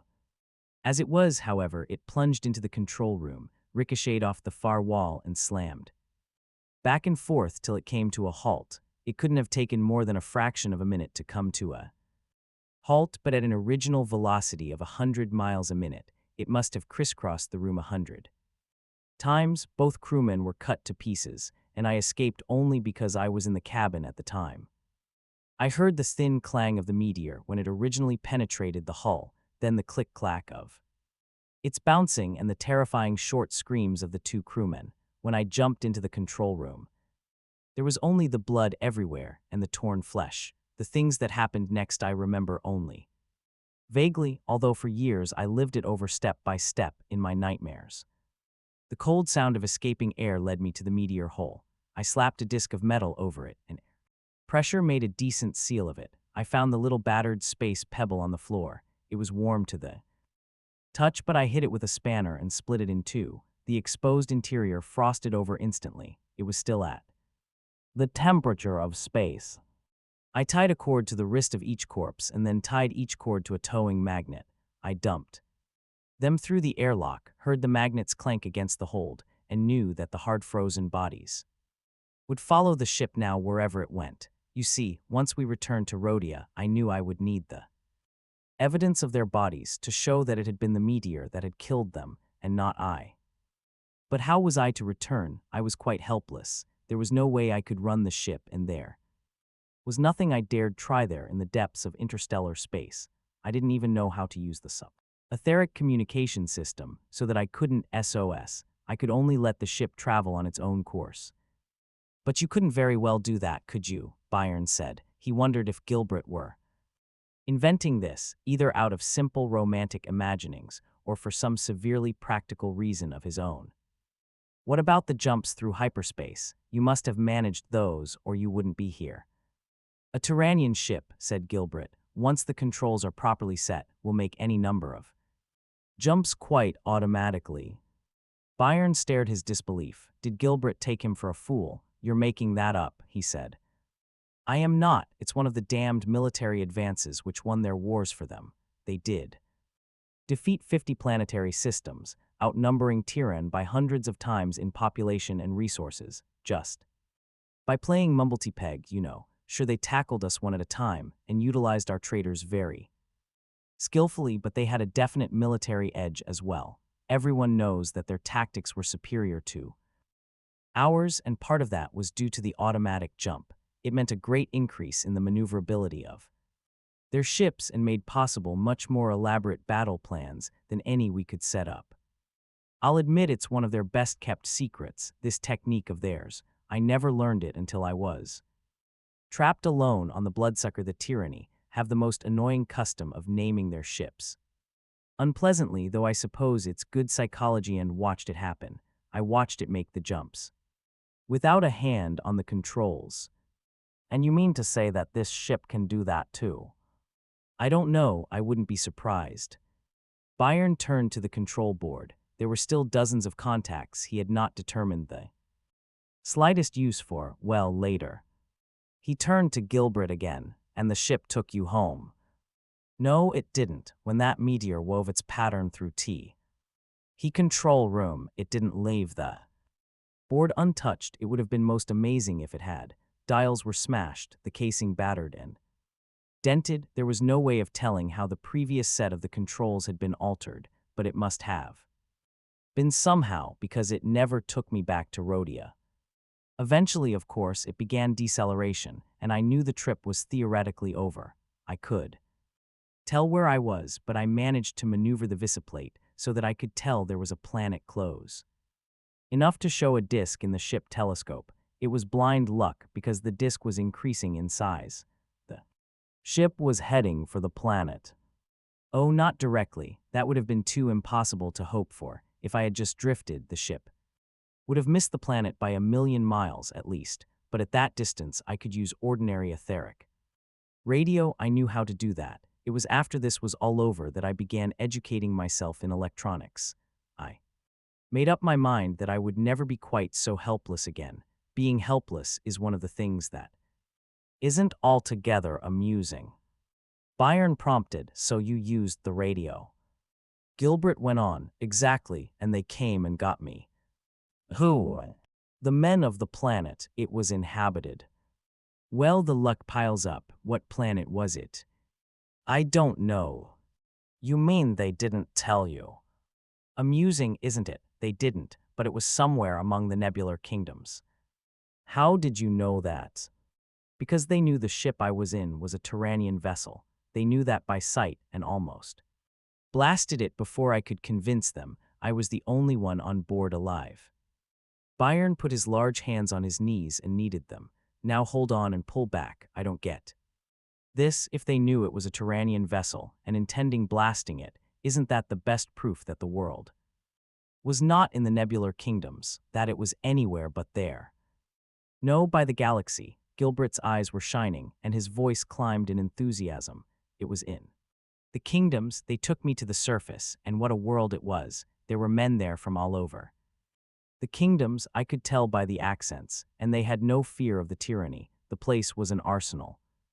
You couldn't tell from space. It might have been a rundown farming world, but the life of the planet was underground, somewhere in the kingdoms, my boy. Somewhere there is that planet still, and it is not afraid of the tyranny, and it is going to destroy the tyranny, as it would have destroyed the ship I was on then, if the crewmen had been still alive."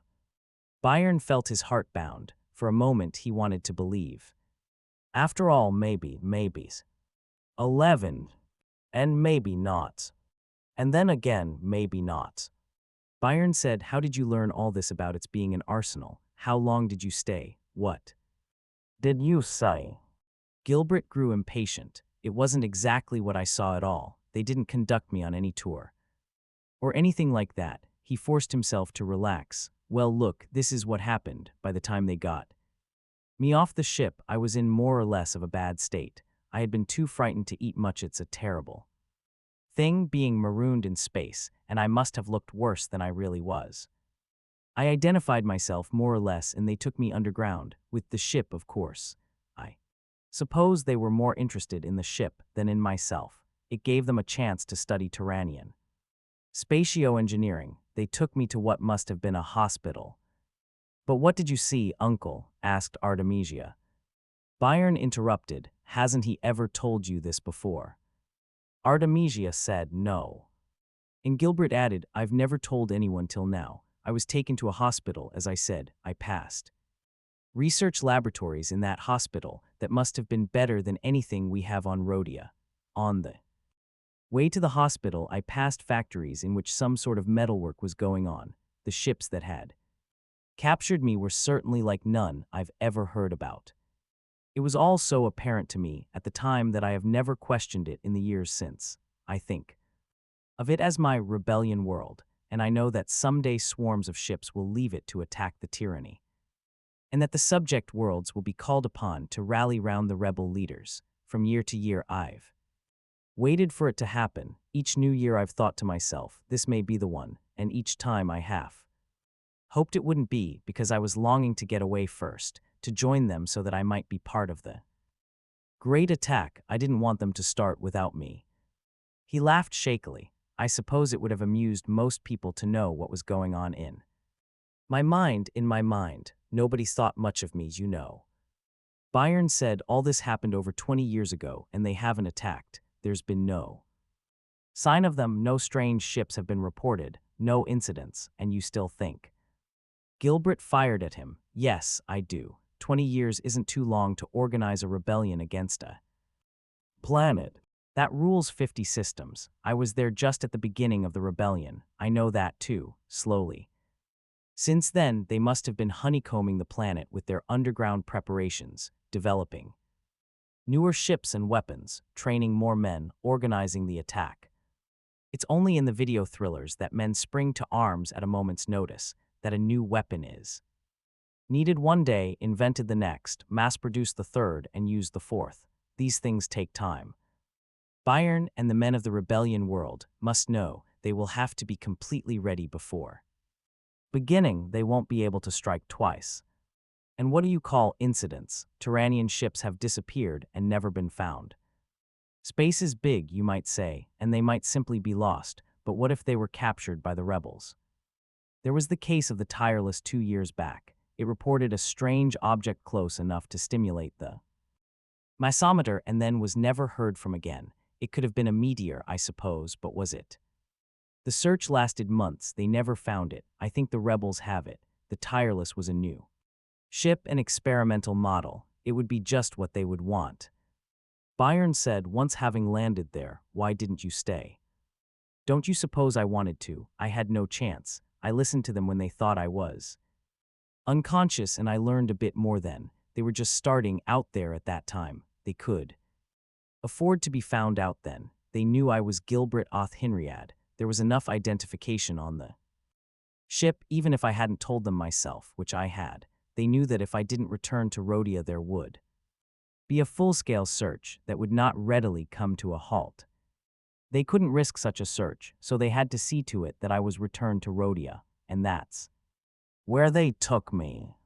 What? Cried Bayern, but that must have been an even greater risk. How did they do that? I don't know. Gilbert passed his thin fingers through his graying hair, and his eyes seemed to be probing uselessly into the backward stretches of his memory. They anesthetized me, I suppose, that part. All blanks out. Past a certain point, there is nothing. I can only remember that I opened my eyes and was back in the bloodsucker. I was in space, just off Rhodia. The 2 dead crewmen were still attached by the tow magnets. They hadn't been removed on the rebellion world, asked Bayern. They were still there. Was there any evidence at all to indicate that you had been on the rebellion world? None, except for what I remembered. How did you know you were off Rhodia? I didn't. I knew I was near a planet. The massometer said so. I used the radio again, and this time it was Rhodian ships that came for me. I told my story to the Tyrannian commissioner of that day, with appropriate modifications. I made no mention of the rebellion world, of course, and I said the meteor had hit just after the last jump. I didn't want them to think I knew that a Tyrannian ship could make the jumps automatically. Do you think the rebellion world found out that little fact? Did you tell them? I didn't tell them. I had no chance. I wasn't there long enough. Conscious, that is, but I do know how long I was unconscious and what they managed to find out for themselves. Bayern stared at the visiplate. Judging from the rigidity of the picture it presented, the ship they were on might have been nailed in space. The Remorseless was traveling at the rate of 10,000 miles an hour, but what was that to the immense distances of space? The stars were hard, bright, and motionless. They had a hypnotic quality about them. He said, then where are we going? I take it you still don't know where the rebellion world is. I don't, but I have an idea who would. I am almost sure I know. Gilbert was eager about it. Who? The autarch of Lingen. Lingen? Bayern frowned. He had heard the name some time back, it seemed to him, but he had forgotten the connection. Why he? Lingen was the last kingdom captured by the tyranny. It is not, shall we say, as pacified as the rest. Doesn't that make sense? As far as it goes, but how far is that? If you want another reason, there is your father. My father. For a moment Bayern forgot that his father was dead. He saw him standing before his mind's eye, large and alive, but then he remembered, and there was that same cold wrench inside him. How does my father come into this? He was at court 6 months ago. I gained certain notions as to what he wanted, some of his talks. With my cousin, Hinrich, I overheard. Oh, uncle, said Artemisia impatiently. My dear, you had no right to eavesdrop on father's private discussions. Gilbert shrugged. Of course not, but it was amusing and useful as well. Byron interrupted. Now wait, you say it was 6 months ago that my father was at Rhodia. He felt excitement mount. Yes. Tell me, while there, did he have access to the director's collection of primitivism? You told me once that the director had a large library of matters concerning Earth. I imagine so. The library is quite famous, and it is usually made available to distinguished visitors if they're interested. They usually aren't, but your father was. Yes, I remember that very well. He spent nearly a day there. That checked. It had been half a year ago that his father had first asked his help. Byron said, You yourself know the library well, I imagine. Of course. Is there anything in the library that would suggest that there exists a document on Earth of great military value? Gilbert was blank of face and obviously blank of mind. Byron said, somewhere in the last centuries of prehistoric Earth there must have been such a document. I can only tell you that my father thought it to be the most valuable single item in the galaxy and the deadliest. I was to have gotten it for him, but I left Earth too soon, and in any case, his voice faltered. He died too soon. But Gilbert was still blank. I don't know what you're talking about. You don't understand. My father mentioned it to me first 6 months ago. He must have learned of it in the library on Rhodia. If you've been through it yourself, can't you tell me what it was he must have learned? But Gilbert could only shake his head. Byron said, Well, continue with your story. Gilbert said, They spoke of the autarch of Lingen, your father and my cousin, despite your father's cautious phraseology, Byron. It was obvious that the autarch was the fount and head of the conspiracy. And then he hesitated. There was a mission from Lingen, and the autarch himself was at its head. I told him of the rebellion world. You said a while ago you told nobody, said Byron. Except the autarch. I had to know the truth. What did he tell you? Practically nothing, but then he had to be cautious too. Could he trust me? I might have been working for the tyranny. How could he know? But he didn't close the door altogether. It's our only light. Is it? Byron said. Then we'll go to Lingen. One place, I suppose, is like another. Mention of his father had depressed him, and for the moment, nothing mattered much. Let it be Lingen. Let it be Lingen. That was easy to say, but how does one go about pointing the ship at a tiny speck of light 35 light-years away, 200 trillion miles, a 2 with 14 zeros after it? At 10,000 miles an hour, current cruising speed of the remorseless, it would take well over 2 million years to get there. Byron leafed through the standard galactic ephemeris with something like despair. Tens of thousands of stars were listed in detail, with their positions crammed into 3 figures. There were hundreds of pages of these figures, symbolized by the Greek letters rho, rho, theta, theta, and phi, phi. Rho was the distance from the galactic center in parsecs, theta, the angular separation, along the plane of the galactic lens from the standard galactic baseline, the line, that is, which connects the galactic center and the sun of the planet, Earth, phi the angular separation from the baseline in the plane perpendicular to that of the galactic lens, the two latter measurements being expressed in radians. Given those 3 figures, one could locate any star accurately in all the vast immensity of space. That is, on a given date, in addition to the star's position on the standard day for which all the data were calculated. One had to know the star's proper motion, both speed and direction. It was a small correction, comparatively, but necessary. 1,000,000 miles is virtually nothing compared with stellar distances, but it is a long way with a ship. There was, of course, the question of the ship's own position. One could calculate the distance from Rhodia by the reading of the massometer, or more correctly, the distance from Rhodia's sun, since this far out in space, the sun's gravitational field drowned out that of any of its planets. The direction they were traveling with reference to the galactic baseline was more difficult to determine. Byron had to locate two known stars other than Rhodia's sun, from their apparent positions and the known distance from Rhodia's sun. He could plot their actual position. It was roughly done, but he felt sure, accurately enough, knowing his own position and that of Lingon's sun. He had only to adjust the controls for the proper direction and strength of the hyperatornic thrust. Byron felt lonely and tense, not frightened. He rejected the word, but tense definitely. He was deliberately calculating the elements of the jump for a time 6 hours later. He wanted plenty of time to check his figures, and perhaps there might be the chance for a nap. He had dragged the bed makings out of the cabin, and it was ready for him now.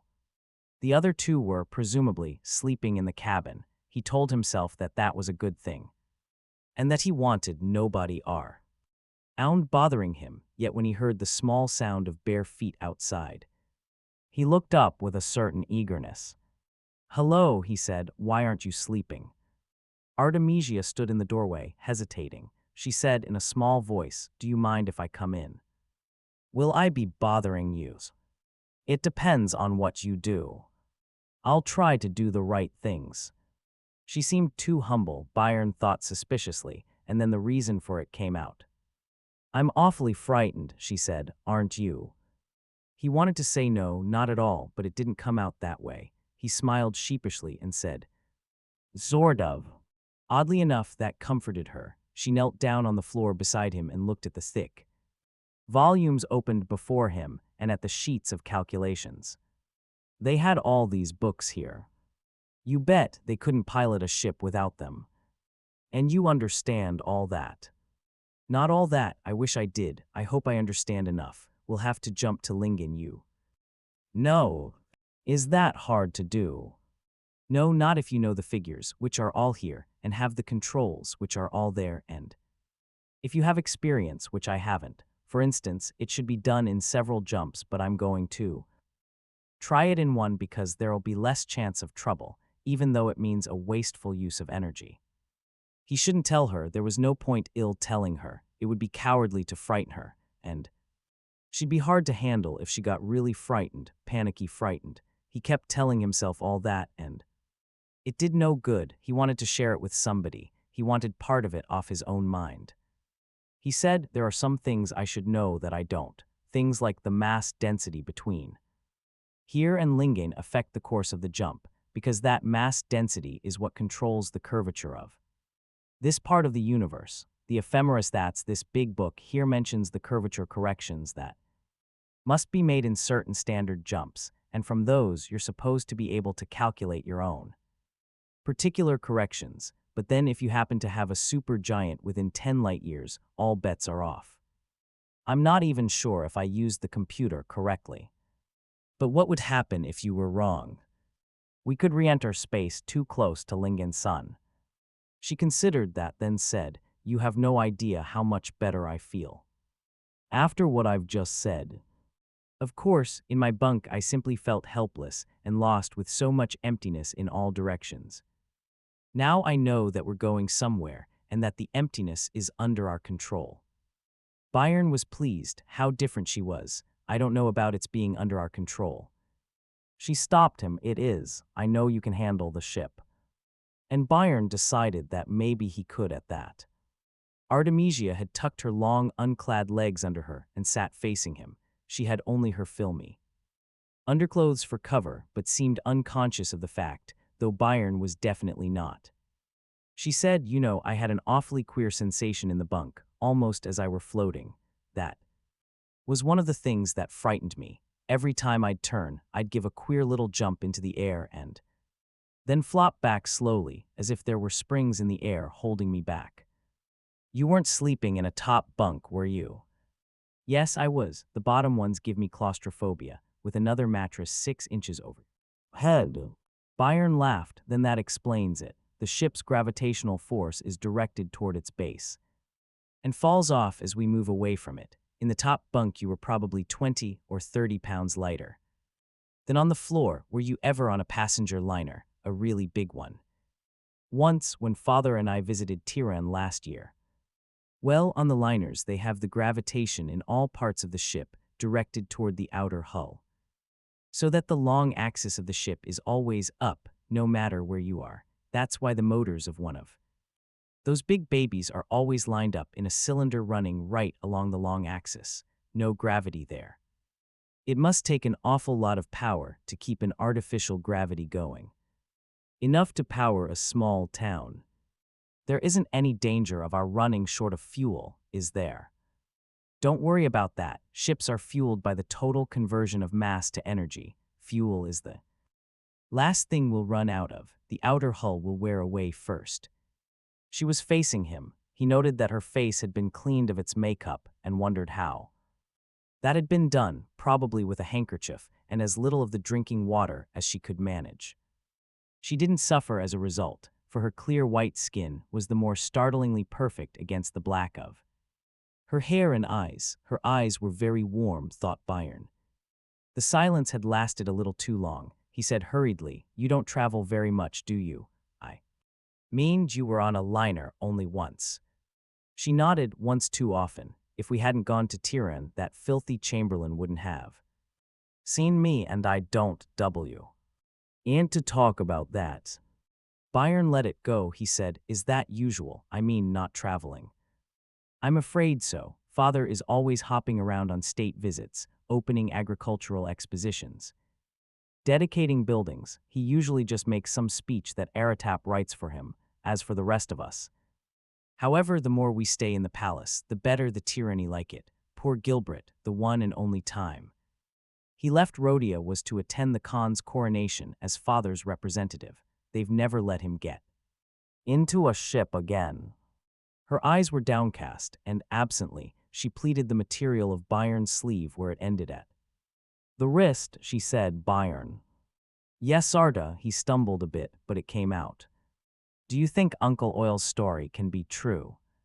Do you suppose it could be his imagination? He's been brooding about the tyranny for years, and he's never been able to do anything, of course, except to rig up spy beams, which is only childish, and he knows it. He may have built himself a daydream, and over the years gradually come to believe in it. I know." You say?" "Could be, but let's follow it up a little. We can travel to Lingen anyway." They were closer to one another. He could have reached out and touched her, held her in his arms, kissed her, and he did so. It was a complete non sequitur. Nothing, it seemed to Byron, had led to it. One moment they were discussing jumps and gravity and Gilbert, and the next she was soft and silky in his arms and soft silky on his lips. His first impulse was to say he was sorry, to go through all the silly motions of apology, but when he drew away and would have spoken, she still made no attempt at escape, but rested her head in the crook of his left arm. Her eyes remained closed. So he said nothing at all but kissed her again, slowly and thoroughly. It was the best thing he could have done, and at the time he knew it. Finally she said, a bit dreamily, "Aren't you hungry? I'll bring you some of the concentrate and warm it for you. Then if you want to sleep, I can keep an eye on things for you, and I'd better put on more of my clothes." She turned as she was about to go out the door. "The food concentrate tastes very nice after you get used to it. Thank you for getting it." Somehow that, rather than the kisses, was the treaty of peace between them.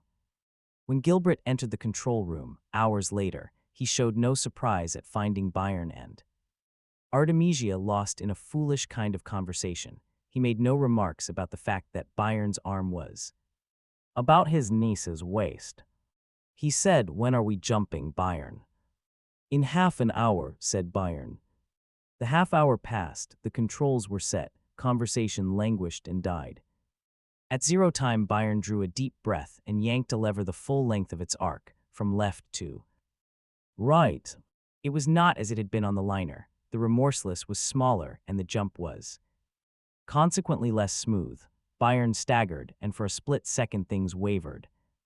And then they were smooth and solid again. The stars in the visiplate had changed.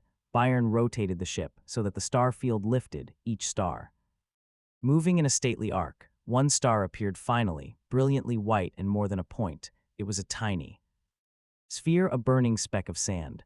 Byron caught it, steadied the ship before it was lost again, and turned the telescope upon it, throwing in the spectroscopic attachment. He turned again to the ephemeris and checked under the column headed spectral characteristics. Then he got out of the pilot's chair and said, "It's still too far, I'll have to nudge up to it. But anyway, that's Lingen right ahead." It was the first jump he had ever made, and it was successful. 12. The autarch comes. The autarch of Lingen pondered the matter, but his cool, well-trained features scarcely creased under the impact of thought. "And you waited 48 hours to tell me," he said. Rizet said boldly, "There was no reason to tell you earlier, if we bombarded you with all matters. Life would be a burden to you. We tell you now because we still make nothing of it. It is queer, and in our position we can afford nothing queer. Repeat this business, let me hear it again." The autarch threw a leg upon the flaring window sill and looked outward thoughtfully. The window itself represented perhaps the greatest single oddity of Linganian architecture. It was moderate in size and set at the end of a 5-foot recess that narrowed gently toward it. It was extremely clear. Immensely thick and precisely curved, not so much a window as a lens, funneling the light inward from all directions so that, looking outward, one eyed a miniature panorama. From any window in the autarch's manor, a sweep of vision embracing half the horizon from zenith to nadir could be seen. At the edges there was increasing minuteness and distortion, but that itself lent a certain flavor to what one saw, the tiny flattened motions of the city, the creeping, curved orbits of the Krez, sun-shaped stratospherics climbing from the airport. One grew so used to it that unhinging the window to allow the flat tameness of reality to enter would seem unnatural, when the position of the sun made the lens-like windows a focus for impossible heat and light. They were blanked out automatically, rather than opened, rendered opaque by a shift in the polarization characteristics of the glass. And certainly the theory that a planet's architecture is the reflection of a planet's place in the galaxy would seem to be borne out by the case of Lingen and its windows. Like the windows, Lingen was small yet commanded a panoramic view. It was a planet state in a galaxy which, at the time, had passed beyond that stage of economic and political development, where most political units were conglomerations of stellar systems. Lingen remained what it had been for centuries, a single inhabited world. This did not prevent it from being wealthy. In fact, it was almost inconceivable that Lingen could be anything else. It is difficult to tell in advance when a world is so located that many jump routes may use it as a pivotal intermediate point, or even must use it in the interests of optimal economy. A great deal depends on the pattern of development of that region of space. There is the question of the distribution of the naturally habitable planets, the order in which they are colonized and developed, the types of economy they possess.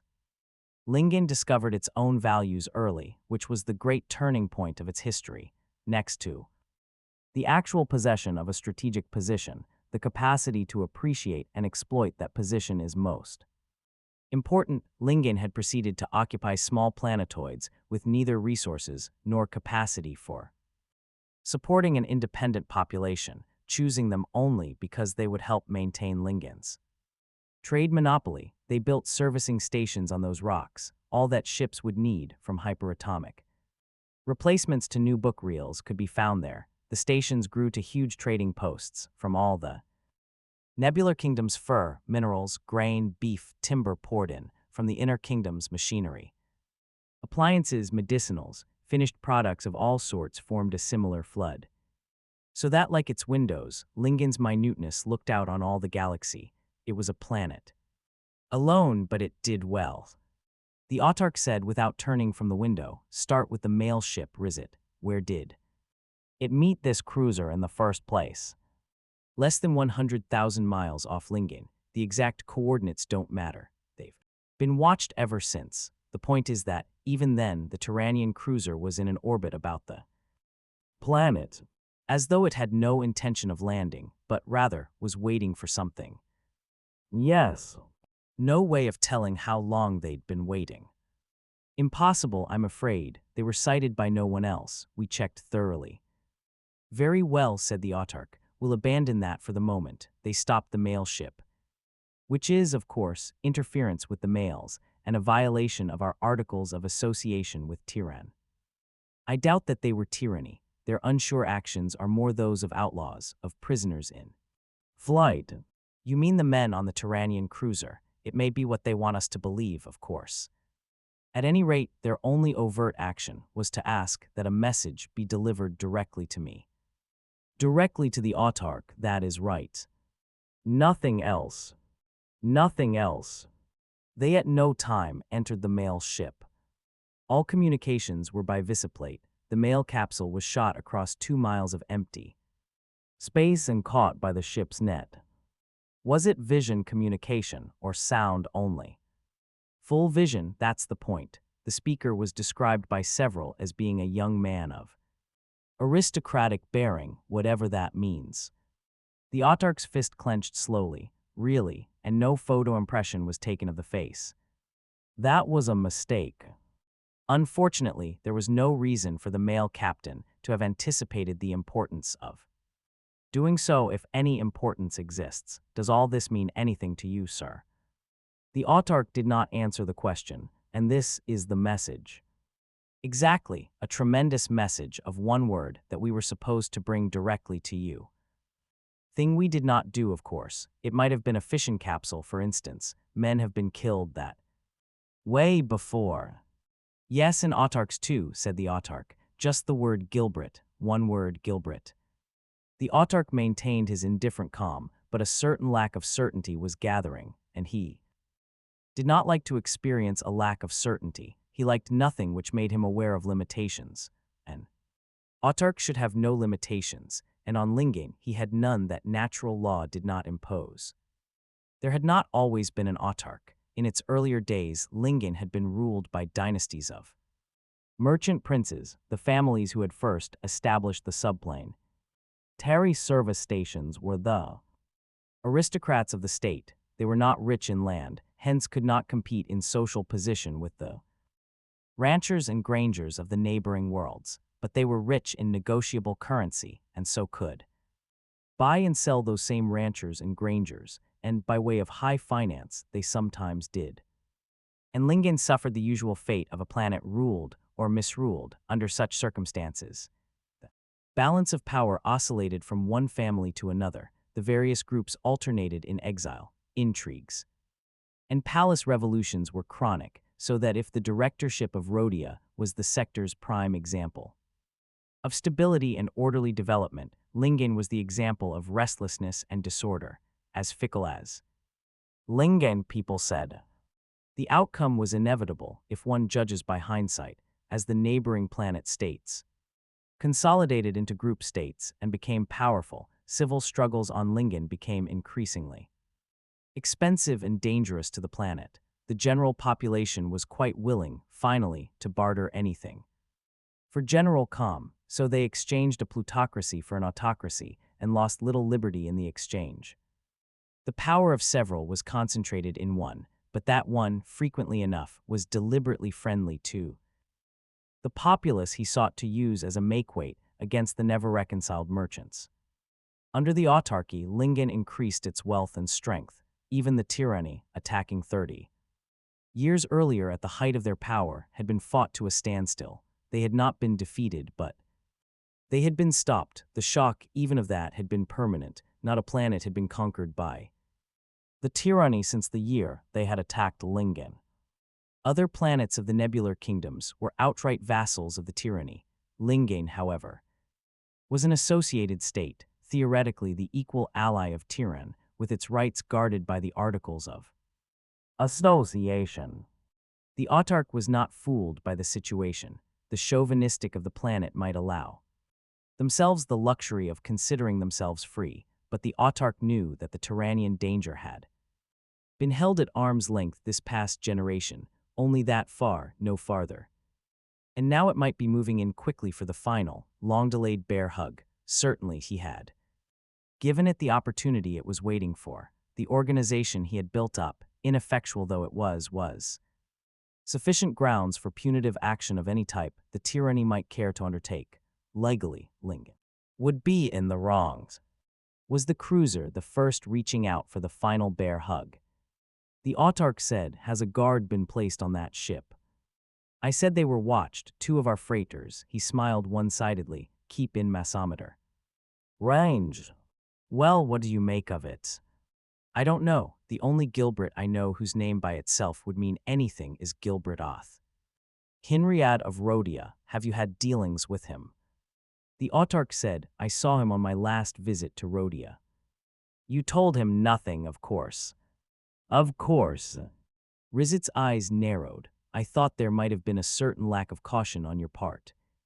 That the tyranny had been the recipients of an equal lack of caution on the part of this Gilbert the Hinriads are notable weaklings these days, and that this now was a device to trap you into final self-betrayal.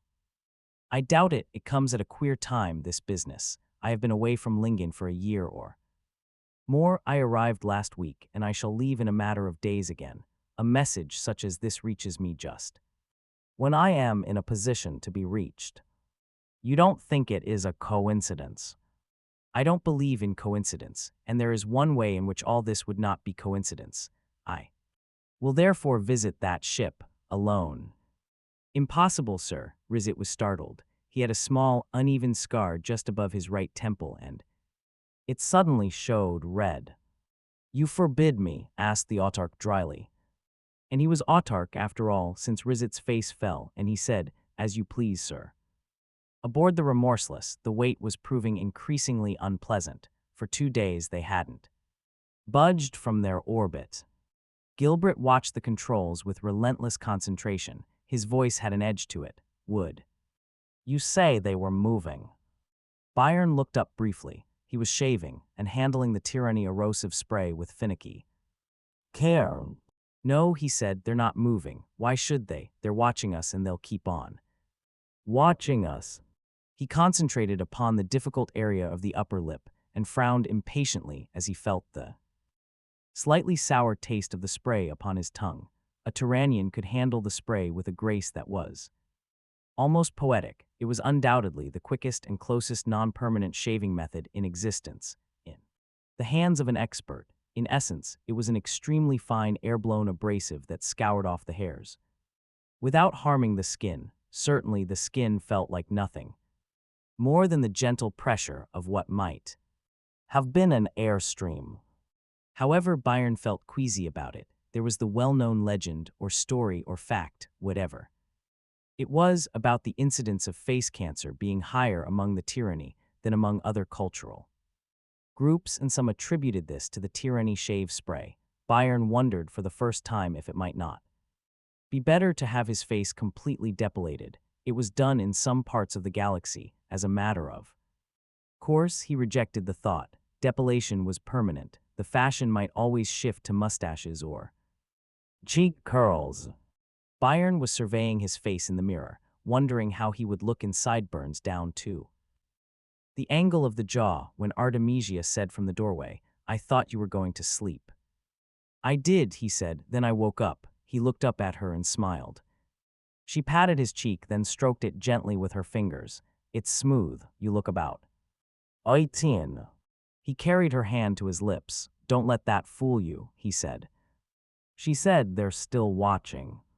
Still watching, isn't it annoying, these dull interludes that give you time to sit and worry? I don't find this interlude dull. You're talking about other aspects of it now, Arda. She said, why don't we cross them up and land on Lingen? We've thought of it. I don't think we're ready for that kind of risk. We can afford to wait till the water supply gets a bit lower. Gilbert said loudly, I tell you they are moving. Byron crossed over to the control panel and considered the massometer readings. He looked at Gilbert and said, you may be right. He pecked away at the calculator for a moment or two and stared at its dials. No, the 2 ships haven't moved relative to us, Gilbert. What's changed the massometer is that a 3rd ship has joined them. As near as I can tell, it's 5,000 miles off, about 46 degrees rho and 192 degrees 5 from the ship-planet line, if I've got the clockwise and counterclockwise conventions straight. If I haven't, the figures are, respectively, 314 and 168 degrees. He paused to take another reading. I think they're approaching. It's a small ship, do you think? You can get in touch with them, Gilbert. I can try, said Gilbert.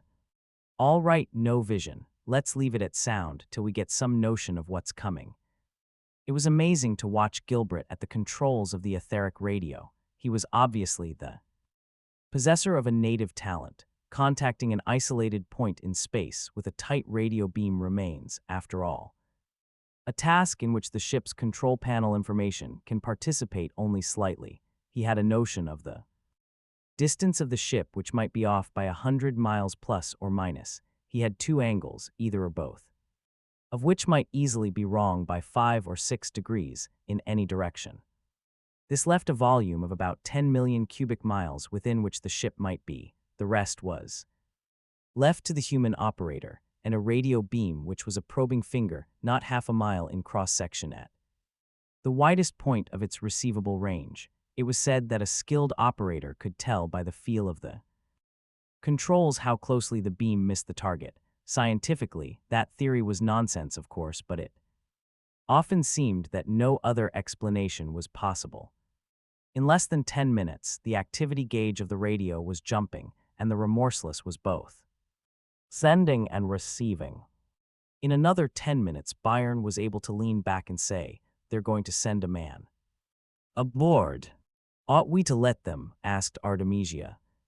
"Why not? One man, we're armed. But if we let their ship get too close? We're a Turanian cruiser, Arta. We've got 3 to 5 times their power, even if they were the best warship Lingen had. They're not allowed too much by their precious articles of association, and we've got 5 high-caliber blasters." Artemisia said, "Do you know how to use the Turanian blasters? I didn't know you did." Byron hated to turn the admiration off, but he said, "Unfortunately, I don't. At least not yet, but then the Linganian ship won't know that, you see." Half an hour later, the visiplate showed a visible ship. It was a stubby little craft, fitted with 2 sets of 4 fins, as though it were frequently called upon to double for stratospheric flight. At its first appearance in the telescope, Gilbert shouted in delight, "That's the Autarch's yacht." He cried, and his face wrinkled into a grin. "It's his private yacht, I'm sure of it. I told you that the bare mention of my name was the surest way to get his attention." There was the period of deceleration and adjustment of velocity on the part of the Linganian ship, until it hung motionless in the plate. A thin voice came from the receiver, "Ready for boarding." "Ready," clipped Byron. "One person only." "One person," came the response. It was like a snake uncoiling. The metal mesh rope looped outward from the Linganian ship, shooting at them harpoon-fash. Iron, its thickness expanded in the visiplate and the magnetized cylinder that ended it approached and grew in size. As it grew closer, it edged toward the rim of the cone of vision, then veered off completely. The sound of its contact was hollow and reverberant.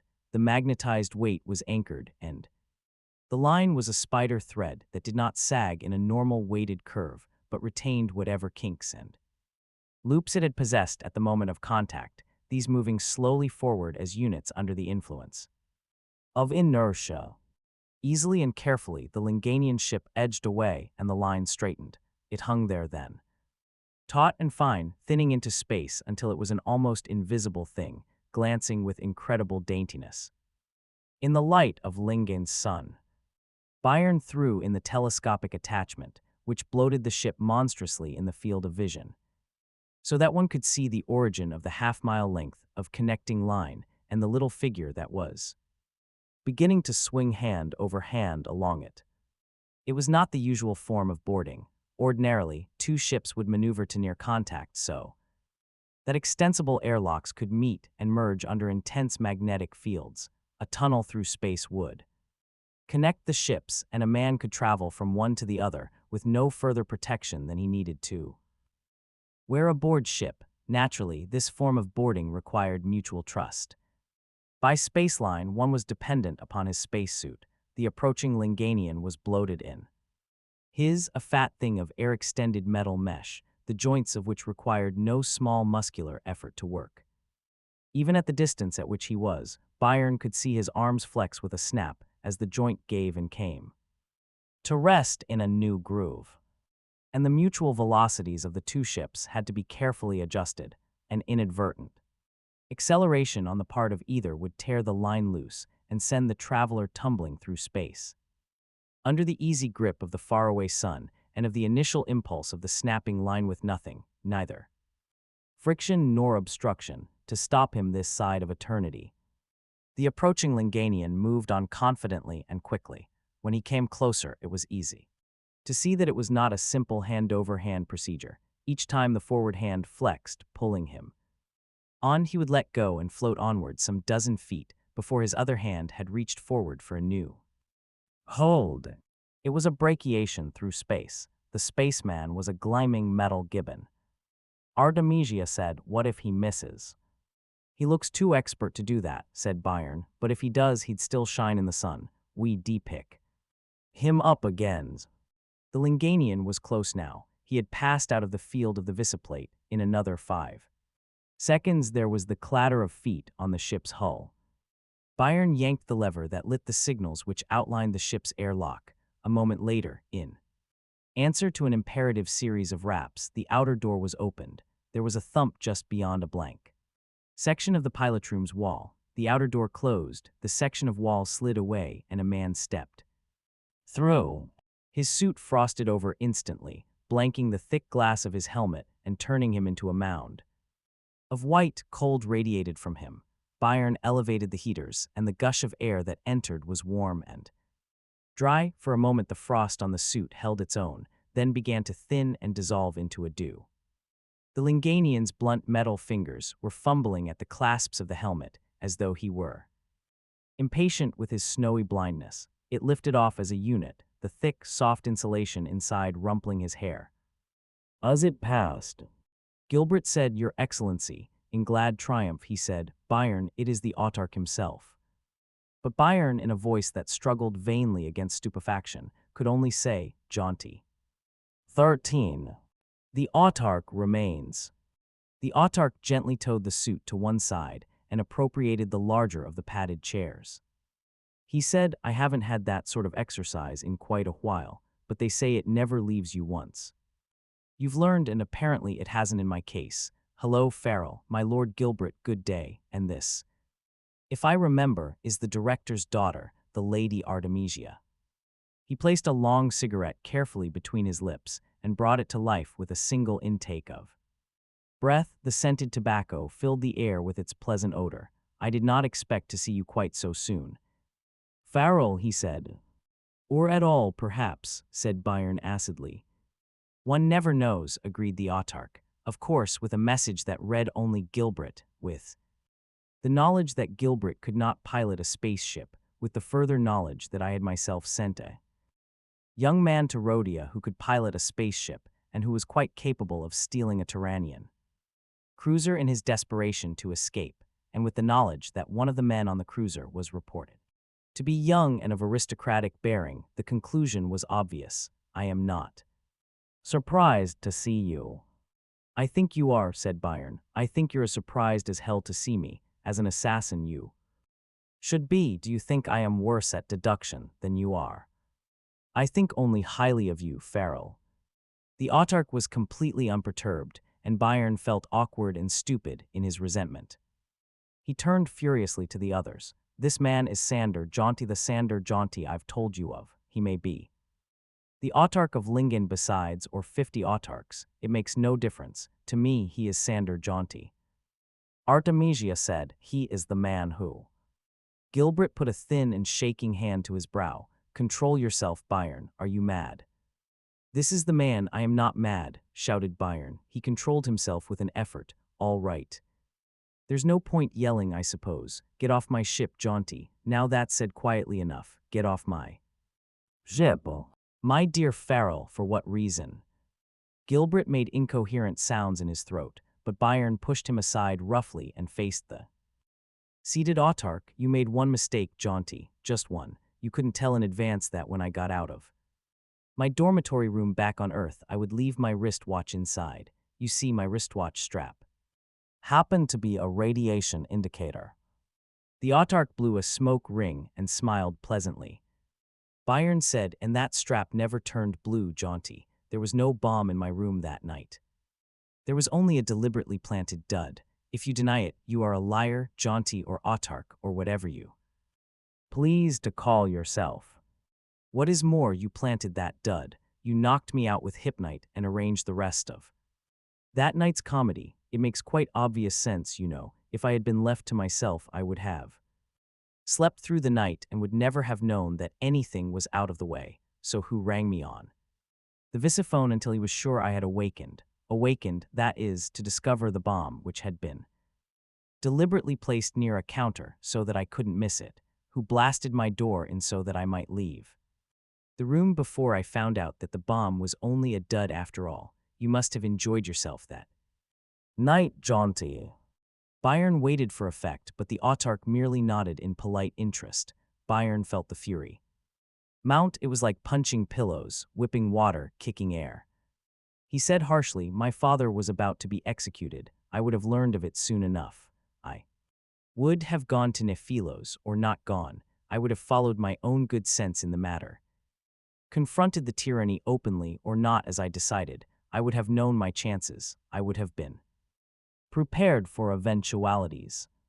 But you wanted me to go to Rhodia to see Henrik, but ordinarily you couldn't expect me to do what you wanted. I wasn't likely to go to you for advice, unless, that is, you could stage an appropriate situation. You did. I thought I was being bombed and I could think of due reason. You could, you seem to have saved my life. You seem to know everything, what I ought to do next, for instance. I was off balance. Confused, I followed your advice. Byron ran out of breath and waited for an answer. There was none. He shouted, you did not explain that the ship on which I left Earth was a Rhodian ship, and that you had seen to it that the captain had been informed of my true identity. You did not explain that you intended me to be in the hands of the tyranny the instant I landed on Rhodia. Do you deny that? There was a long pause. Jaunty stubbed out his cigarette. Gilbert chafed one hand in the other. Byron, you are being ridiculous. The autarch wouldn't. Then Jaunty looked up and said quietly, but the autarch would. I admit it all. You are quite right. Byron, and I congratulate you on your penetration. The bomb was a dud planted by myself, and I sent you to Rhodia with the intention of having you arrested by the tyranny. Byron's face cleared. Some of the futility of life vanished. He said, someday, Jaunty, I will settle that matter. At the moment, it seems you are autarch of Lingen with 3 ships waiting for you out there. That hampers me a bit more than I would like. However, the Remorseless is my ship. I am its pilot. Put on your suit and get out. The space line is still in place. It is not your ship. You are a pirate rather than a pilot. Possession is all the law here. You have 5 minutes to get into your suit. Please, let's avoid dramatics. We need one another, and I have no intention of leaving. I don't need you. I wouldn't need you if the Tyrannian home fleet were closing in right now, and you could blast them out of space for me. Farrell, said Jaunty, you are talking and acting like an adolescent. I've let you have your say. May I have mines? No, I see no reason to listen to you. Do you see one now? Artemisia screamed. Byron made one movement, then stopped. Red with frustration, he remained tense but helpless.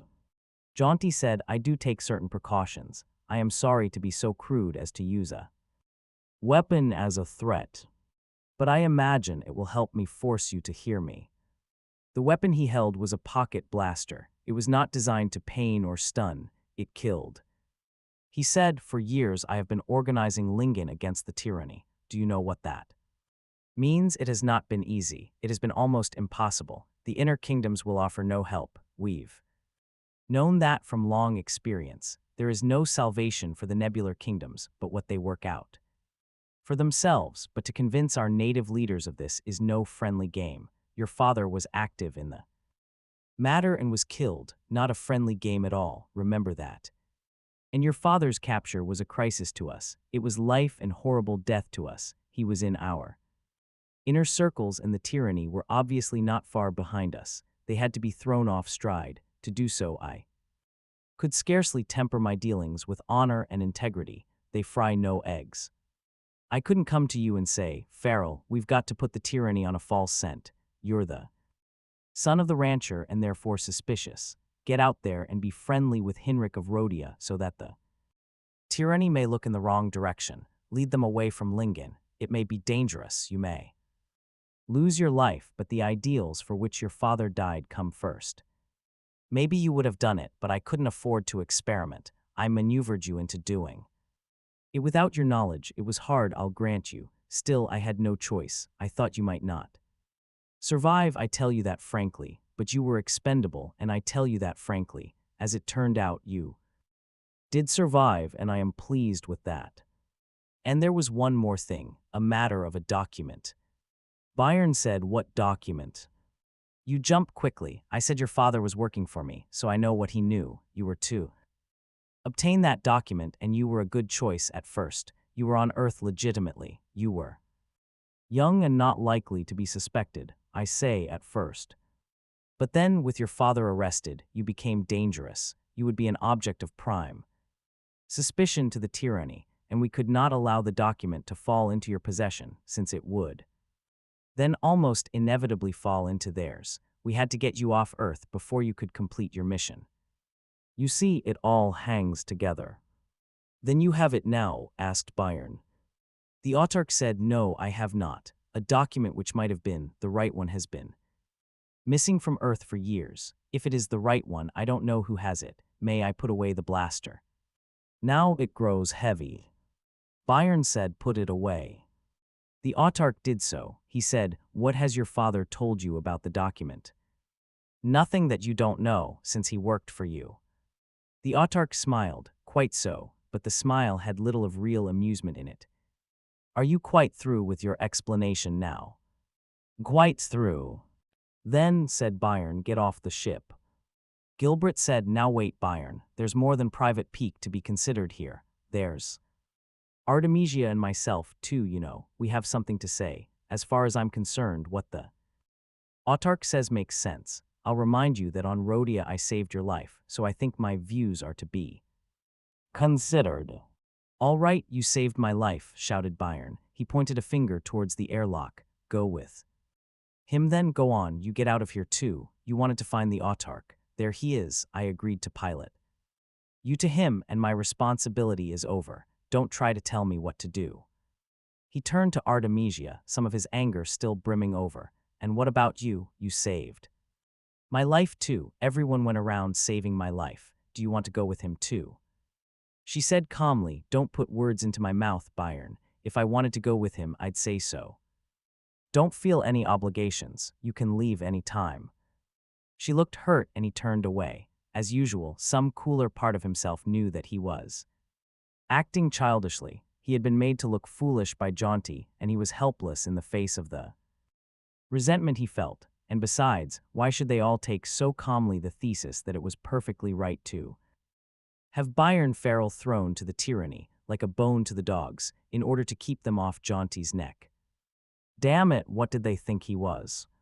He thought of the dud bomb, the Rhodian liner, the tyranny, the wild night on Rhodia, and he could feel the stinging of self-pity inside himself. The autarch said, Well, Farrell. And Gilbert said, Well, Byron. Byron turned to Artemisia. What do you think? Artemisia said calmly, I think he has 3 ships out there still, and is autarch of Lingen. Besides, I don't think you really have a choice. The autarch looked at her, and he nodded his admiration. You are an intelligent girl, my lady. It is good that such a mind should be in such a pleasant exterior. For a measurable moment his eyes lingered. Byron said, What's the deal? Lend me the use of your names and your abilities, and I will take you to what my Lord Gilbert called the rebellion world. Byron said sourly, You think there is one. And Gilbert said simultaneously, Then it is yours. The autarch smiled. I think there is a world such as my lord described, but it is not mine. It's not yours, said Gilbert despondently. Does that matter if I can find it? How? Demanded Byron. The autarch said, it is not so difficult as you might think, if we accept the story as it has been told us. We must believe that there exists a world in rebellion against the tyranny. We must believe that it is located somewhere in the nebular sector, and that in 20 years it has remained undiscovered by the tyranny. If such a situation is to remain possible, there is only one place in the sector where such a planet can exist. And where is that? You do not find the solution obvious. Doesn't it seem inevitable that the world could exist only within the nebula itself? Inside the nebula. Gilbert said, great galaxy, of course. And at the moment, the solution did indeed seem obvious and inescapable. Artemisia said timidly, can people live on worlds inside the nebula? Why not? Said the autarch. Don't mistake the nebula. It is a dark mist in space, but it is not a poison gas. It is an incredibly attenuated mass of sodium, potassium, and calcium atoms that absorb and obscure the light of the stars within it, and of course, those on the side directly opposite the observer. Otherwise, it is harmless, and in the direct neighborhood of a star, virtually undetectable. I apologize if I seem pedantic, but I have spent the last several months at the University of Earth collecting astronomical data on the nebula. Why there? Said Byron. It is a matter of little importance, but I met you there and I am curious. There's no mystery to it. I left Lingen originally on my own business. The exact nature is of no importance. About 6 months ago I visited Rhodia. My agent, Widemose, your father, Byron, had been unsuccessful in his negotiations with the director, whom we had hoped to swing to our side. I tried to improve matters and failed, since Hinrich, with apologies to the lady, is not the type of material for our sort of work. Here's here, muttered Byron. The autarch continued, but I did meet Gilbert, as he may have told you, so I went to Earth. Because Earth is the original home of humanity. It was from Earth that most of the original explorations of the galaxy set out. It is upon Earth that most of the records exist. The Horsehead Nebula was explored quite thoroughly. At least it was passed through a number of times. It was never settled, since the difficulties of traveling through a volume of space where stellar observations could not be made were too great. The explorations themselves, however, were all I needed. Now listen carefully. The Tyrannian ship upon which my Lord Gilbert was marooned was struck by a meteor after its first jump, assuming that the trip from Tiran to Rhodia was along the usual trade route. There is no reason to suppose anything else. The point in space at which the ship left its route is established. It would scarcely have traveled more than 500,000 miles in ordinary space between the first 2 jumps. We can consider such a length as a point in space. It is possible to make another assumption. In damaging the control panels, it was quite possible that the meteor might have altered the direction of the jumps, since that would require only an interference with the motion of the ship's gyroscope. This would be difficult but not impossible to change. The power of the hyperatomic thrusts, however, would require complete smashing of the engines, which, of course, were not touched by the meteor. With unchanged power of thrust, the length of the 4 remaining jumps would not be changed. Nor, for that matter, would their relative directions. It would be analogous to having a long, crooked wire bent at a single point in an unknown direction through an unknown angle. The final position of the ship would lie somewhere on the surface of an imaginary sphere, the center of which would be that point in space where the meteor struck, and the radius of which would be the vector sum of the remaining jumps. I plotted such a sphere, and that surface intersects a thick extension of the Horsehead Nebula. Some 6,000 square degrees of the sphere's surface, 1/4 of the total surface, lies in the nebula. It remains, therefore, only to find a star lying within the nebula and within 1,000,000 miles or so of the imaginary surface we are discussing. You will remember that when Gilbert's ship came to rest, it was within reach of a star. Now, how many stars within the nebula do you suppose we can find that close to the sphere's surface? Remember, there are 100 billion radiating stars in the galaxy. Byron found himself absorbed in the matter almost against his will. Hundreds, I suppose. Why? 5, replied the autarch. Just 5. Don't be fooled by the 100 billion figure.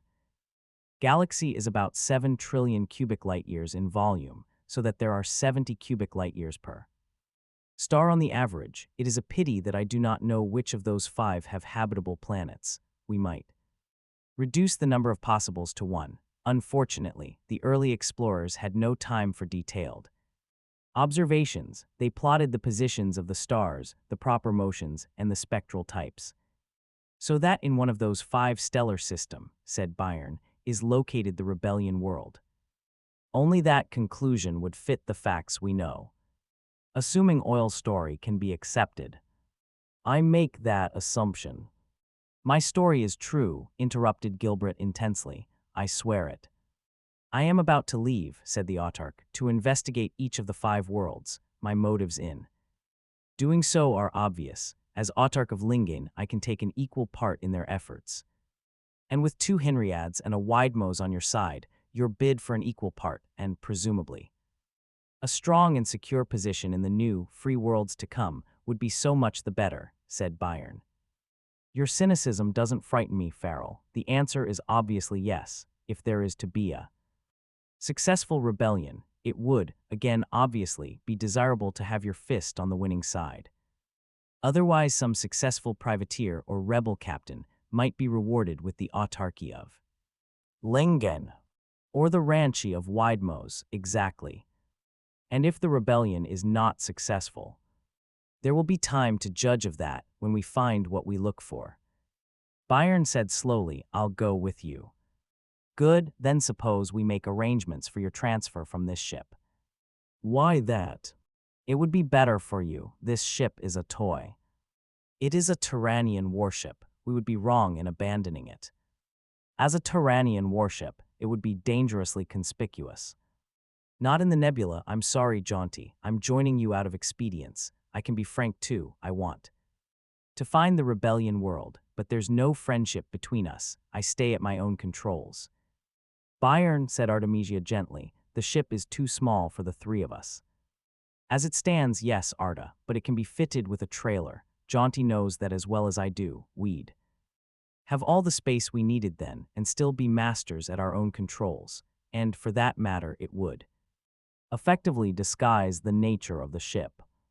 The autarch considered, if there is to be neither friendship nor trust, Farrell, I must protect myself. You may have your own ship and a trailer to boot, outfitted as you may wish, but I must have some guarantee for your proper behavior. The Lady Artemisia, at least, must come with me. No, said Byron. The autarch lifted his eyebrows. No, let the lady speak. He turned toward Artemisia, and his nostrils flared slightly. I dare say you would find the situation very comfortable, my lady. You at least would not find it comfortable, my lord. Be assured of that, she retorted.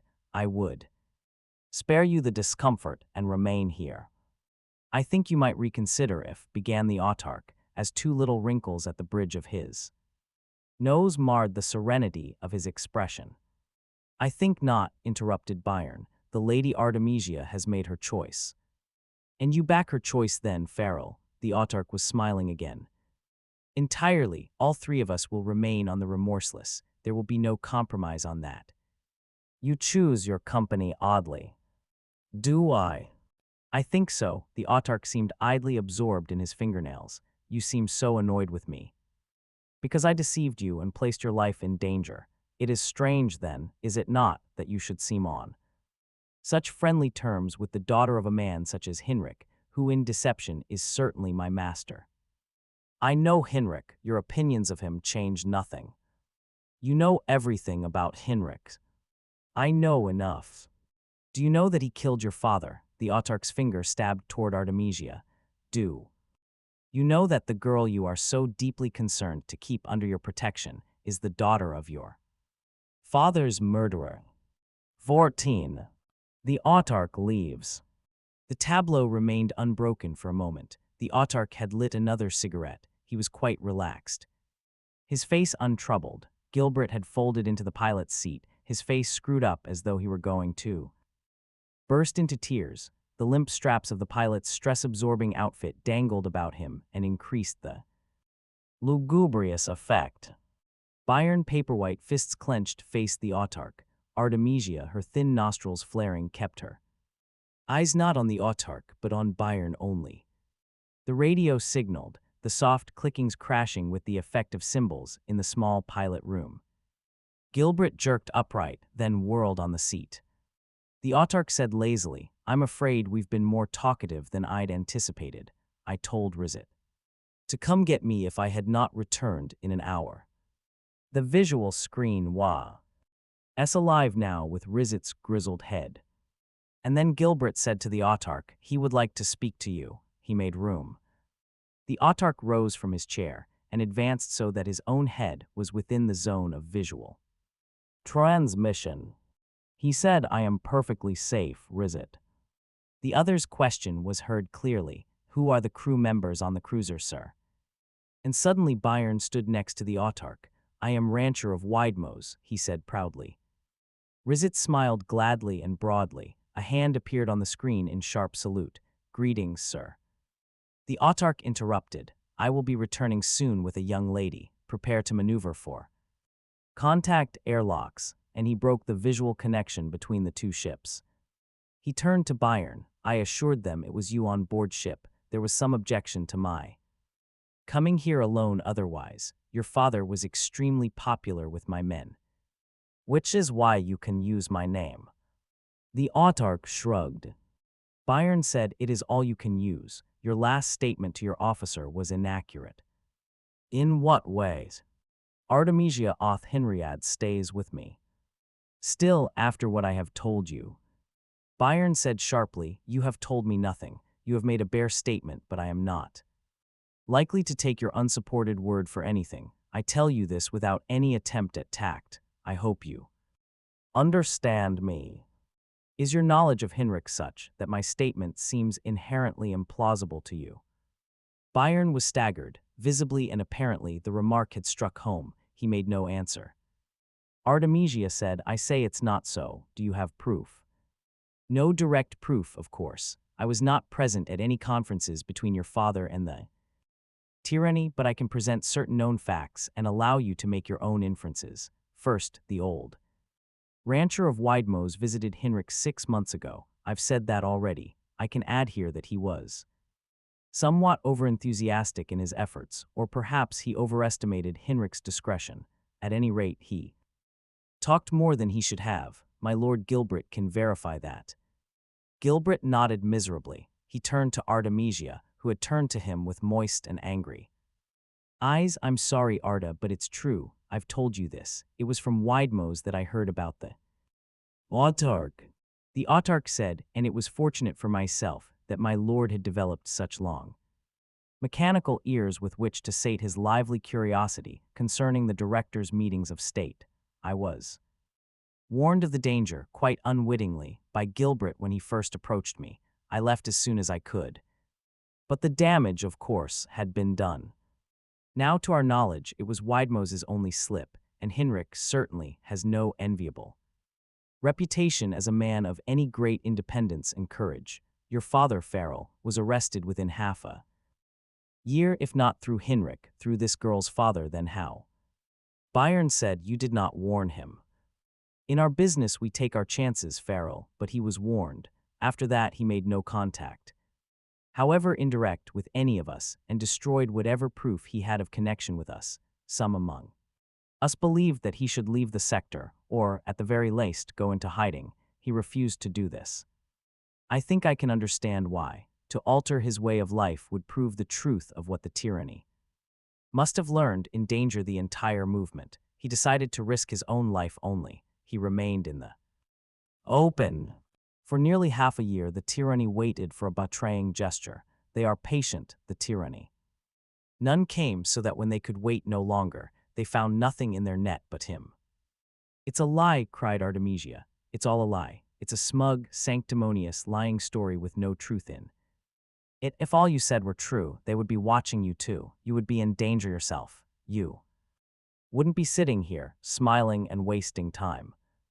"My lady, I do not waste my time. I have already tried to do what I could toward discrediting your father as a source of information. I think I have succeeded somewhat. The tyranny will wonder if they ought to listen further to a man whose daughter and cousin are obvious traitors, and then again, if they are still disposed to believe him, why, I am on the point of vanishing into the nebula where they will not find me. I should think my actions tend to prove my story rather than otherwise.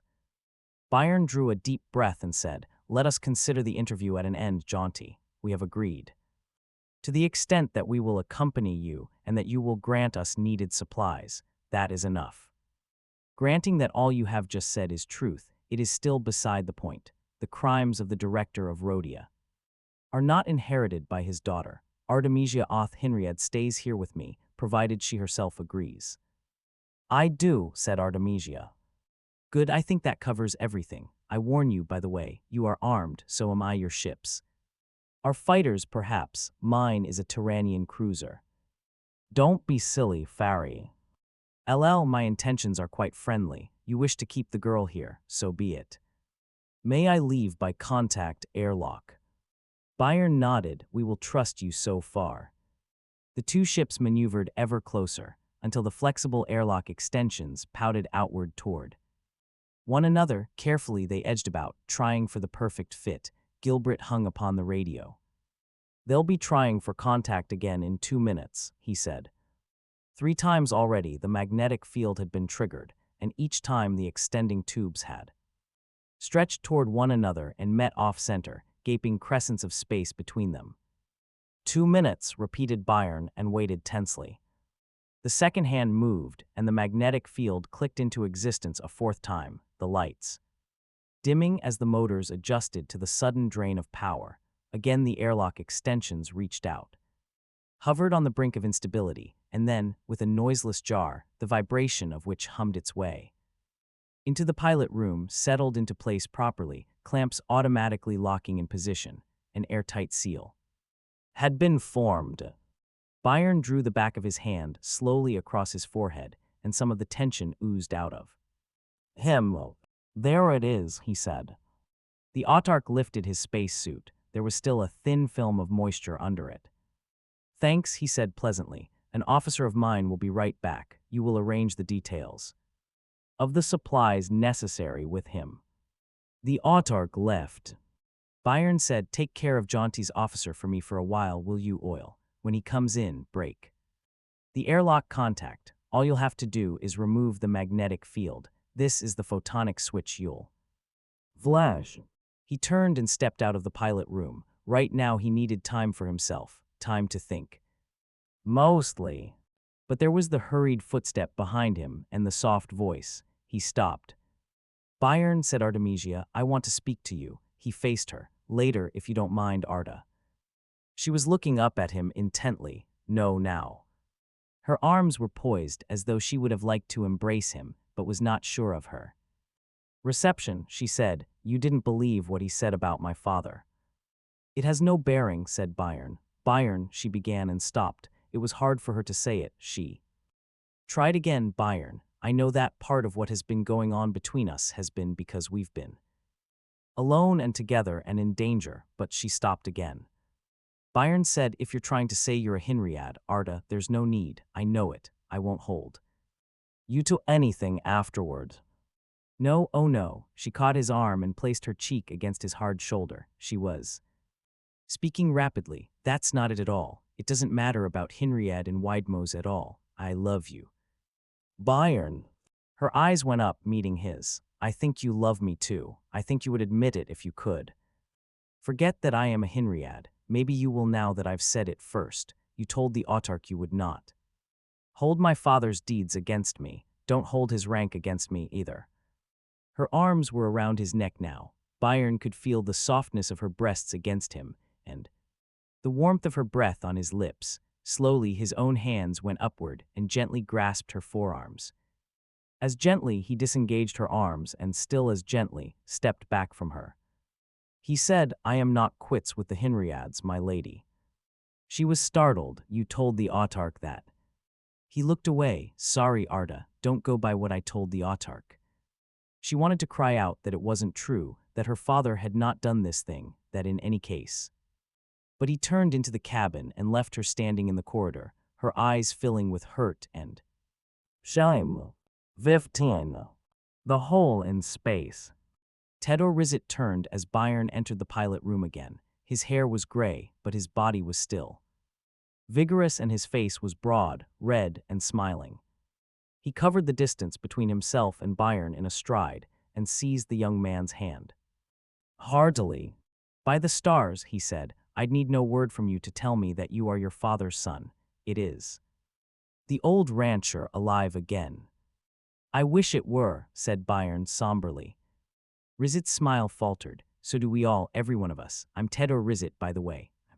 Colonel in the regular Linganian forces, but we don't use titles in our own little game. We even say sir, too. The autarch, that reminds me. He looked grave. We don't have lords and ladies or even ranchers on Lingane. I hope I won't offend if I forget to throw in the proper titles sometimes. Byron shrugged. As you said, no titles in our little game, but what about the trailer I'm to make?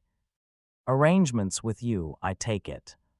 For a flickering moment, he looked across the room. Gilbert was seated, quietly listening. Artemisia had her back to him. Her slim, pale fingers wove an abstracted pattern on the photo contacts of the computer. Rizit's voice brought him back. The Linganian had cast an all-inclusive glance about the room. First time I've ever seen a Turanian vessel from the inside. Don't care much for it. Now you've got the emergency airlock due stern. Haven't you? It seems to me the power thrusters girdle the midsection. That's right. Good, then there won't be any trouble. Some of the old model ships had power thrusters due stern, so that trailers had to be set off at an angle. This makes the gravity adjustment difficult and the maneuverability in atmospheres just about nil. How long will it take, Rizit? Not long. How big would you want it? How big could you get it? Super deluxe, sure. If the autarch says so, there's no higher priority. We can get one that's practically a spaceship in itself. It would even have auxiliary motors. It would have living quarters, I suppose. For Miss Hinriad, it would be considerably better than you have here. He stopped abruptly. At the mention of her name, Artemisia had drifted past coldly and slowly, moving out of the pilot room. Byron's eyes followed her. Rizit said, I shouldn't have said Miss Hinriad, I suppose. No, it's nothing. Pay no attention, you were saying. Oh, about the rooms, at least 2 sizable ones with a communicating shower. It's got the usual closet room and plumbing arrangements of the big liners. She would be comfortable. Good, we'll need food and water. Sure, water tank will hold a 2-month supply, a little less if you want to arrange for a swimming pool aboard ship, and you would have frozen whole meats. You're eating Turanian concentrate now, aren't you? Byron nodded and Rizit grimaced. It tastes like chopped sawdust, doesn't it? What else? A supply of clothes for the lady, said Byron.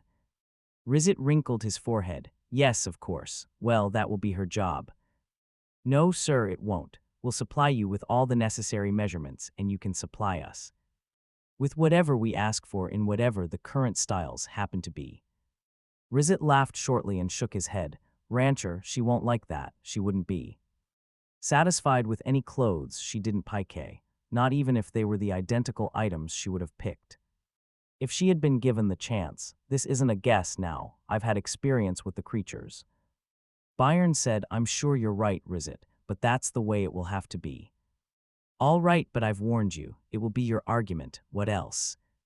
Little things, a supply of detergents. Oh yes, cosmetics, perfume, the things women need. We'll make the arrangements in time. Let's get the trailer started. And now Gilbert was leaving without speaking.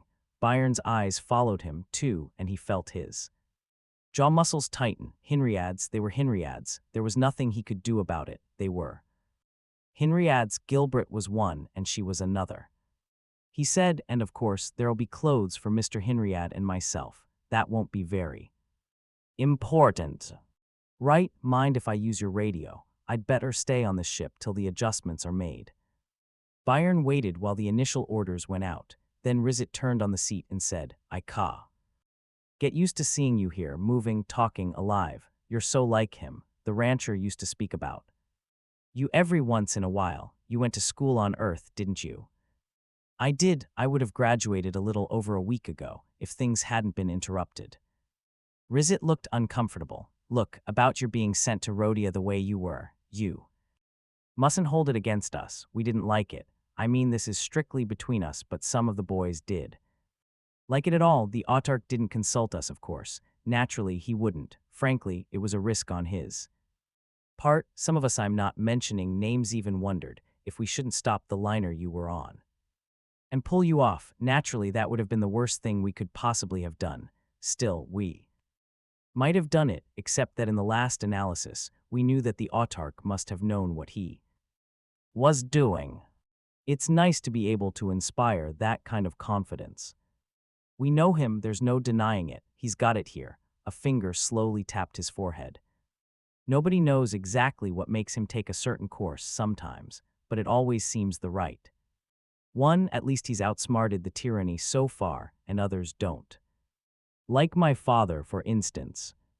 I wasn't thinking of him exactly, but in a sense, you're right. Even the rancher was caught, but then he was a different kind of man. His way of thinking was straight. He would never allow for crookedness. He would always underestimate the worthlessness of the next man. But then again, that was what we liked best somehow. He was the same to everyone, you know. I'm a commoner for all I'm a colonel. My father was a metal worker, you see. It didn't make any difference to him, and it wasn't that I was a colonel either. If he met the engineer's apprentice walking down the corridor, he'd step aside and say a pleasant word or two, and for the rest of the day, the apprentice would feel like a master engineman. It was the way he had. Not that he was soft. If you needed disciplining, you got it, but no more than your share. What you got, you deserved, and you knew it. When he was through, he was through. He didn't keep throwing it at you at odd moments for a week or so. That was the rancher.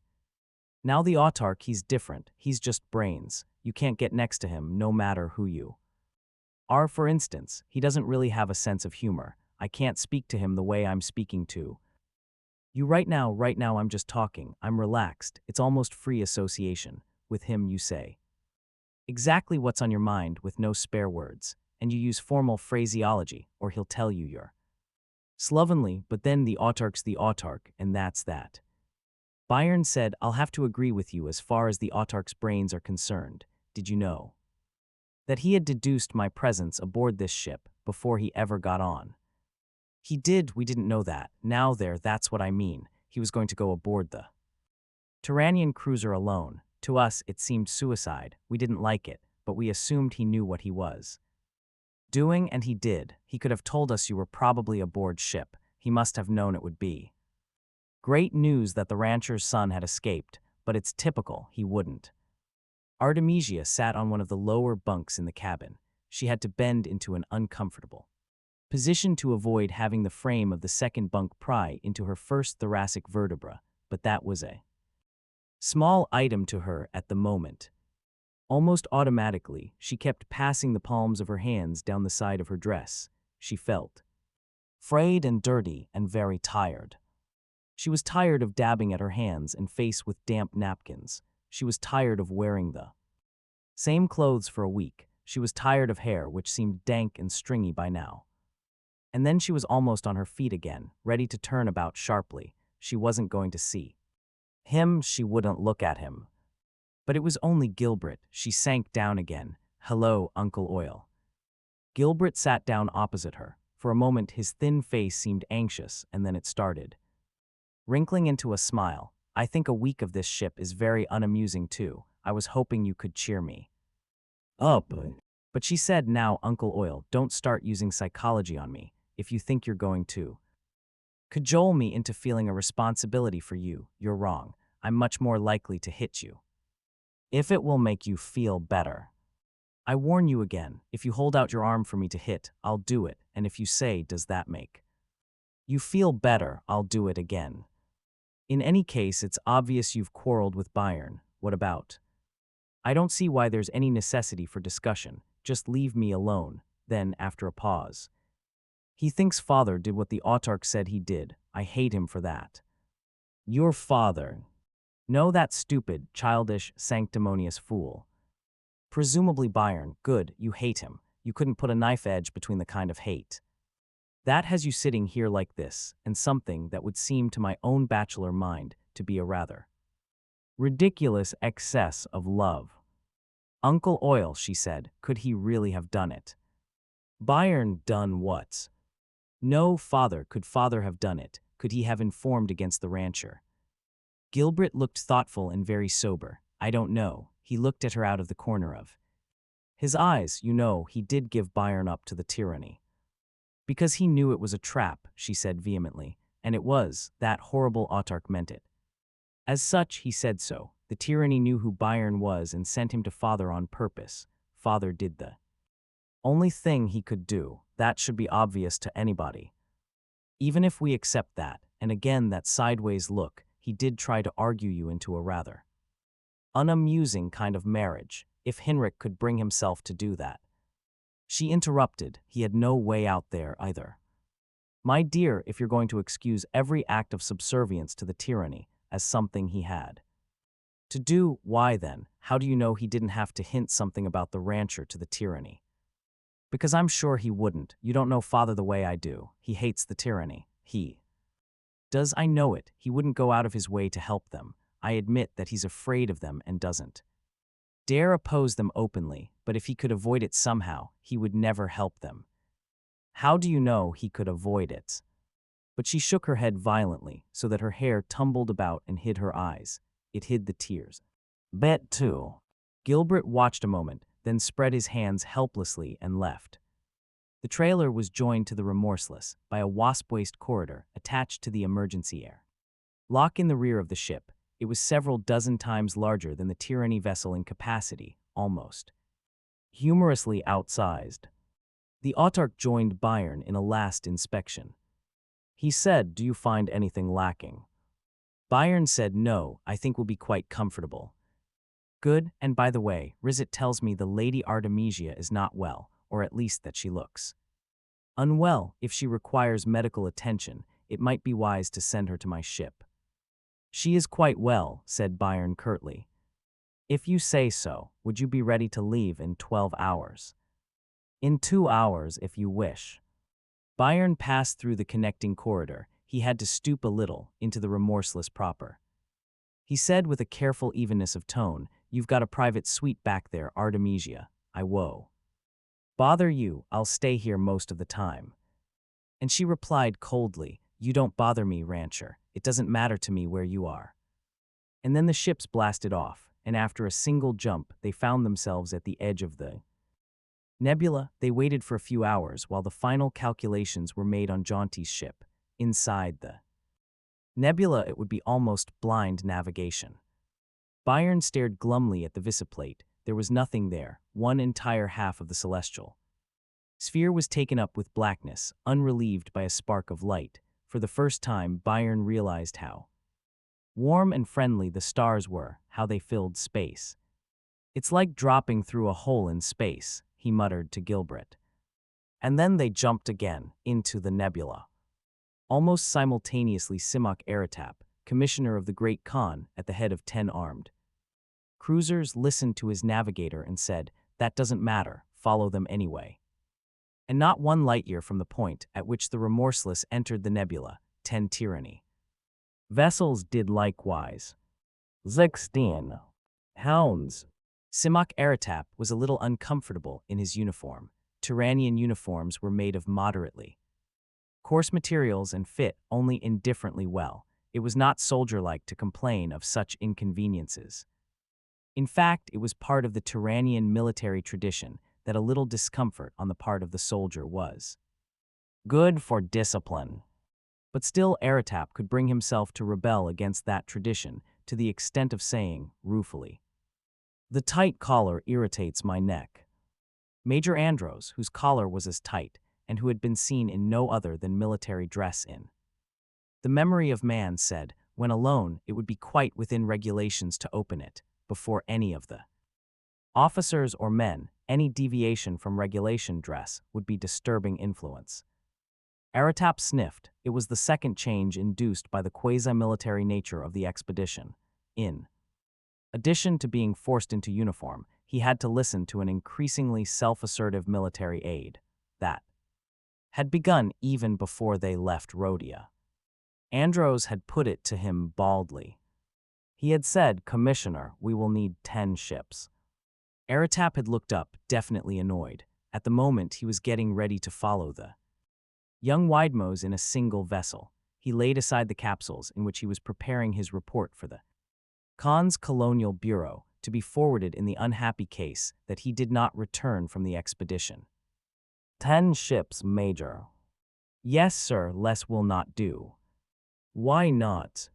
"I intend to maintain a reasonable security. The young man is going somewhere. You say there is a well-developed conspiracy in existence. Presumably, the two fit together. And therefore we must be prepared for a possibly well-developed conspiracy, one that might be able to handle a single ship. Or 10 or 100, where does security cease? One must make a decision. In cases of military action, it is my responsibility. I suggest 10. Aratap's contact lenses gleamed unnaturally in the wall light as he raised his eyebrows. The military carried weight. Theoretically, in times of peace, the civilian made the decisions, but here again, military tradition was a difficult thing to set aside. He said cautiously, "I will consider the matter." "Thank you if you do not choose to accept my recommendations, and my suggestions have only been advanced as such, I assure you." The Major's heels clicked sharply, but the ceremonial deference was rather empty, and Aratap knew it. That would be your privilege. You would leave me, however, no choice but to resign my commission. It was up to Aratap to retrieve what he could from that position. He said, "It is not my intention to hamper you in any decision you may make on a purely military question, Major. I wonder if you might be as amenable to my decisions in matters of purely political importance." "What matters are these?" "There is the problem of Hinrich. You objected yesterday to my suggestion that he accompany us." The Major said dryly, "I consider it unnecessary. With our forces in action, the presence of outlanders would be bad for morale." Aratap sighed softly, just below the limits of hearing, yet Andros was a competent man in his way. There would be no use in displaying impatience. He said again, "I agree with you. I merely ask you to concede. Are the political aspects of the situation? As you know, the execution of the old rancher of Widemose was politically uncomfortable. It stirred up the kingdoms unnecessarily. However necessary the execution was, it makes it desirable to refrain from having the death of the son attributed to us. As far as the people of Rhodia know, the young Widemose has kidnapped the daughter of the director, the girl, by the way, being a popular and much publicized member of the Hinriads. It would be quite fitting, quite understandable, to have the director head the punitive expedition. It would be a dramatic move, very gratifying to Rhodian patriotism. Naturally, he would ask for Turanian assistance and receive it, but that can be played down. It would be easy and necessary to fix this expedition in the popular mind as a Rhodian one. If the inner workings of the conspiracy are uncovered, it will have been a Rhodian discovery. If the young Widemose is executed, it would be a Rhodian execution, as far as the other kingdoms are concerned. The Major said it would still be a bad precedent to allow Rhodian vessels to accompany a Turanian military expedition. They would hamper us in a fight. In that way, the question becomes a military one. I did not say, my dear Major, that Hinrich would command a ship. Surely you know him better than to think him capable of commanding or even anxious to try. He will stay with us. There will be no other Rhodian aboard ship. In that case, I waive my objection, Commissioner, said the Major. The Turanian fleet had maintained their position 2 light-years off Lingen for the better part of a week, and the situation was becoming increasingly unstable. Major Andros advocated an immediate landing on Lingen. The autarch of Lingen, he said, has gone to considerable lengths to have us think him a friend of the Khan, but I do not trust these men who travel abroad. They gain unsettling notions. It is strange that just as he returns, the young Widemose Travels to meet him. He has not tried to hide either his travels or his return, Major, and we do not know that Widemose. Goes to meet him. He maintains an orbit about Lingen. Why does he not land? Why does he maintain an orbit? Let us question what he does and not what he does not do. I can propose something which will fit the pattern. I would be glad to hear it. Aratap placed a finger inside his collar and tried futilely to stretch it. He said, since the young man is waiting, we can presume he is waiting for something or somebody. It would be ridiculous to think that having gone to Lingen by so direct and rapid a route a single jump, in fact that he is merely waiting. Out of indecision, I say then that he is waiting for a friend or friends to reach him, thus reinforced, he will proceed elsewhere. The fact that he is not landing on Lingen directly would indicate that he does not consider such an action safe. That would indicate that Lingen in general, the autarch in particular, is not concerned in the conspiracy, although individual Linganians may be. I don't know if we can always trust the obvious solution to be the correct one. My dear Major, this is not merely an obvious solution. It is a logical one. It fits a pattern. Maybe it does, but just the same, if there are no further developments in 24 hours, I will have no choice but to order an advance Lingenward.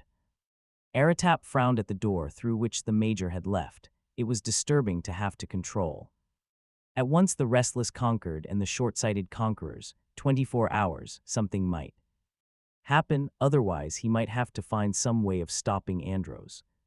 The door signal sounded, and Aratap looked up with irritation. Surely it could not be Andros.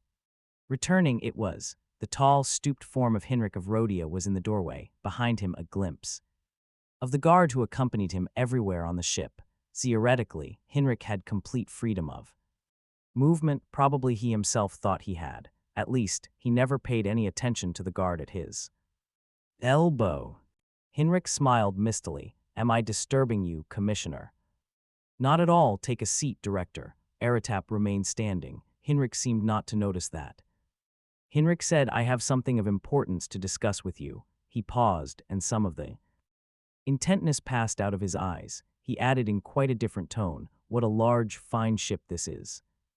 Thank you, Director. Aratap smiled tightly. The 9 accompanying ships were typically minute in size, but the flagship on which they stood was an outsized model, adapted from the designs of the defunct Rhodian Navy. It was perhaps the first sign of the gradual softening of the Tyrannian military spirit that more and more of such ships were being added to the Navy. The fighting unit was still the tiny 2 to 3 man cruiser, but increasing the top brass found reasons for requiring large ships for their own headquarters. It did not bother Aratap. To some of the older soldiers, such increasing softness seemed a degeneration. To himself it seemed increasing civilization. In the end, in centuries, perhaps it might even happen that the tyranny would melt away as a single people, fusing with the present conquered societies of the nebular kingdoms, and perhaps even that might be a good thing. Naturally, he never expressed such an opinion aloud. I came to tell you something, said Hinrik. He puzzled over it a while, then added, I have sent message home today to my people. I have told them I am well and that the criminal will be shortly seized. And my daughter returned to safety.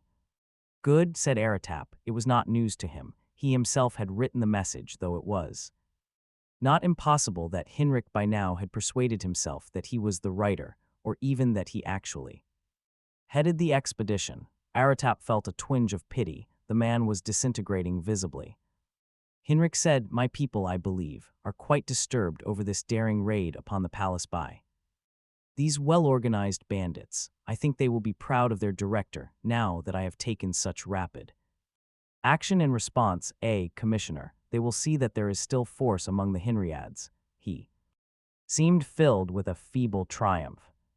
I think they will, said Aratap. Are we within range of the enemy yet? No, Director, the enemy remains where he was, just off Lingen. Still, I remember what I came to tell you. He grew excited so that the words tumbled out. It is very important, Commissioner. I have something to tell you. There is treachery on board, I have discovered. We must take quick action. Treachery, he was whispering. Aratap felt impatient. It was necessary to humor the poor idiot, of course, but this was becoming a waste of time. At this rate, he would become so obviously mad that he would be useless even as a puppet. Which would be a pity. He said, "No treachery, Director. Our men are staunch and true. Someone has been misleading you. You are tired." No, no, Hinrik put aside Aratap's arm, which, for a moment, had rested upon his shoulder. Where are we? Why here? The ship, I mean. I have watched the visiplate. We are near no star. We are in deep space. Did you know that? Why, certainly. Lingen is nowhere near. Did you know that? It is 2 light-years off. Commissioner, no one is listening. Are you sure? He leaned closely while Aratap allowed his ear to be approached. Then how do we know the enemy is near Lingen? He is too far to detect. We are being misinformed, and this signifies treachery. Well, the man might be mad, but the point was a good one. Aratap said, "This is something fit for technical men, Director, and not for men of rank to concern themselves with. I scarcely know myself. But as head of the expedition, I should know. I am head, am I not?" He looked about carefully. "Actually, I have a feeling that Major Andros does not always carry out my orders. Is he trustworthy? Of course, I rarely give him orders. It would seem strange to order a Tyrannian officer. But then, I must find my daughter's name is Artemisia. She has been taken from me, and I am taking all this fleet to get her back, so you see, I must know. I must know how it is known the enemy is at Lingen. My daughter would be there too. Do you know my daughter? Her name is Artemisia." His eyes looked up at the Tyranny Commissioner in appeal, then he covered them with his hand and mumbled something that sounded like, "I'm sorry." Aratap felt his jaw muscles clench. It was difficult to remember that the man before him was a bereaved father, and that even the idiot director of Rhodia might have a father's feelings. He could not let the man suffer. He said gently, "I will try to explain. You know there is such a thing as a massometer which will detect ships in space." Yes. It is sensitive to gravitational effects. You know what I mean. Oh yes, everything has gravity. Hinrik was leaning toward Aratap, his hands gripping one another nervously. That's good enough. Now naturally the massometer can only be used when the ship is close. You know, less than 1,000,000 miles away or so. Also, it has to be a reasonable distance from any planet. Because if it isn't, all you can detect is the planet, which is much bigger and has much more gravity. Exactly, said Aratap, and Hinrik looked pleased. Aratap went on, "We Tyranny have another device. It is a transmitter which radiates through hyperspace in all directions, and what it radiates is a particular type of distortion of the space fabric which is not electromagnetic in character. In other words, it isn't like light or radio or even subetheric radio." Say, Hinrik didn't answer. He looked confused. Aratap proceeded quickly. "Well, it's different. It doesn't matter how. We can detect that. Something which is radiated, so that we can always know where any Tyrannian ship is, even if it's halfway across the galaxy or on the other side of a star." Hinrik nodded solemnly. "Now," said Aratap, "if the young Widemos had escaped in an ordinary ship, it would have been very difficult to locate him. As it is, since he took a Tyrannian cruiser, we know where he is at all times. Although he doesn't realize that. That is how we know he is near Lingen, you see, and what's more, he can't get away, so that we will certainly rescue your daughter." Hinrik smiled. "That is well done. I congratulate you, Commissioner, a very clever ruse." Aratap did not delude himself. Hinrik understood very little of what he had said, but that did not matter. It had ended with the assurance of his daughter's rescue, and somewhere in his dim understanding there must be the realization that this, somehow, was made possible by Tyrannian science. He told himself that he had not gone to this trouble entirely because the Rhodian appealed to his sense of the pathetic. He had to keep the man from breaking down altogether for obvious political reasons. Perhaps the return of his daughter would improve matters. He hoped so. There was the door signal again, and this time it was Major Andros who entered, Hinrik's arm stiffened on the armrest of his chair, and his face assumed a hunted expression. He lifted himself and began. Major Andro. But Andros was already speaking quickly, disregarding the Rhodian. Commissioner, he said, the Remorseless has changed position. Surely he has not landed on Lingen, said Aratap sharply. No, said the Major, he has jumped quite away from Lingen. Ah, good, he has been joined by another ship, perhaps. By many ships, perhaps, we can detect only his, as you are quite aware. In any case, we follow again. The order has already been given. I would merely like to point out that his jump has taken him to the edge of the Horsehead Nebula. What? No major planetary system exists in the indicated direction. There is only one logical conclusion. Aratap moistened his lips and left hurriedly for the pilot room, the Major with him. Hinrich remained standing in the middle of the suddenly empty room, looking at the door for a minute or so. Then, with a little shrug of the shoulders, he sat down again. His expression was blank and, for a long while, he simply sat. The navigator said, "The space coordinates of the Remorseless have been checked, sir. They are definitely inside the nebula." "That doesn't matter," said Aratap. "Follow them anyway." He turned to Major Andros. "So you see the virtues of waiting. There is a good deal that is obvious now. Wherever else could the conspirators' headquarters be but in the nebula itself? Where else could we have failed to locate them? A very pretty pattern." And so the squadron entered the nebula. For the 20th time, Aratap glanced automatically at the visiplate. Actually, the glances were useless since the visiplate remained quite black. There was no star in sight. Andros said, "That's their third stop without landing. I don't understand it. What is their purpose? What are they after? Each stop of theirs is several days long, yet they do not land." "It may take them that long," said Aratap, "to calculate their next jump. Visibility is non-existent." "You think so?"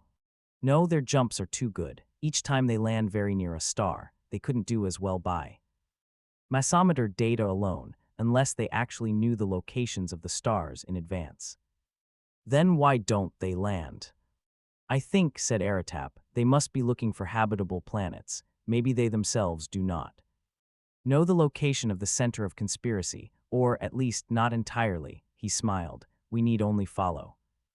The navigator clicked heels. "Sir." "Yes," Aratap looked up. "The enemy has landed on a planet." Aratap signaled for Major Andros. "Andros," said Aratap as the Major entered, "have you been told?" "Yes, I've ordered a descent and pursuit." "Wait, you may be again premature, as when you wanted to lunge toward Lingen. I think this ship only ought to go." "Your reasoning." "If we need reinforcements, you will be there, in command of the cruisers. If it is indeed powerful rebel center, they may think only one ship has stumbled upon them. I will get word to you somehow, and you can retire to Tiran." "Retire?" "And return with a full fleet." Andros considered. "Very well, this is our least useful ship in any case, too large." The planet filled the visiplate as they spiraled down. "The surface seems quite barren, sir," said the navigator. "Have you determined the exact location of the Remorseless?" "Yes, sir." "Then land as closely as you can without being sighted." They were entering the atmosphere now. The sky, as they flashed along the day half of the planet, was tinged with a brightening purple. Aratap watched the nearing surface. The long chase was almost over. 17 and hairs. To those who have not actually been in space, the investigation of a stellar system and the search for habitat. The planets may seem rather exciting, at the least interesting. To the spaceman, it is the most boring of jobs. Locating a star, which is a huge glowing mass of hydrogen fusing into helium, is almost too easy. It advertises itself. Even in the blackness of the nebula, it is only a question of distance. Approach within 5 billion miles, and it will still advertise itself. But a planet, a relatively small mass of rock, shining only by reflected light, is another matter. One could pass through a stellar system 100,000 times at all sorts of odd angles without ever coming close enough to a planet to see it for what it is, barring the oddest of coincidences. Rather, one adopts a system. A position is taken up in space at a distance from the star being investigated of some 10,000 times the star's diameter. From galactic statistics, it is known that not one time in 50,000 is a planet located farther from its primary than that. Furthermore, practically, never is a habitable planet located farther from its primary than 1,000 times its sun's diameter.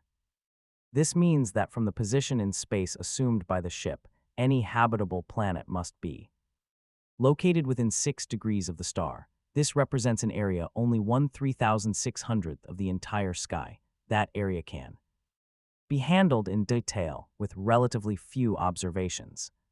The movement of the telecamera can be so adjusted as to counteract the motion of the ship in its orbit. Under those conditions, a time exposure will pinpoint the constellations in the star's neighborhood, provided, of course, that the blaze of the sun itself is blocked out, which is easily done. Planets, however, will have perceptible proper motions and therefore show up as tiny streaks on the film. When no streaks appear, there is always the possibility that the planets are behind their primary. The maneuver is therefore repeated from another position in space, and usually at a point closer to the star. It is a very dull procedure indeed, and when it has been repeated 3 times for 3 different stars, each time with completely negative results, a certain depression of morale is bound to occur. Gilbert's morale, for instance, had been suffering for quite a while. Longer and longer intervals took place between the moments when he found something amusing. They were readying for the jump to the 4th star on the autarchs list, and Byron said, "We hit a star each time anyway, at least Jaunty's figures are correct." Gilbert said, "Statistics show that 1 out of 3 stars has a planetary system." Byron nodded. It was a well-worn statistic. Every child was taught that in elementary galactography. Gilbert went on, "That means that the chances of finding 3 stars at random, without a single planet without one single planet is 2/3 cubed, which is 8/27, or less than 1 in 3. So, and we haven't found any. There must be a mistake.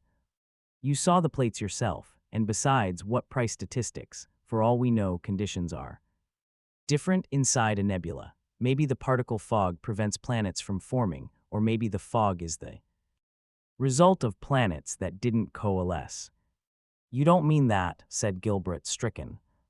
"You're right, I'm just talking to hear myself. I don't know anything about cosmogony. Why the hell are planets formed anyway? Never heard of one that wasn't filled with trouble." Byron looked haggard. Himself, he was still printing and pasting up little stickers on the control panels. He said, "Anyway, we've got the blasters all worked out. Range finders, power control, all that." It was very difficult not to look at the visiplate. They'd be jumping again soon, through that ink. Byron said absently, "You know why they call it the Horsehead Nebula, Gil? The first man to enter it was Horace Head. Are you going to tell me that's wrong?" "It may be. They have a different explanation on Earth, though. They claim it's called that because it looks like a horse's head." "What's a horse?" "It's an animal on Earth." "It's an amusing thought, but the nebula doesn't look like any animal to me, Byron. It depends on the angle you look at it. Now from Nephilos, it looks like a man's arm with 3 fingers, but I looked at it once from the observatory at the University of Earth. It does look a little like a horse's head. Maybe that is how the name started. Maybe there never was any Horus Head. Who knows?" Byron felt bored with the matter already. He was still talking simply to hear himself talk. There was a pause that lasted too long, because it gave Gilbert a chance to bring up a subject which Byron did not wish to discuss and could not force himself to stop thinking about. Gilbert said, "Where is Arda?" Byron looked at him quickly and said, "Somewhere in the trailer. I don't follow her about." "The autarch does. He might as well be living here." "How lucky for her." Gilbert's wrinkles became more pronounced, and his small features seemed to screw together. "Oh, don't be a fool, Byron. Artemisia is a Henriad. She can't take what you've been giving her. Byron said, drop it. I won't, I've been spoiling to say this. Why are you doing this to her? Because Henrik might have been responsible for your father's death. Henrik is my cousin. You haven't changed toward me. All right, Byron said. I haven't changed toward you. I speak to you as I always have. I speak to Artemisia as well. As you always have. Byron was silent. Gilbert said, you're throwing her at the autarch. It's her choice. It is, it's your choice. Listen, Byron. Gilbert grew confidential. He put a hand on Byron's. Nye, this isn't a thing I like to interfere with, you understand. It's just that she's the only good thing in the Henriad family. Just row. Would you be amused if I said I loved her? I have no children of my own. I don't question your love. Then I advise you for her good, stop the autarch, Byron. I thought you trusted him, Oil. As the autarch, yes. As an anti-Tyrannian leader, yes. But as a man for a woman, as a man for Artemisia, no. Tell her that. She wouldn't listen. Do you think she would listen if I told her? If you told her properly. For a moment Byron seemed to hesitate, his tongue dabbing slightly at dry lips. Then he turned away, saying harshly, I don't want to talk about it. Gilbert said sadly, you'll regret this. Byron said nothing. Why did Gilbert leave him alone? It had occurred to him many times that he might regret all this. It wasn't easy, but what could he do? There was no safe way of backing out. He tried breathing through his mouth to get rid, somehow, of the choking sensation in his chest. The outlook was different after the next jump. Byron had set the controls in accordance with the instructions from the autarch's pilot and left the manuals to Gilbert. He was going to sleep through this. And then Gilbert was shaking his shoulder. Byron rolled over in his bunk and out, landing in a crouch, fists balled. What is it? Gilbert stepped back hastily. Now, take it easy. We've got an F2 this time. It sank in. Gilbert drew a deep breath and relaxed. Don't ever wake me that way, Gilbert. An F2, you say? I suppose you're referring to the new star. I surely am. It looks most amusing, I think. In a way, it did. Approximately 95% of habitable planets in the galaxy circled stars of spectral types F or G, diameter from 750 to 1,500,000 miles, surface temperature from 5 to 10,000 centigrade. Earth's sun was G0, Rhodia's F8, Lingon's G2, as was that of Nephilos. F2 was a little warm, but not too warm. The first three stars they had stopped at were of spectral type K, rather small and ruddy planets. Would probably not have been decent even if they had had any. A good star is a good star. In the first day of photography, 5 planets were located, the nearest being 150 million miles from the primary.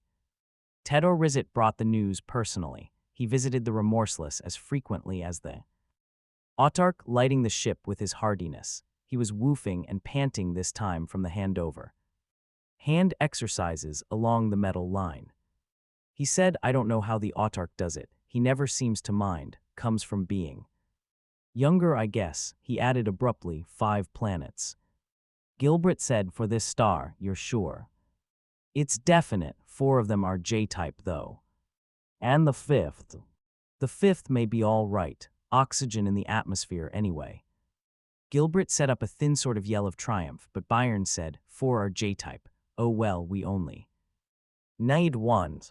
He realized it was a reasonable distribution. The large majority of sizable planets in the galaxy possessed hydrogenated atmospheres. After all, stars are mostly hydrogen, and they are the source material of planetary building blocks. J-type planets had atmospheres of methane or ammonia with molecular hydrogen in addition sometimes, and also considerable helium. Such atmospheres were usually deep and extremely dense. The planets themselves were almost invariably 30,000 miles in diameter and up, with a mean temperature of rarely more than 50 below 0 centigrade. They were quite uninhabitable. Back on Earth, they used to tell him that these planets were called J-type because the J stood for Jupiter, the planet in Earth's solar system, which was the best example of the type. Maybe they were right. Certainly the other planet classification was the E-type, and E did stand for Earth. E-types were usually small comparatively, and their weaker gravity could not retain hydrogen or the hydrogen-containing gases. Particularly since they were usually closer to the sun and warmer, their atmospheres were thin and contained oxygen and nitrogen usually, with occasionally an admixture of chlorine, which would be bad. Any Corin, asked Byron, how well have they gone over the atmosphere? Right. Zizat shrugged. We can only judge the upper reaches from out in space, if there were any. Chlorine it would concentrate toward ground level, we'll see. He clapped a hand on Byron's large shoulder. How about inviting me to a small drink in your room, boys?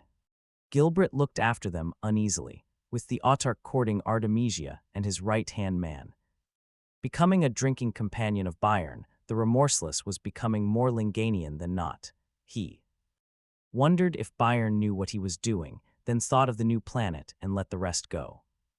Artemisia was in the pilot room when they penetrated the atmosphere. There was a little smile on her face, and she seemed quite contented. Byron looked in her direction occasionally. He had said, "Good day, Artemisia." When she came in, she hardly ever did come in. He had been caught by surprise, but she hadn't answered. She had merely said, "Uncle Oil," very brightly. Then, "Is it true we're landing?"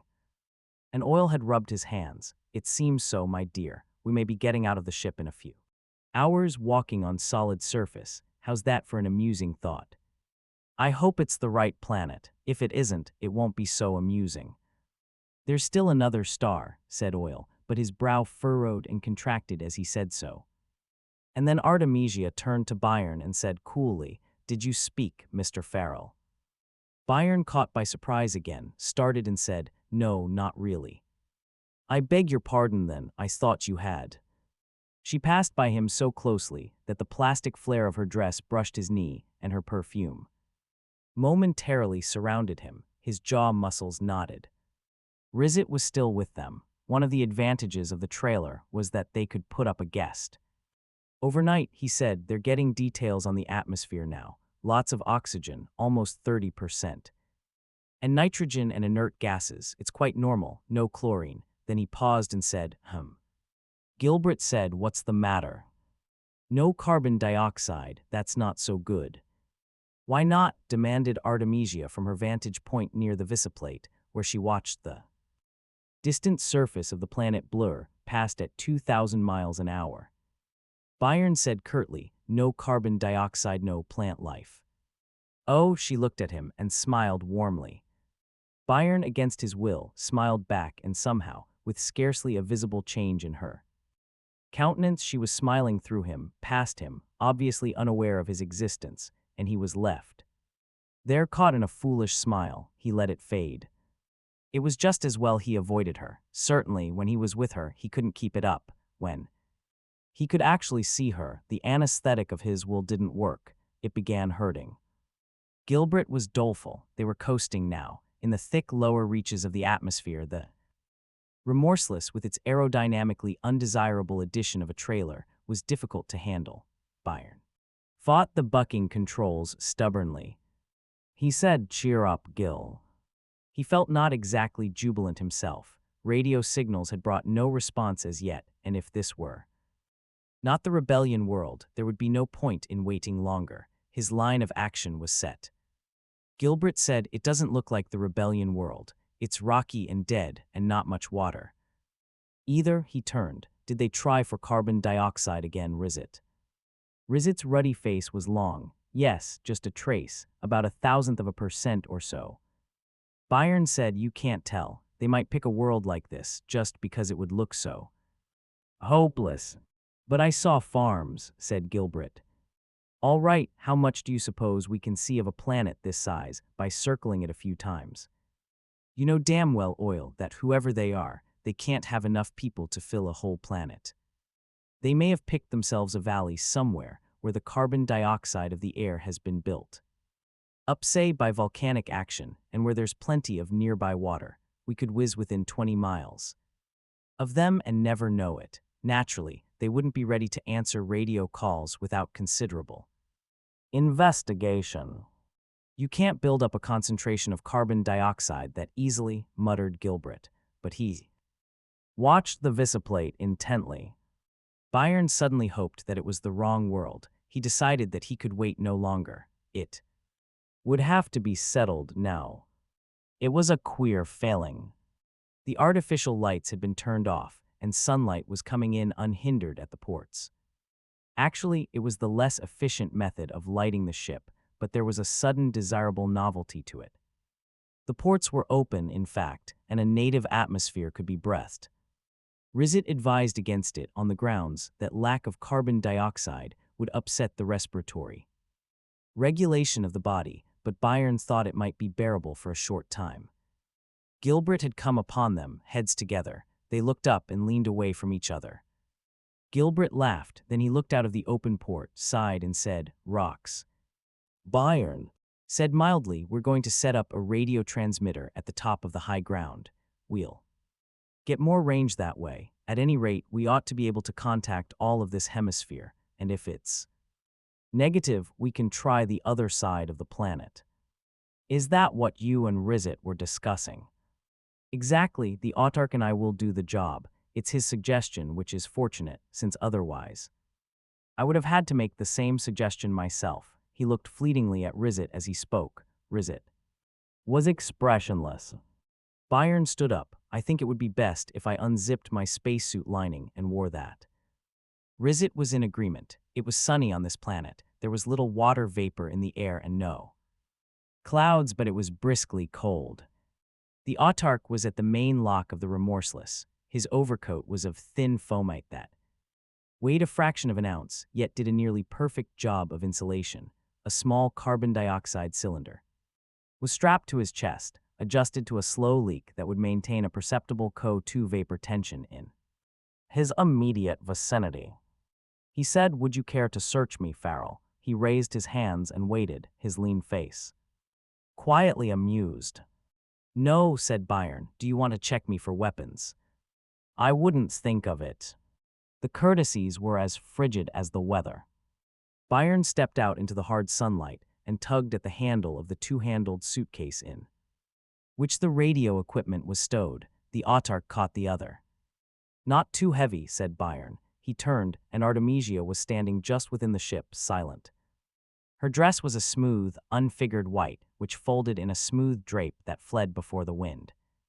The semi-transparent sleeves whipped back against her arms, turning them to silver. For a moment Byron melted dangerously. He wanted to return quickly, to run, leap into the ship. Grasp her so that his fingers would leave bruises on her shoulders, feel his lips meet hers. But he nodded briefly instead, and her returning smile, the light flutter of her fingers, was for the autarch. 5 minutes later he turned, and there was still that glimmer of white at the open door, and then the rise in the ground cut off the view of the ship. The horizon was free of everything but broken and bare rock now. Byron thought of what lay ahead, and wondered if he would ever see Artemisia again and if she would care if he never returned. 18. Out of the jaws of defeat. Artemisia watched them as they became tiny figures, trudging up the bare granite, then dipping below and out of sight. For a moment, just before they disappeared, one of them had turned. She couldn't be sure which one, and for a moment her heart hardened. He had not said a word on parting, not one word. She turned away from the sun and rocked toward the confined metal interior of the ship. She felt alone, terribly alone. She had never felt so alone in her life. It was that perhaps that made her shiver, but it would have been an intolerable confession of weakness to admit that it wasn't simply the cold. She said peevishly, "Uncle Gil, why don't you close the ports? It's enough to freeze a person to death." The thermometer dial read +7, centigrade with the ship's heaters on high. "My dear Arta," said Gilbert mildly, "if you will persist in your ridiculous habit of wearing nothing but a little fog here and there, you must expect to be cold." But he closed certain contacts and, with little clicks, the airlock slid shut. The ports sunk inward and molded themselves into the smooth, gleaming hull. As they did so, the thick glass polarized and became non-transparent. The lights of the ship went on and the shadows disappeared. Artemisia sat down in the heavily padded pilot's seat and fingered the arms aimlessly. His hands had often rested there, and the slight warmth that flooded her as she thought that she told herself was only the result of the heaters making themselves felt decently, now that the outer winds were excluded. The long minutes passed, and it became impossible to sit quietly. She might have gone with him. She corrected the rebellious thought instantly as it passed through her mind, and changed the singular him to the plural them. She said, "Why do they have to set up a radio transmitter anyway, Uncle Gil?" He looked up from the visiplate, the controls of which he was fingering delicately, and said, "We've been trying to contact them from out in space," she said, "and we haven't reached anyone. What special good would a transmitter on the planet's surface do?" Gilbert was troubled. "Why, we must keep trying, my dear. We must find the rebellion world." And between his teeth, he added to himself, "We must." A moment passed, and he said, "I can't find them." "Find whom?" "Byron and the autarch. The ridge cuts me off no matter how I arrange the external mirrors. See." She saw nothing but the sunny rock flashing past. Then Gilbert brought the little gears to rest and said, "Anyway, that's the autarch's ship." Artemisia accorded it the briefest of glances. It lay deeper in the valley, perhaps a mile away. It glistened unbearably in the sun. It seemed to her at the moment to be the real enemy. It was not the tyranny. She wished suddenly, sharply, and very strongly that they had never gone to Lingen, that they had remained in space, the three of them only. Those had been funny days, so uncomfortable and yet so warm somehow, and now she could only try to hurt him. Something made her hurt him, though she would have liked. Gilbert said, "Now what does he want?" Artemisia looked up at him, seeing him through a watery mist, so that she had to blink rapidly to put him into normal focus. "Who? Rizit? I think that's Rizit, but he's certainly not coming this way." Artemisia was at the visiplate. "Make it larger," she ordered. "At this short distance," objected Gilbert, "you won't see anything. It will be impossible to keep it centered." "Larger, Uncle Gills."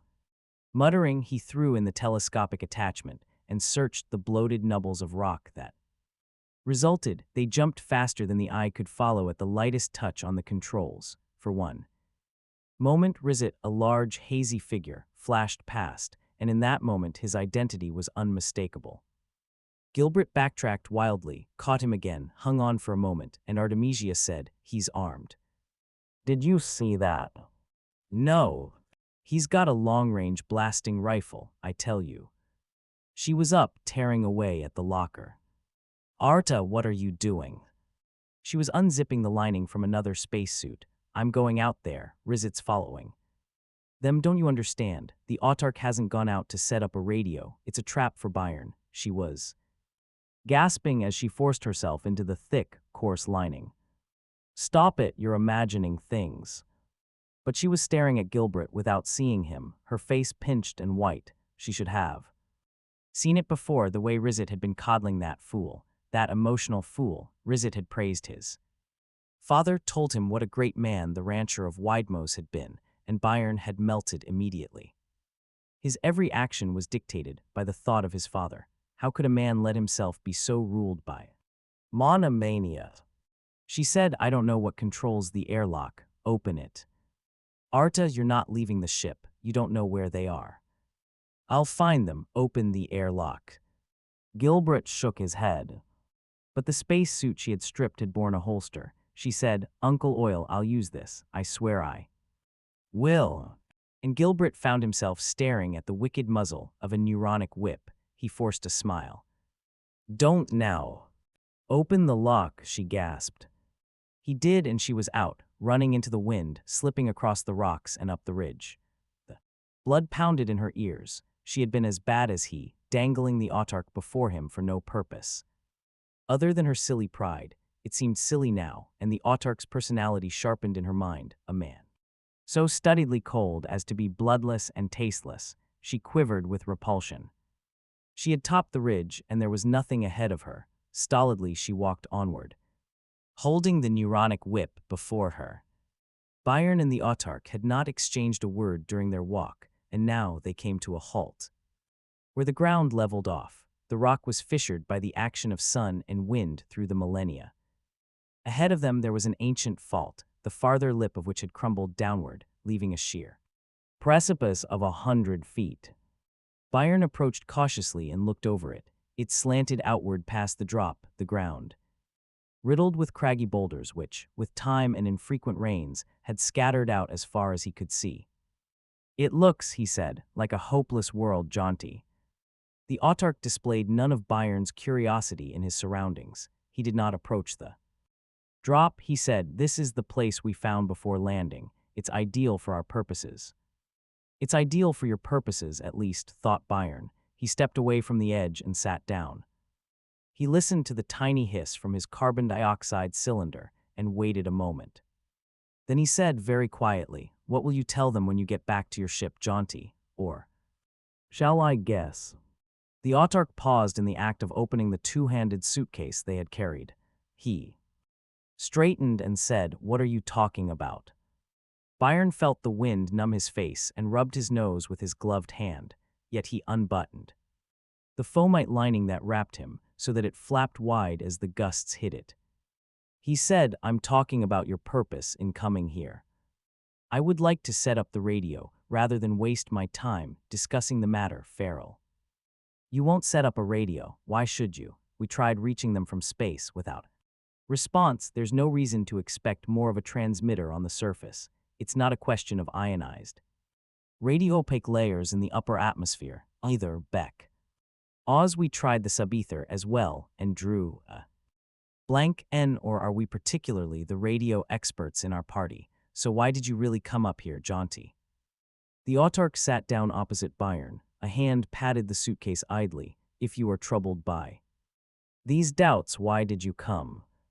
"To discover the truth. Your man, Rizet, told me you were planning this trip and advised me to join you. I believe that your instructions to him were to tell me that by joining you I might make certain you received no messages that I remained unaware of. It was a reasonable point, except that I don't think you will receive any message, but I allowed it to persuade me, and I've come with you." "To discover truth," said Jaunty mockingly.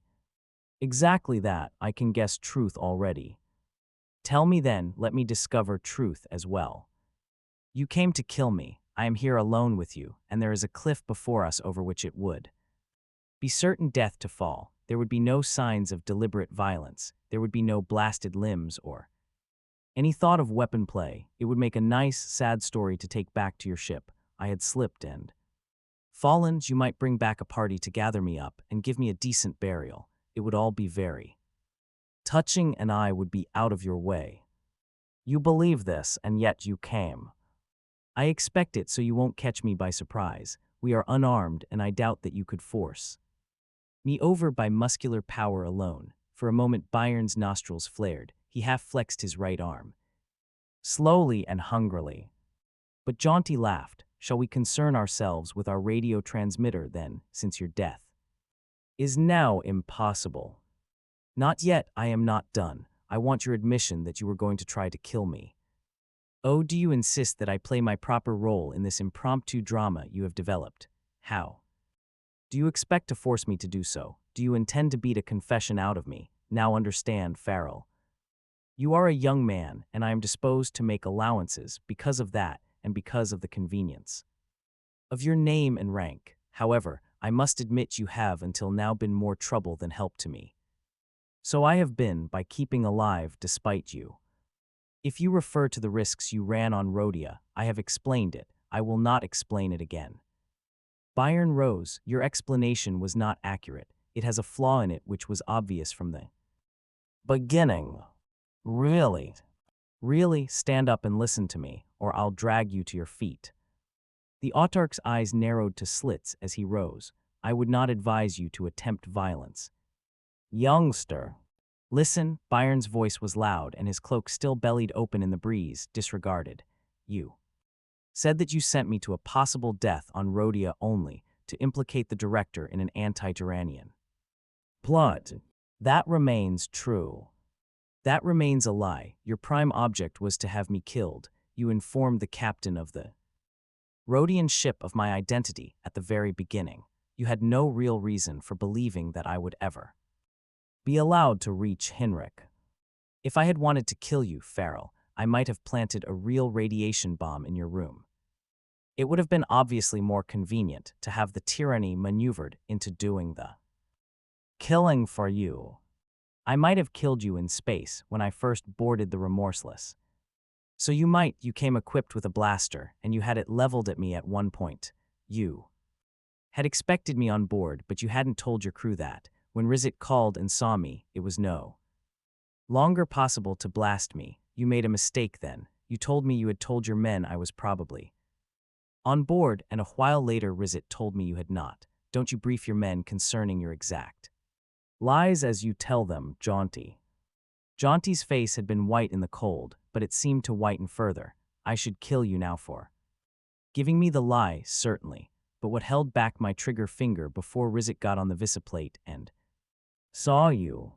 Politics, Jaunty. Artemisia Oth Hinriad was aboard, and for the moment she was a more important object than myself. I'll give you credit for a quick change of plans. To have killed me in her presence would have ruined a bigger game. I had fallen in love so rapidly then. Love when the girl concerned is a Hinriad, why not? You lost no time. You tried first to have her transferred to your ship, and when that failed, you told me that Henrik had betrayed my father.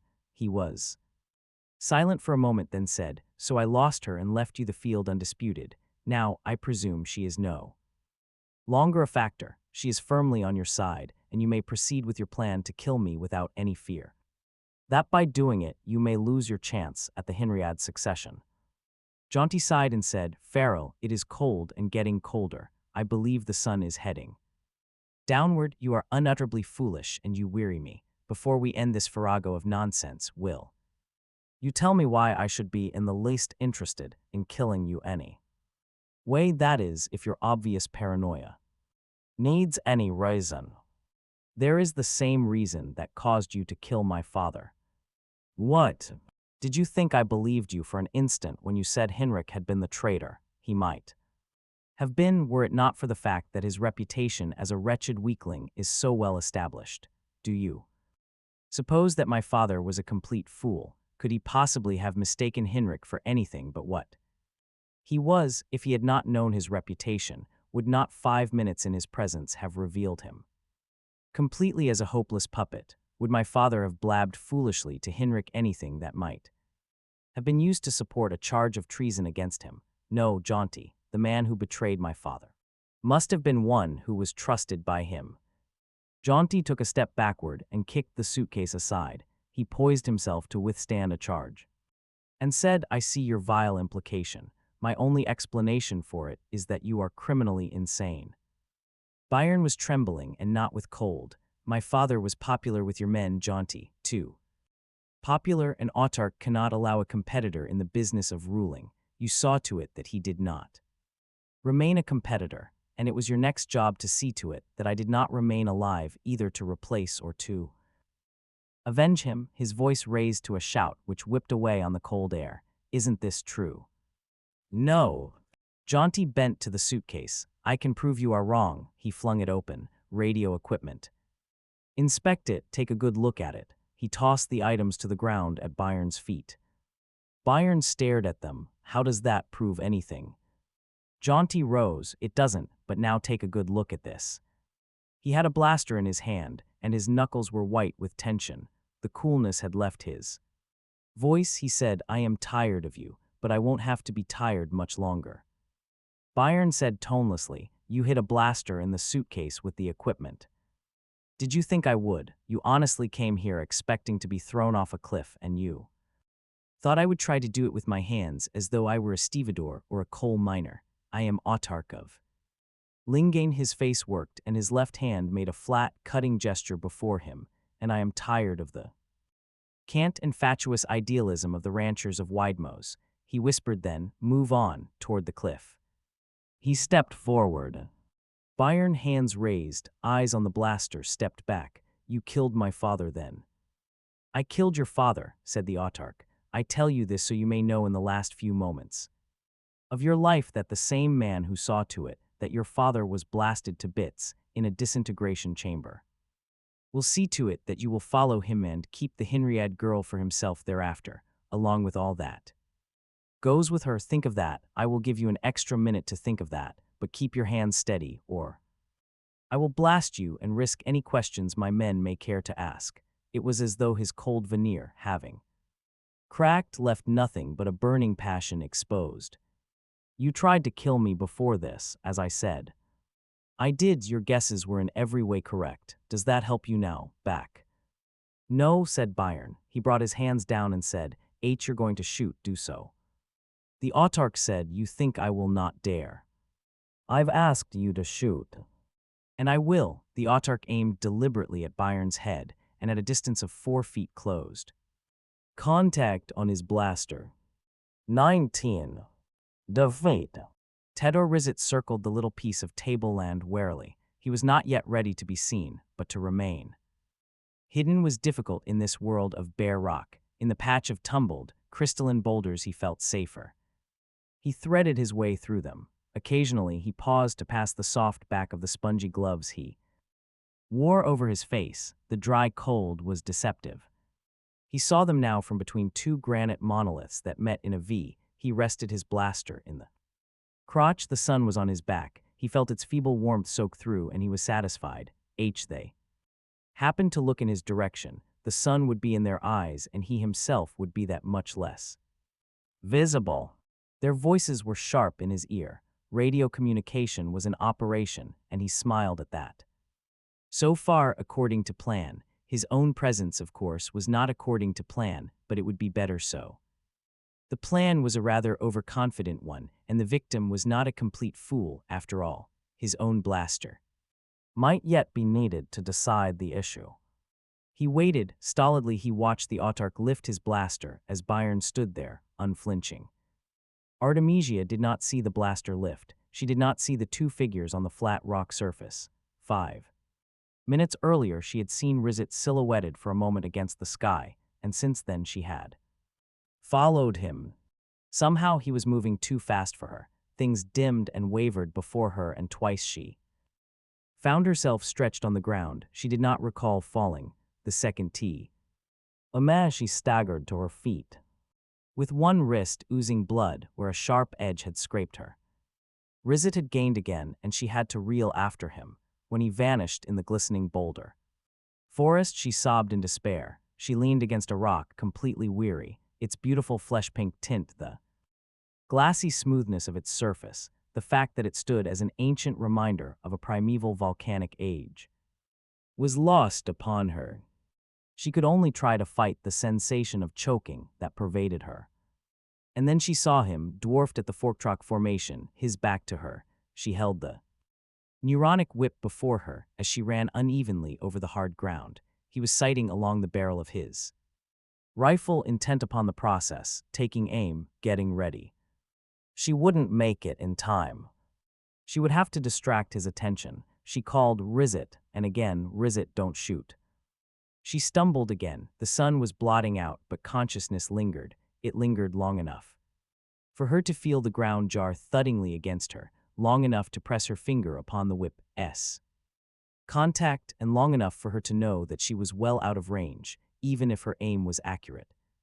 Which it could not be. She felt arms about her, lifting. She tried to see, but her eyelids would not open. Byron, it was a weak whisper. The answer was a rough blur of words, but it was Rizet's voice. She tried to speak further, then abruptly gave up. She had failed. Everything was blotted out. The autarch remained motionless for the space it would take a man to count to 10 slowly. Byron faced him as motionlessly, watching the barrel of the blaster that had just been fired point-blank at him. The barrel sank slowly as he watched. Byron said, your blaster seems not be in firing order. Examine it. The autarch's bloodless face turned alternately from Byron to his weapon. He had fired at a distance of 4 feet. It should have been all over. The congealed astonishment that held him broke suddenly, and he disjointed the blaster in a quick movement. The energy capsule was missing. Where it should have been, there was a useless cavity. The Autark whimpered with rage as he hurled the lump of dead metal aside. It turned over and over, a black blot against the sun, smashing into the rock with a faint ringing sound.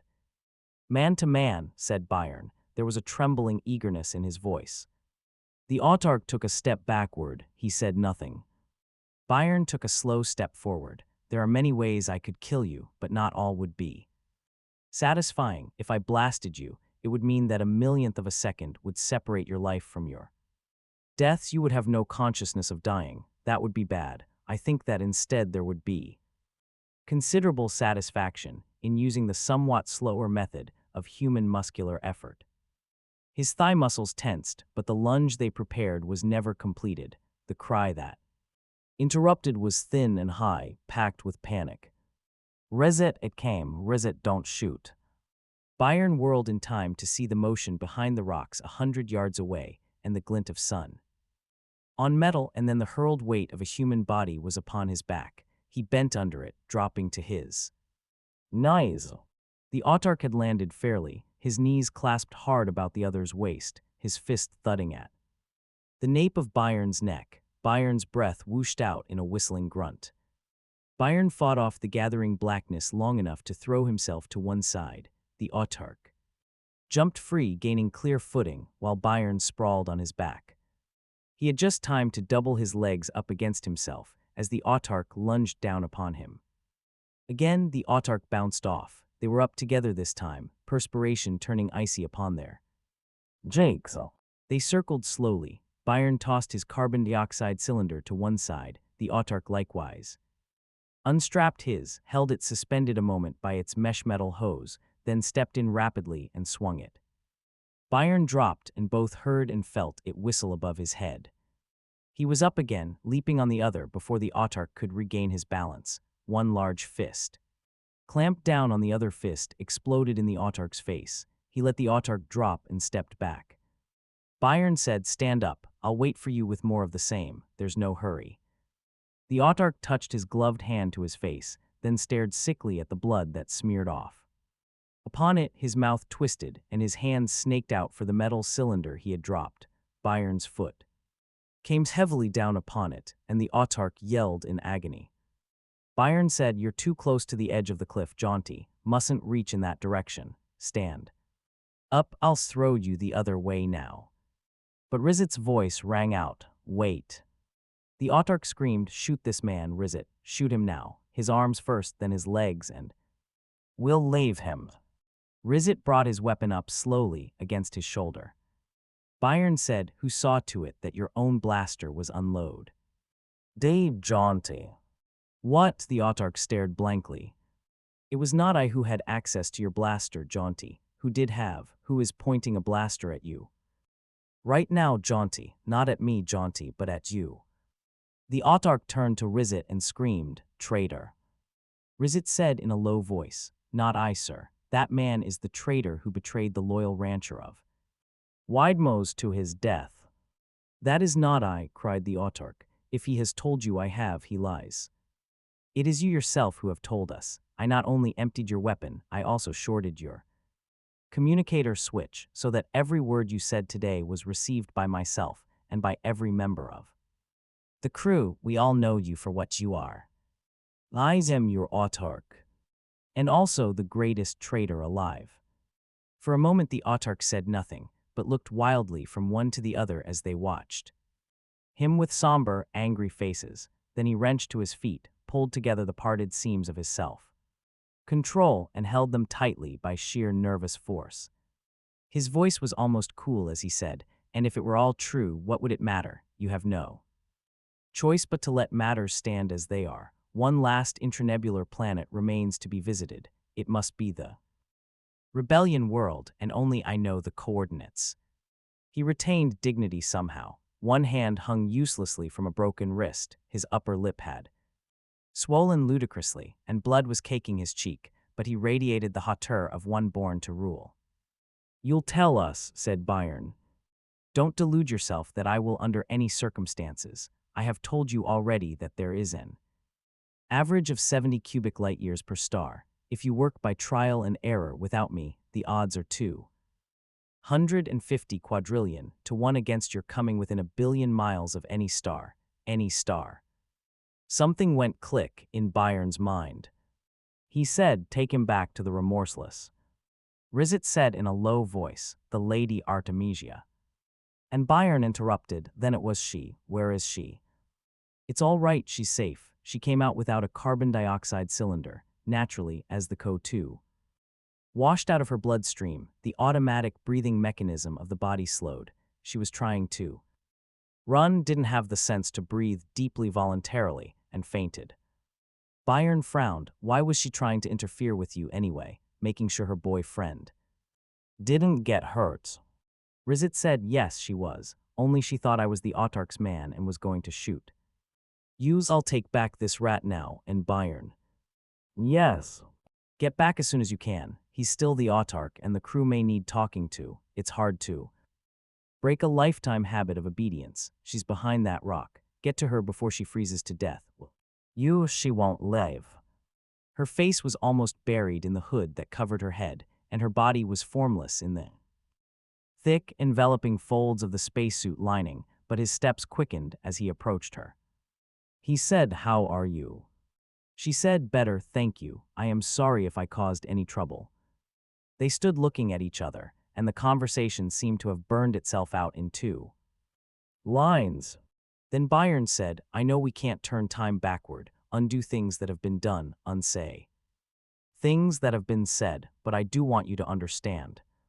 Why this stress on understanding? Her eyes flashed. I have done nothing but understand for weeks now. Will you tell me again about my father? No, I knew your father was innocent. I suspected the Autarch almost from the start, but I had to find out definitely. I could only prove it, Arda, by forcing him to confess. I thought I could get him to confess by trapping him into attempting to kill me, and there was only one way of doing that. He felt wretched. He went on, "It was a bad thing to do, as bad almost as what he did to my father. I don't expect you to forgive me."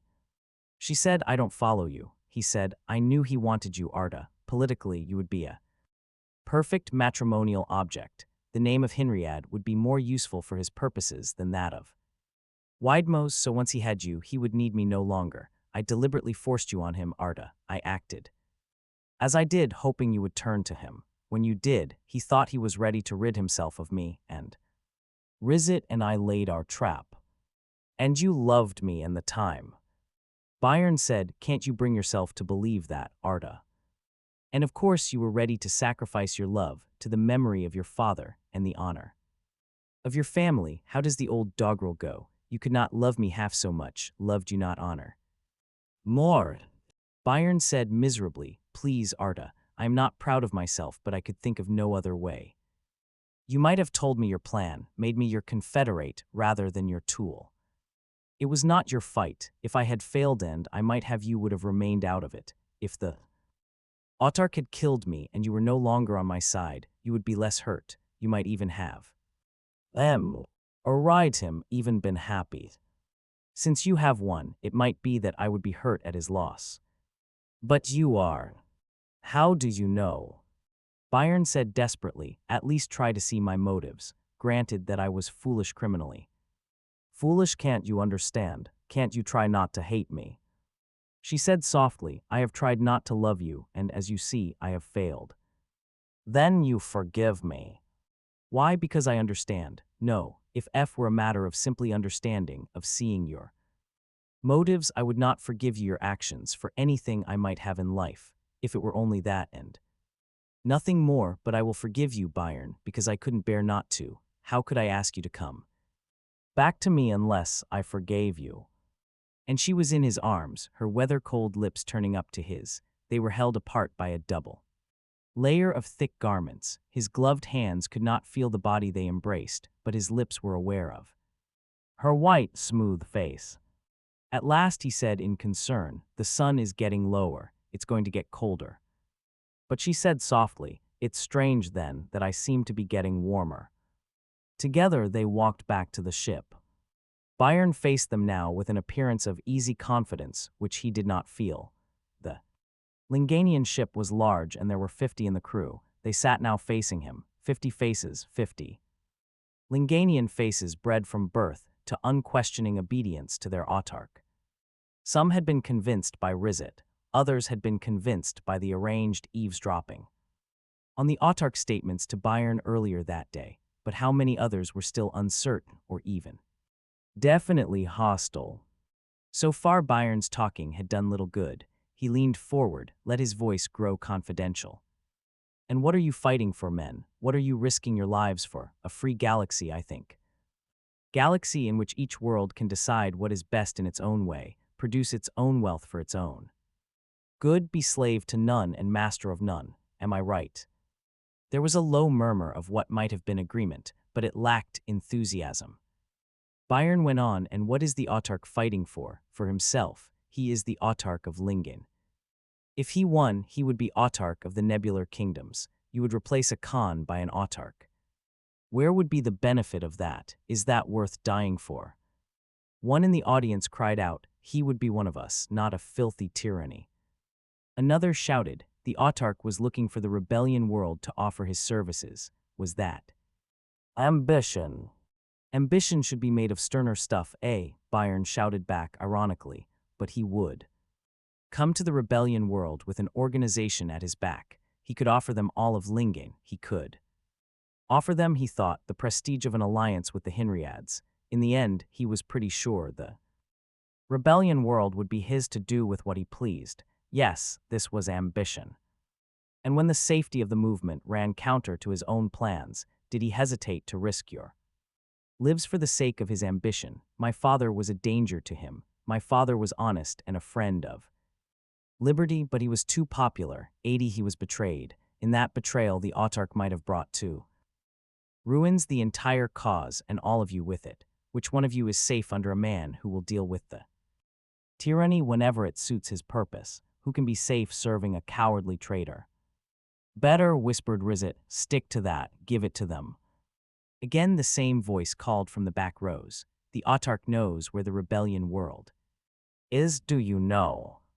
We will discuss that later. Meanwhile, consider instead that under the autarch we were all headed for complete ruin, that there is still time to save ourselves by turning from his guidance to a better and nobler way, that it is still possible from the jaws of defeat to snatch. Only defeat, my dear young man, came a soft interrupting voice, and Bayern turned in horror. The 50 crewmen came babbling to their feet, and for a moment it seemed as though they might surge forward, but they had come to council unarmed. Rizet had seen to that, and now a squad of Tyrannian guardsmen were filing through the various doors, weapons ready. And Simok Eratap himself, a blaster in each hand, stood behind Bayern and Rizet. 20. Where? Simok Eratap weighed carefully the personalities of each of the four who faced him and felt the stirring of a certain excitement within him. This would be the big gamble. The threads of the pattern were weaving toward a close. He was thankful that Major Andros was no longer with him, that the Tyrannian cruisers had gone as well. He was left with his flagship, his crew, and himself. They would be sufficient. He hated unwieldiness. He spoke mildly. Let me bring you up to date, my lady and gentlemen. The autarch's ship has been boarded by a prize crew and is now being escorted back to Tiran by Major Andros, the autarch's men will be tried according to law, and if convicted, will receive the punishment for treason. They are routine conspirators and will be treated routinely. But what shall I do with you? Hinrich of Rhodia sat beside him, his face crumpled in utter misery. He said, consider that my daughter is a young girl. She was led into this unwillingly. Artemisia, tell them that you were. Your daughter, interposed Eratap, will probably be released. She is, I believe, the matrimonial object of a highly placed Tyrannian nobleman. Obviously, that will be kept in mind. Artemisia said, I'll marry him if you'll let the rest go. Bayern half rose, but Eratap waved him down. The Tyrannian commissioner smiled and said, my lady, please, I can strike bargains, I admit. However, I am not the Khan, but merely one of his servants. Therefore, any bargain I do make will have to be justified thoroughly at home. So what is it exactly that you offer? My agreement to the marriage. That is not yours to offer. Your father has already agreed, and that is sufficient. Do you have anything else?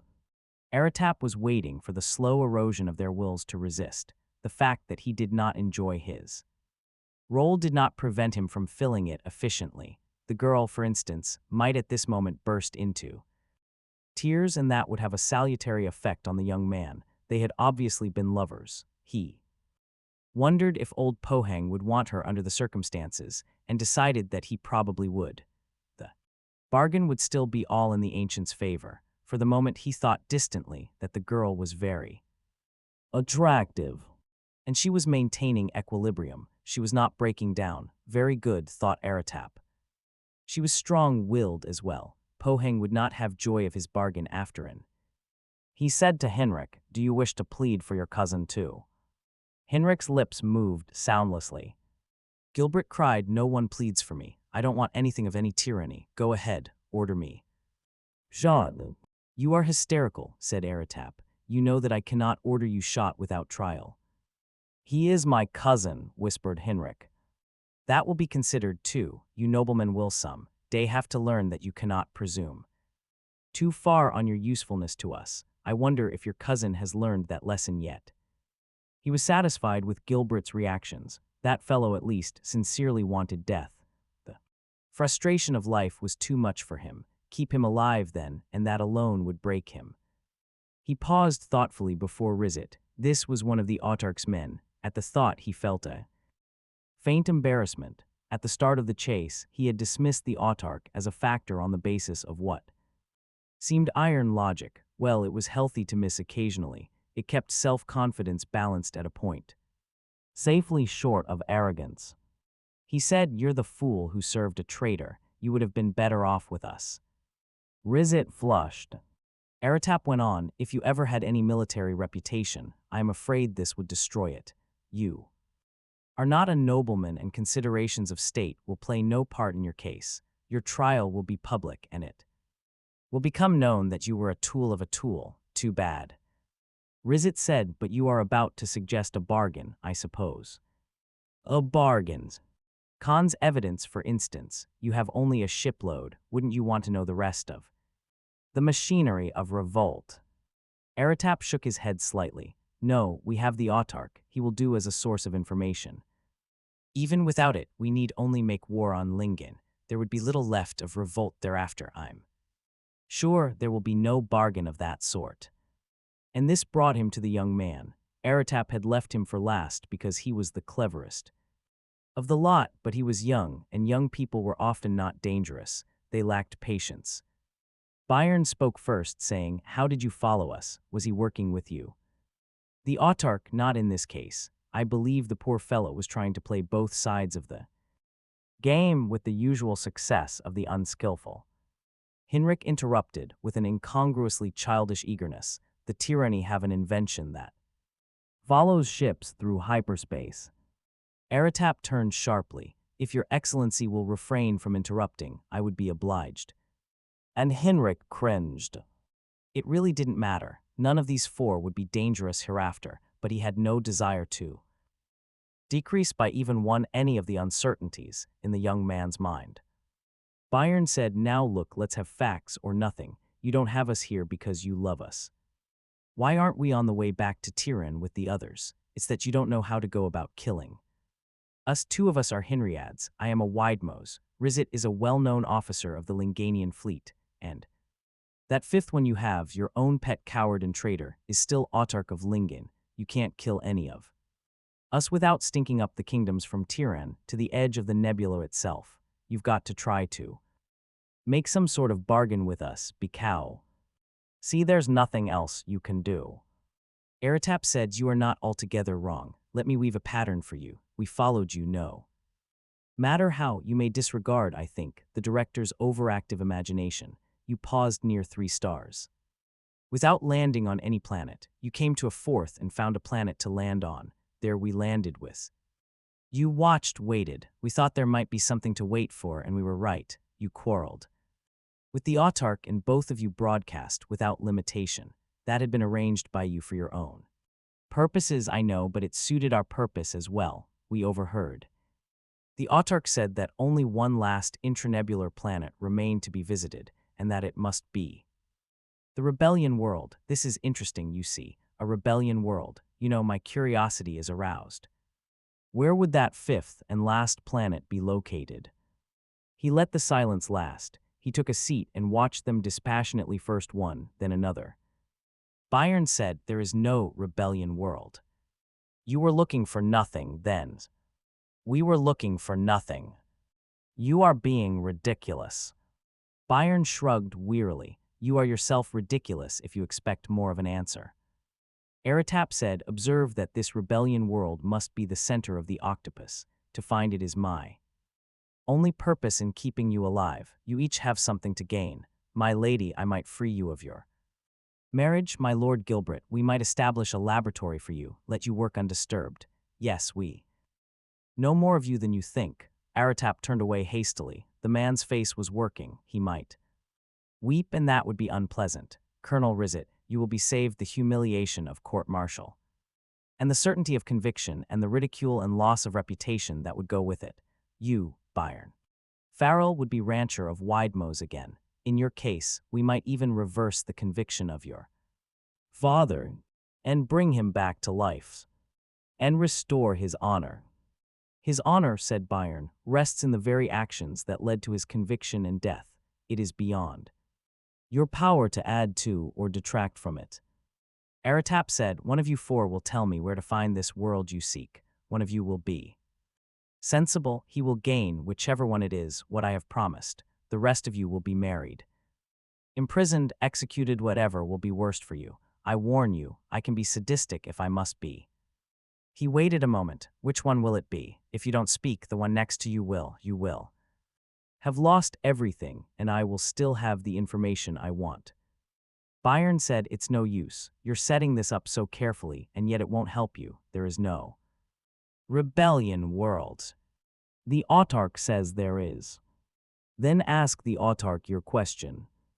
Eratap frowned. The young man was carrying the bluff forward past the point of reason. He said, my own inclination is to deal with one of you. Yet you have dealt with the autarch in the past. Do so again. There is nothing you can sell to us that we are willing to buy from you. Byron looked about him. Right. Artemisia crept closer to him, and her hand folded slowly about his elbow. Rizet nodded curtly, and Gilbert muttered right in a breathless manner. You have decided, said Eratap, and put his finger on the correct knob. The autarch's right wrist was immobilized in a light metal sheath, which was held magnetically tight to the metal band about his abdomen. The left side of his face was swollen and blue with bruise except for a ragged, force-healed scar that seamed it redly. He stood before them without moving after that first wrench which had freed his good arm from the grip of the armed guard at his side. What do you want? I will tell you in a moment, said Eratap. First, I want you to consider your audience. See whom we have here. There is the young man, for instance, whom you planned death for, yet who lived long enough to cripple you and destroy your plans, although you were an autarch and he was an exile. It was difficult to tell whether a flush had entered the autarch's mangled face. There was no single muscle motion upon it. Eratap did not look for one. He went on quietly, almost indifferently. This is Gilbert Oth Hinriad, who saved the young man's life and brought him to you. This is the Lady Artemisia, whom I am told you courted in your most charming manner, and who betrayed you nevertheless for love of the youngster. This is Colonel Rizet, your most trusted military aide, who also ended by betraying you. What do you owe these people, autarch? The autarch said again, what do you want? Information. Give it to me, and you will be autarch again. Your earlier dealings with us would be held in your favor at the Khan's court. Otherwise, I will get it from these, you see. They will be saved and you will be executed. That is why I ask whether you owe them anything, that you should give them the opportunity of saving their life. By yourself being mistakenly stubborn. The autarch's face twisted painfully into a smile. They cannot save their lives at my expense. They do not know the location of the world you seek. I do. I have not said what the information I want is, autarch. There is only one thing you can want. His voice was horsal but unrecognizable. If my decision is to speak, then my autarky will be as before, you say. More closely guarded, of course, amended Aratap politely. Rizit cried out, believe him, and you'll but add treason to treason and be killed for it in the end. The guard stepped forward, but Byron anticipated him. He flung himself upon Rizit, struggling. Backward with him. Don't be a fool, he muttered. There's nothing you can do. The autarch said, I don't care about my autarky or myself, Rizit. He turned to Aratap. Will these be killed? That at least you must promise. His horridly discolored face twisted savagely. That one above all, his finger stabbed toward Byron. If that is your price, it is met. If I could be his executioner, I would relieve you of all further obligation to me. If my finger could control the execution blast, it would be partial repayment, but if not that, at least I will tell you what. He would have you not know. I give you rho, theta, and phi in parsecs and radians, 7,352.43, 1.7836. 5.2112. Those 3 points will determine the position of the world in the galaxy. You have them now. So I have, said Aratap, writing them down. And Rizit broke away, crying, traitor, traitor. Byron caught off balance, lost his grip on the Linganian, and was thrown to one knee. Rizit, he yelled futilely. Rizit, face distorted, struggled briefly with the guard. Other guards were swarming in, but Rizit had the blaster now. With hands and knees, he struggled against the Tyrannian soldiers, hurling himself through the huddle of bodies. Byron joined the fight. He caught Rizit's throat, choking him, pulling him back. Traitor, Rizit gasped, struggling to maintain aim as the autarch tried desperately to squirm. Aside, he fired, and then they disarmed him and threw him on his back.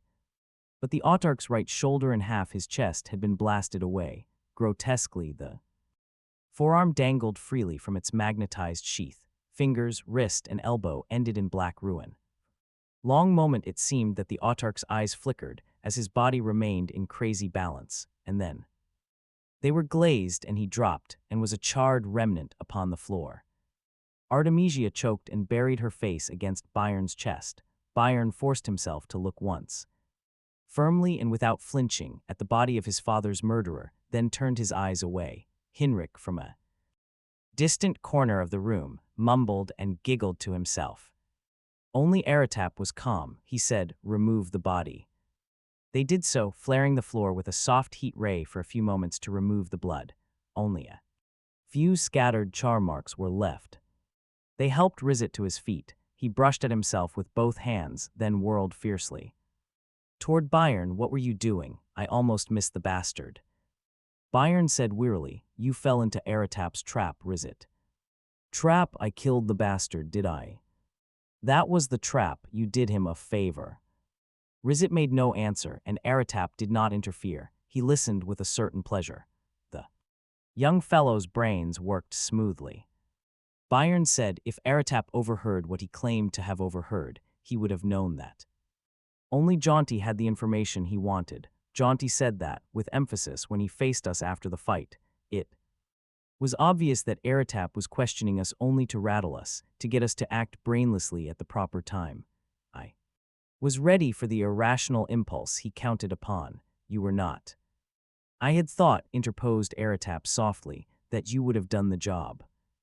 I said Byron would have aimed at you. He turned to Rizit again. Don't you see that he didn't want the autarch alive? The tyranny are snakes. He wanted the autarch's information. He did want to pay for it. He couldn't risk killing him. You did it for him. Correct, said Aratap, and I have my information. Somewhere there was the sudden clamor of bells. Rizit began, all right. If I did him a favor, I did myself one at the same time. Not quite, said the commissioner, since our young friend has not carried the analysis far. Enough, you see, a new crime has been committed, where the only crime is treason against Tyrann. Your disposal would be a delicate matter politically, but now that the autarch of Lingen has been murdered, you may be tried, convicted, and executed by Linganian law, and Tyrann need play no part in it. This will be convenient for And then he frowned and interrupted himself. He heard the clanging and stepped to the door. He kicked the release. What is happening? A soldier saluted. General alarm, sir. Storage compartments. Fire. It is not yet known, see. R. Aratap thought to himself, great galaxy, and stepped back into the room. Where is Gilbert? And it was the first anyone knew of the latter's absence. Aratap said, we'll find him. They found him in the engine room, cowering amid the giant structures, and half dragged, half carried him back to the commissioner's room. The commissioner said dryly, there is no escape on a ship, my lord. It did you no good to sound. The general alarm, the time of confusion, is even then limited. He went on, I think it is enough. We have kept the cruiser you stole, Farrell, my own cruiser, on board ship. It will be used to explore the rebellion world. We will make for the lamented Autark S. Reference points as soon as the jump can be calculated. This will be an adventure of a sort usually missing in this comfortable generation of ours. There was the sudden thought in his mind of his father, in command of a squadron, conquering worlds. He was glad Andros was gone. This adventure would be his alone. They were separated after that. Artemisia was placed with her father, and Rizet and Byron were marched off in separate directions. Gilbert struggled and screamed. I won't be left alone. I won't be in solitary. Aratap sighed. This man's grandfather had been a great ruler, the history books said. It was degrading to have to watch such a scene. He said with distaste, put my lord with one of the others. And Gilbert was put with Byron. There was no speech between them till the corning of spaceship. Night, when the lights turned a dim purple, it was bright enough to allow them to be watched through the televiewing system by the guards, shift and shift about, yet dim enough to allow sleep. But Gilbert did not sleep. Byron, he whispered, Byron. And Byron, roused from a dull semi-drowse, said, what do you want? Byron, I have done it. It is all right, Byron. Byron said, try to sleep, oil. But Gilbert went on, but I've done it, Byron. Aratap may be smart, but I'm smarter. Is that amusing? You don't have to worry, Byron. Byron, don't worry, I've fixed it. He was shaking Byron again. Feverishly. Byron sat up. What's the matter with you? Nothing, nothing, it's all right, but I fixed it. Gilbert was smiling. It was a sly smile, the smile of a little boy who has done something clever. What have you fixed? Byron was on his feet. He seized the other by the shoulders and dragged him upright as well. Answer me. They found me in the engine room. The words were jerked out. They thought I was hiding. I sounded the general alarm for the storage room because I had to be alone for just a few minutes. Very few minutes. Byron, I shorted the hyperatomics. What? It was easy. It took a minute, and they won't know. I did it cleverly. They won't know until they try to jump, and then all the fuel will be energy in one chain reaction, and the ship and us and Aratap and all. Knowledge of the rebellion world will be a thin expansion of iron vapor. Byron was backing away, eyes wide. You did that. Yes, Gilbert buried his head in his hands and rocked to and fro. We'll be dead, Byron, I'm not afraid to die, but not alone, not alone. I had to be with someone. I'm glad I'm with you. I want to be with someone when I die, but it won't hurt. It will be so quick. It won't hurt. It won't hurt. Byron said, fool, madman, we might still have one out but for this. Gilbert didn't hear him. His ears were filled with his own moans. Byron could only dash to the door. Guard, he yelled, guard. Were there hours or merely minutes left? 21. Here. The soldier came clattering down the corridor. Get back in there. His voice was sour and sharp. They stood facing one another. There were no doors to the small bottom-level rooms, which doubled as prison cells, but a force field stretched from side to side, top to bottom. Byron could feel it with his hand. There was a tiny resilience to it, like rubber stretched nearly to its extreme, and then it stopped, giving as though the first initial pressure turned it to steel.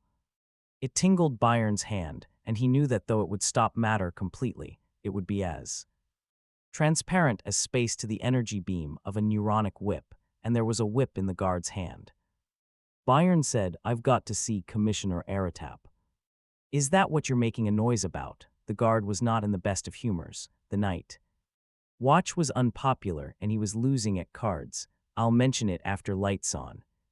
It won't wait, Byron felt desperate. It's important. It will have to wait. Will you get back, or do you want a bit of the whip? Look, said Byron, the man with me is Gilbert Oth Hinriad. He is sick. He may be dying if a Hinriad dies on a Turanian ship, because you will not let me speak to the man in authority. You will not. Have a good time of it. What's wrong with him? I don't know. Will you be quick, or are you tired of life? The guard mumbled something and was off. Bye. Ron watched him as far as he could see in the dim purple. He strained his ears in an attempt to catch the heightened throbbing of the engines as energy concentration climbed to a pre-jump peak, but he heard nothing at all. He strode to Gilbert, seized the man's hair, and pulled his head back gently. Eyes stared into his. Out of a contorted face, there was no recognition in them, only fear. Who are you? It's only me, Byron. How do you feel? It took time for the words to penetrate. Gilbert said blankly, Byron, then, with a quiver of life. Byron, are they jumping? Death won't hurt Byron. Byron let the head drop, no point in anger against Gilbert, on the information he had or thought. It was a great gesture, all the more so since it was breaking him. But he was writhing in frustration. Why wouldn't they let him speak to Aratap? Why would they let him out? He found himself at a wall and beat upon it with his fists. If there were a door, he could break it down. If there were bars, he could pull them apart or drag them out of their sockets by the galaxy. But there was a force field which nothing could damage. He yelled again. There were footsteps once more. He rushed to the open yet not open door. He could not look out to see who was coming down the corridor. He could only wait. It was the guard again. Get back from the field, he barked. Step back with your hands in front of you. There was an officer with him. Byron retreated. The other's neuronic whip was on him unwaveringly. Byron said, the man with you is not Aratap. I want to speak to the commissioner. The officer said, if Gilbert Oth Hinriad is ill, you don't want to see the commissioner. You want to see a doctor. The force field was down, with a dim blue spark showing as contact broke. The officer entered, and Byron could see the medical group insignia on his uniform. Byron stepped in front of him. All right, now listen to me. This ship must jump.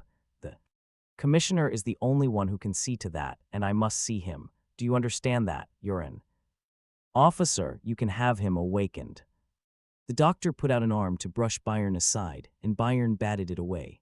The doctor cried out sharply and called, guard, get this man out of here.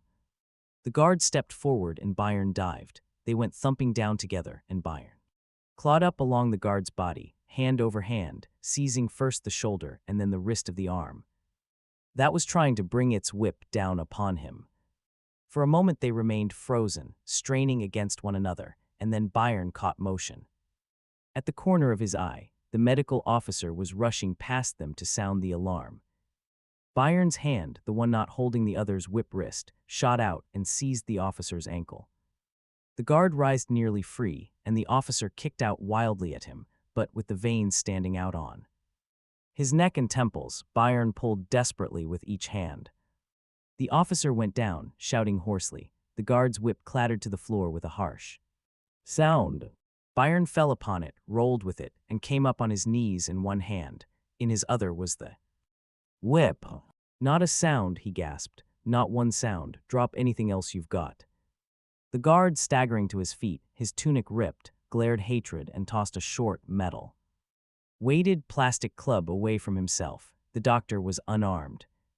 Byron picked up the club. He said, sorry, I have nothing to tie and gag you with and no time. Anyway. The whip flashed dimly once, twice. First the guard and then the doctor stiffened in agonized immobility and dropped solidly, in one piece. Legs and arms bent grotesquely out from their bodies as they lay in the attitude they had last assumed before the whip struck. Byron turned to Gilbert, who was watching with dull, soundless vacuity. Sorry, said Byron, but you too, Gilbert, and the whip flashed a third time. The vacuous expression was frozen solid as Gilbert lay there on his side. The force field was still down, and Byron stepped out into the corridor. It was empty. This was spaceship night, and only the watch and the night details would be up. There would be no time to try to locate Aratap. It would have to be straight for the engine room. He set off. It would be toward the bow, of course. A man in engineer's work clothes hurried past him. "When's the next jump?" called out Byron. "About half an hour," the engineer returned over his shoulder. "Engine room straight ahead." And up the ramp, the man turned suddenly. "Who are you?" Byron did not answer. The whip flared a fourth time. He stepped over the body and went on. Half an hour left. He heard the noise of men as he sped up the ramp. The light ahead was white, not purple. He hesitated, then he put the whip into his pocket. They would be busy. There would be no reason for them to suspect him. He stepped in quickly. The men were pygmies scurrying about the huge matter-energy converters. The room glared with dials, 100,000 eyes, staring their information out to all who would look. Ship this size, one almost in the class of a large passenger liner, was considerably different from the tiny Turanian cruiser he had been used to. There, the engines had been all but automatic. Here they were large, enough to power a city, and required considerable supervision. He was on a railed balcony that circled the engine room. In one corner, there was a small room in which two men handled computers with flying fingers. He hurried in that direction, while engineers passed him without looking at him, and stepped through the door. The two at the computers looked at him. "What's up?" one asked. "What are you doing up here? Get back to your post." He had lieutenant's stripes. Byron said, "Listen to me. The hyperatomics have been shorted. They've got to be repaired." "Hold on," said the second man. "I've seen this man. He's one of the prisoners. Hold him, Lancy." He jumped up and was making his way out the other door. Byron hurdled the desk, and the computer seized the belt of the controlman's tunic and pulled him backward. "Correct," he said. "I'm one of the prisoners. I'm Byron of Widemose, but what I say is true. The hyperatomics are shorted. Have them inspected if you don't believe me." The lieutenant found himself staring at a neuronic whip. He said carefully, "It can't be done, sir. Without orders from officer of the day or from the commissioner, it would mean changing the jump calculations and delaying us hours. Get the authority, then get the commissioner. May I use the communicator?" Hurried. The lieutenant's arm reached out for the flaring mouthpiece of the communicator, and halfway there plummeted down hard upon the row of knobs at one end of his desk. Bells clamored in every corner of the ship. Byron's club was too late. It came down hard upon the lieutenant's wrist. The lieutenant snatched it away, nursing it and moaning over it, but the warning signals were sounding. Guards were rocketing in upon the balcony through every entrance. Byron slammed out of the control room, looked in either direction, then hopped the railing.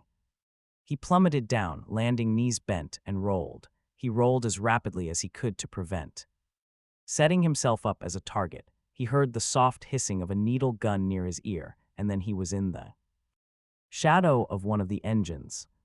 He stood up in a crouch, huddling beneath its curve. His right leg was a stabbing pain. Gravity was high so near the ship's hull, and the drop had been a long one. He had sprained his knee badly. It meant that there would be no more chase. If he won out, it was to be from where he stood. He called out, "Hold your fire, I am unarmed." First the club and then the whip he had taken from. The guard went spinning out toward the center of the engine room. They lay there in stark impotence and plain view.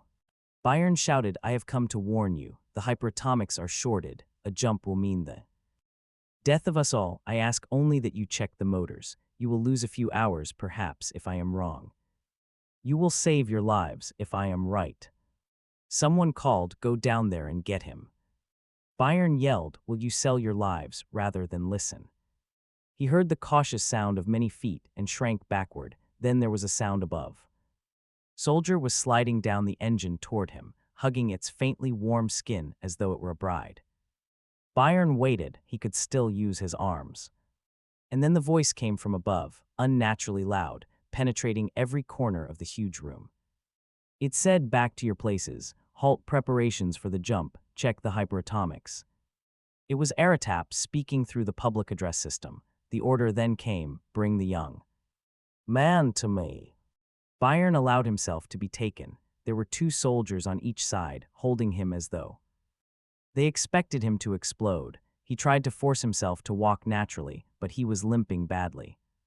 Eratap was in semidress. His eyes seemed different, faded, peering, unfocused. It occurred to Byron that the man wore contact lenses.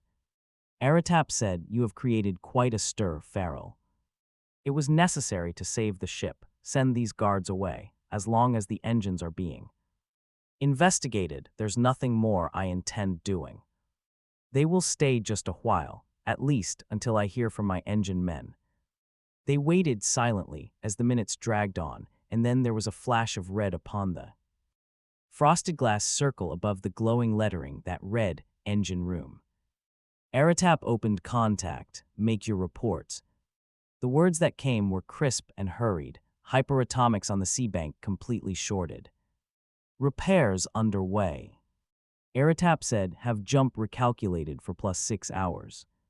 He turned to Byron and said coolly, "You were right." He gestured, the guards saluted, turned on their heels, and left one by one with a smooth precision. Eratap said, "The details, please." Gilbert Oth Hinriad during his stay in the engine room thought the shorting would be a good idea. The man is not responsible for his actions and must not be punished for it. Eratap nodded. He has not been considered responsible for years. That portion of the events will remain between you and me only. However, my interest and curiosity are aroused by your reasons for preventing the destruction of the ship. You are surely not afraid to die in a good cause. "There is no cause," said Byron. "There is no rebellion world. I have told you so already, and I repeat it. Lingen was the center of revolt, and that has been checked. I was interested only in tracking down my father's murderer, the Lady Artemisia, only in escaping an unwanted marriage. As for Gilbert, he is mad." Yet the autarch believed in the existence of this mysterious planet. Surely he gave me the coordinates of something. His belief is based on a madman's dream. Gilbert dreamed something 20 years ago, using that as a basis. The autarch calculated 5 possible planets as the site of this dream world. It is all nonsense, the commissioner said, and yet something disturbs me. "What?" "You are working so hard to persuade me. Surely I will find all this out for myself once I have made the jump. Consider that it is not impossible that in desperation, one of you might endanger the ship, and the other save it as a complicated method for convincing me that I need look no further for the rebellion world. I would say to myself, if there were really such a world, young Farrell would have let the ship vaporize, for he is a young man and romantically capable of dying what he would consider a hero's death. Since he has risked his life to prevent that happening, Gilbert is mad. There is no rebellion world. And I will return without searching further. Am I too complicated for you?" "No, I understand you. And since you have saved our lives, you will receive appropriate consideration in the cons court. You will have saved your life and your cause. No, young sir, I am not quite so ready to believe the obvious. We will still make the jump." "I have no objections," said Byron. "You are cool," said Eratap. "It is a pity you were not born one of us." He meant it as a compliment. He went on, "We'll take you back to your cell now and replace the force field, a simple precaution." Byron nodded. The guard that Byron had knocked out was no longer there when they returned to the prison room. But the doctor was. He was bending over the still unconscious form of Gilbert. Eratap said, "Is he still under?" At his voice the doctor jumped up. "The effects of the whip have worn off, Commissioner, but the man is not young and has been under a strain. I don't know if he will recover." Byron felt horror fill him. He dropped to his knees, disregarding the wrenching pain, and reached out a hand to touch Gilbert's shoulder gently.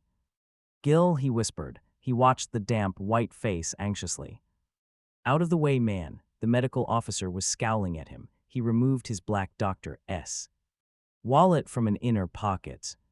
"At least the hypodermics aren't broken," he grumbled. He leaned over Gilbert, the hypodermic. Filled with its colorless fluid, poised, it sank deep and the plunger pressed inward automatically. The doctor tossed it aside and they waited.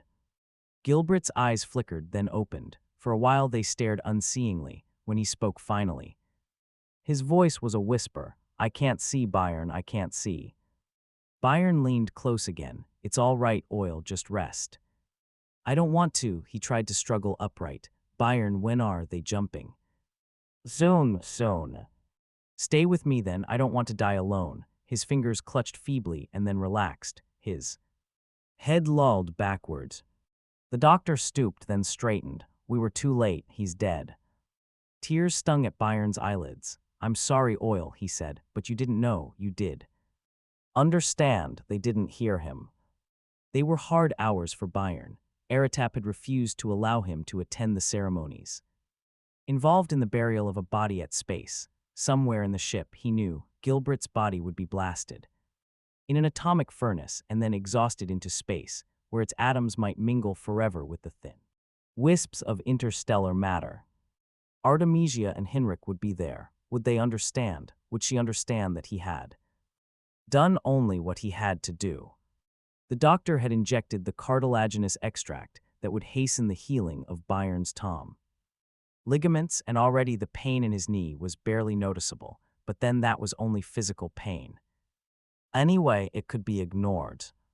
He felt the inner disturbance that meant the ship had jumped, and then the worst time came. Earlier he had felt his own analysis to be correct. It had to be, but what if he were wrong? What if? They were now at the very heart of rebellion. The information would go streaking back to Tiran, and the Armada would gather, and he himself would die knowing that he might have ved the rebellion but had risked a death to ruin it. It was during that dark time that he thought of the document again, the document he had once failed to get. Strange the way the notion of the document came and went. It would be mentioned and then forgotten. There was a mad, intensive search for the rebellion world, and yet no search at all for the mysterious vanished document. Was the emphasis being misplaced? It occurred to Byron then that Eratap was willing to come upon the rebellion world with a single ship. What was that confidence he had? Could he dare a planet with a ship? The autarch had said the document had vanished years before, but then who had it? The tyranny, perhaps. They might have a document the secret of which would allow one ship to destroy a world. If that were true, what did it matter where the rebellion world was, or if it existed at all? Time passed and then Eratap entered. Byron rose to his feet. Eratap said, "We have reached the star in question. There is a star there, the coordinates given us by the autarch were correct. Well, but there is no need to inspect it for planets. The star, I am told by my astrogators, was a nova. Less than 1,000,000 years ago. If it had planets then, they were destroyed. It is a white dwarf now. It can have no planets." Byron stared, then Eratap said, "So you are right. There is no rebellion world." 22. There. All of Eratap's philosophy could not completely wipe out the feeling of regret within him. For a while he had not been himself, but his father over again. He, too, these last weeks had been leading a squadron of ships against the enemies of the Khan. But these were degenerate days, and where there might have been a rebellion world, there was none. There were no enemies of the Khan after all, no worlds to gain. He remained only a commissioner, still condemned to the soothing of little troubles, no more. Yet regret was a useless emotion. It accomplished nothing. He said, "So you are right. There is no rebellion world." He sat down and motioned Byron into a seat as well. "I want to talk to you."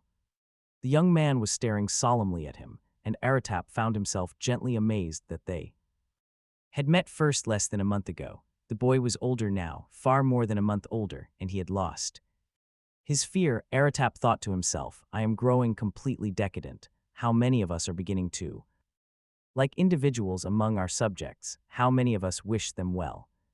He said, "I am going to release the director and his daughter. Naturally, it is the politically intelligent thing to do. In fact, it is politically inevitable. I think, though, that I will release them now and send them back on the Remorseless. Would you care to pilot them? Byron said, Are you freeing me? Yes. Why? You saved my ship and my life as well. I doubt that personal gratitude would influence your actions in matters of state. Eritap was within a hair of laughing outright. He did like the boy. Then I'll give you another reason. As long as I was tracking a giant conspiracy against the Khan, you were dangerous. When that giant conspiracy failed to materialize, when all I had was a Linganian cabal of which the leader is dead, you were no longer dangerous. In fact, it would be dangerous to try either you or the Linganian captives. The trials would be in Linganian courts and therefore not under our full control. They would inevitably involve discussion of the so-called rebellion world, and though there is none, half the subjects of Tyrann would think there might be one after all, that where there was such a deal of drumming, there must be a drum. We would have given them a concept to rally round, a reason for revolt, a hope for the future. The Tyrannian realm would not be free of rebellion this side of a century. Then you free us all. It will not be exactly freedom, since none of you is exactly loyal. We will deal with Lingen in our own way, and the next autarch will find himself bound by closer ties to the Khanate. It will be no longer an associated state, and trials involving Linganians will not necessarily be tried in Linganian courts. Hereafter, those involved in the conspiracy, including those in our hands now, will be exiled to worlds nearer Tyrann, where they will be fairly harmless. You yourself cannot return to Nephilos and need not expect to be restored to your ranch. You will stay on Rhodia, along with Colonel Rizet. Good enough, said Byron, but what of the Lady Artemisia's marriage? You wish it stopped. You must know that we would like to marry each other. You said once there might be some way of stopping the Tyrannian affair. At the time I said that I was trying to accomplish something. What is the old saying? The lies of lovers and diplomats shall be forgiven them. But there is a way, Commissioner. It need only be pointed out to the Khan that when a powerful courtier would marry into an important subject family, it may be motives of ambition that lead him on. Subject revolt may be led by an ambitious Tyrannian as easily as by an ambitious Linganian. Eritap did laugh this time. You reason like one of us, but it wouldn't work. Would you want my advice? What would it be? Marry her yourself quickly. A thing once done would be difficult to undo under the circumstances. We would find another woman for Pohang. Byron hesitated, then he put out a hand. Thank you, sir. Eritap took it. I don't like Pohang particularly anyway. Still, there is one thing further for you two. Remember, don't let ambition mislead you. Though you marry the director's daughter, you will never yourself be director. You are not the type we want. Eritap watched the shrinking Remorseless in the visiplate and was glad the decision had been made. The young man was free. A message was already on its way to Tyrann through the subether. Major Andros would undoubtedly swell into apoplexy, and there would not be wanting men at court to demand his recall as commissioner. If necessary, he would travel to Tyrann. Somehow he would see the Khan and make him listen. Given all the facts, the King of Kings would see plainly that no other course of action was possible, and thereafter he could defy any possible combination of enemies. The Remorseless was only a gleaming dot now, scarcely distinguishable from the stars that were beginning to surround it now that they were emerging from the nebula. Rizet watched the shrinking Tyrannian flagship in the visiplate. He said, so the man let us got. You know, if the tyranny were all like him, damned if I wouldn't join their fleet. It upsets me in a way. I have definite notions of what tyranny are like, and he doesn't fit. Do you suppose he can hear what we say? Byron set the automatic controls and swiveled in the pilot's seat. No, of course not, he can follow us through hyperspace as he did before, but I don't think he can put a spy beam on us. You remember that when he first captured us, all he knew about us was what he overheard on the fourth planet. No more. Artemisia stepped into the pilot room, her finger on her lips. Not too loudly, she said, I think. He's sleeping now. It won't be long before we reach Rhodia, will it, Byron? We can do it in one jump, Arda. Aratap had it calculated for us. Rizit said, I've got to wash my hands. They watched him leave, and then she was in Byron's arms. He kissed her lightly on forehead and eyes, then found her lips as his arms tensed about her. The kiss came to a lingering and breathless end. She said, I love you very much, and he said, I love you more than I can say. The conversation that followed was both as unoriginal as that and as satisfying. Byron said after a while, will he marry us before we land? Artemisia frowned a little. I tried to explain that he's director and captain of the ship and that there are no tyranny here. I don't know though. He's quite upset. He's not himself at all, Byron, after he's rested. I'll try again. Byron laughed softly. Don't worry, he'll be persuaded. Rizit's footsteps were noisy as he returned. He said, I wish we still had the trailer. There is room here to take a deep breath. Byron said, we'll be on Rhodia in a matter of hours. We'll be jumping soon. I know, Rizit scowled, and we'll stay on Rhodia till we die, not that I'm complaining. Overloud, I'm glad I'm alive, but it's a silly end to it all. There hasn't been any ending, said Byron softly. Rizit looked up. You mean we can start all over? No, I don't think so. You can, perhaps, but not. I'm too old, and there's nothing left for me. Lingen will be dragged into line, and I'll never see it again. That bothers me most of all, I think. I was born there and lived there all my life. I won't be but half a man. Anywhere else, you're young, you'll forget Nephilos. There's more to life than a home planet, Tedor. It's been our great shortcoming in the past centuries that we've been unable to recognize that fact. All planets are our home planets.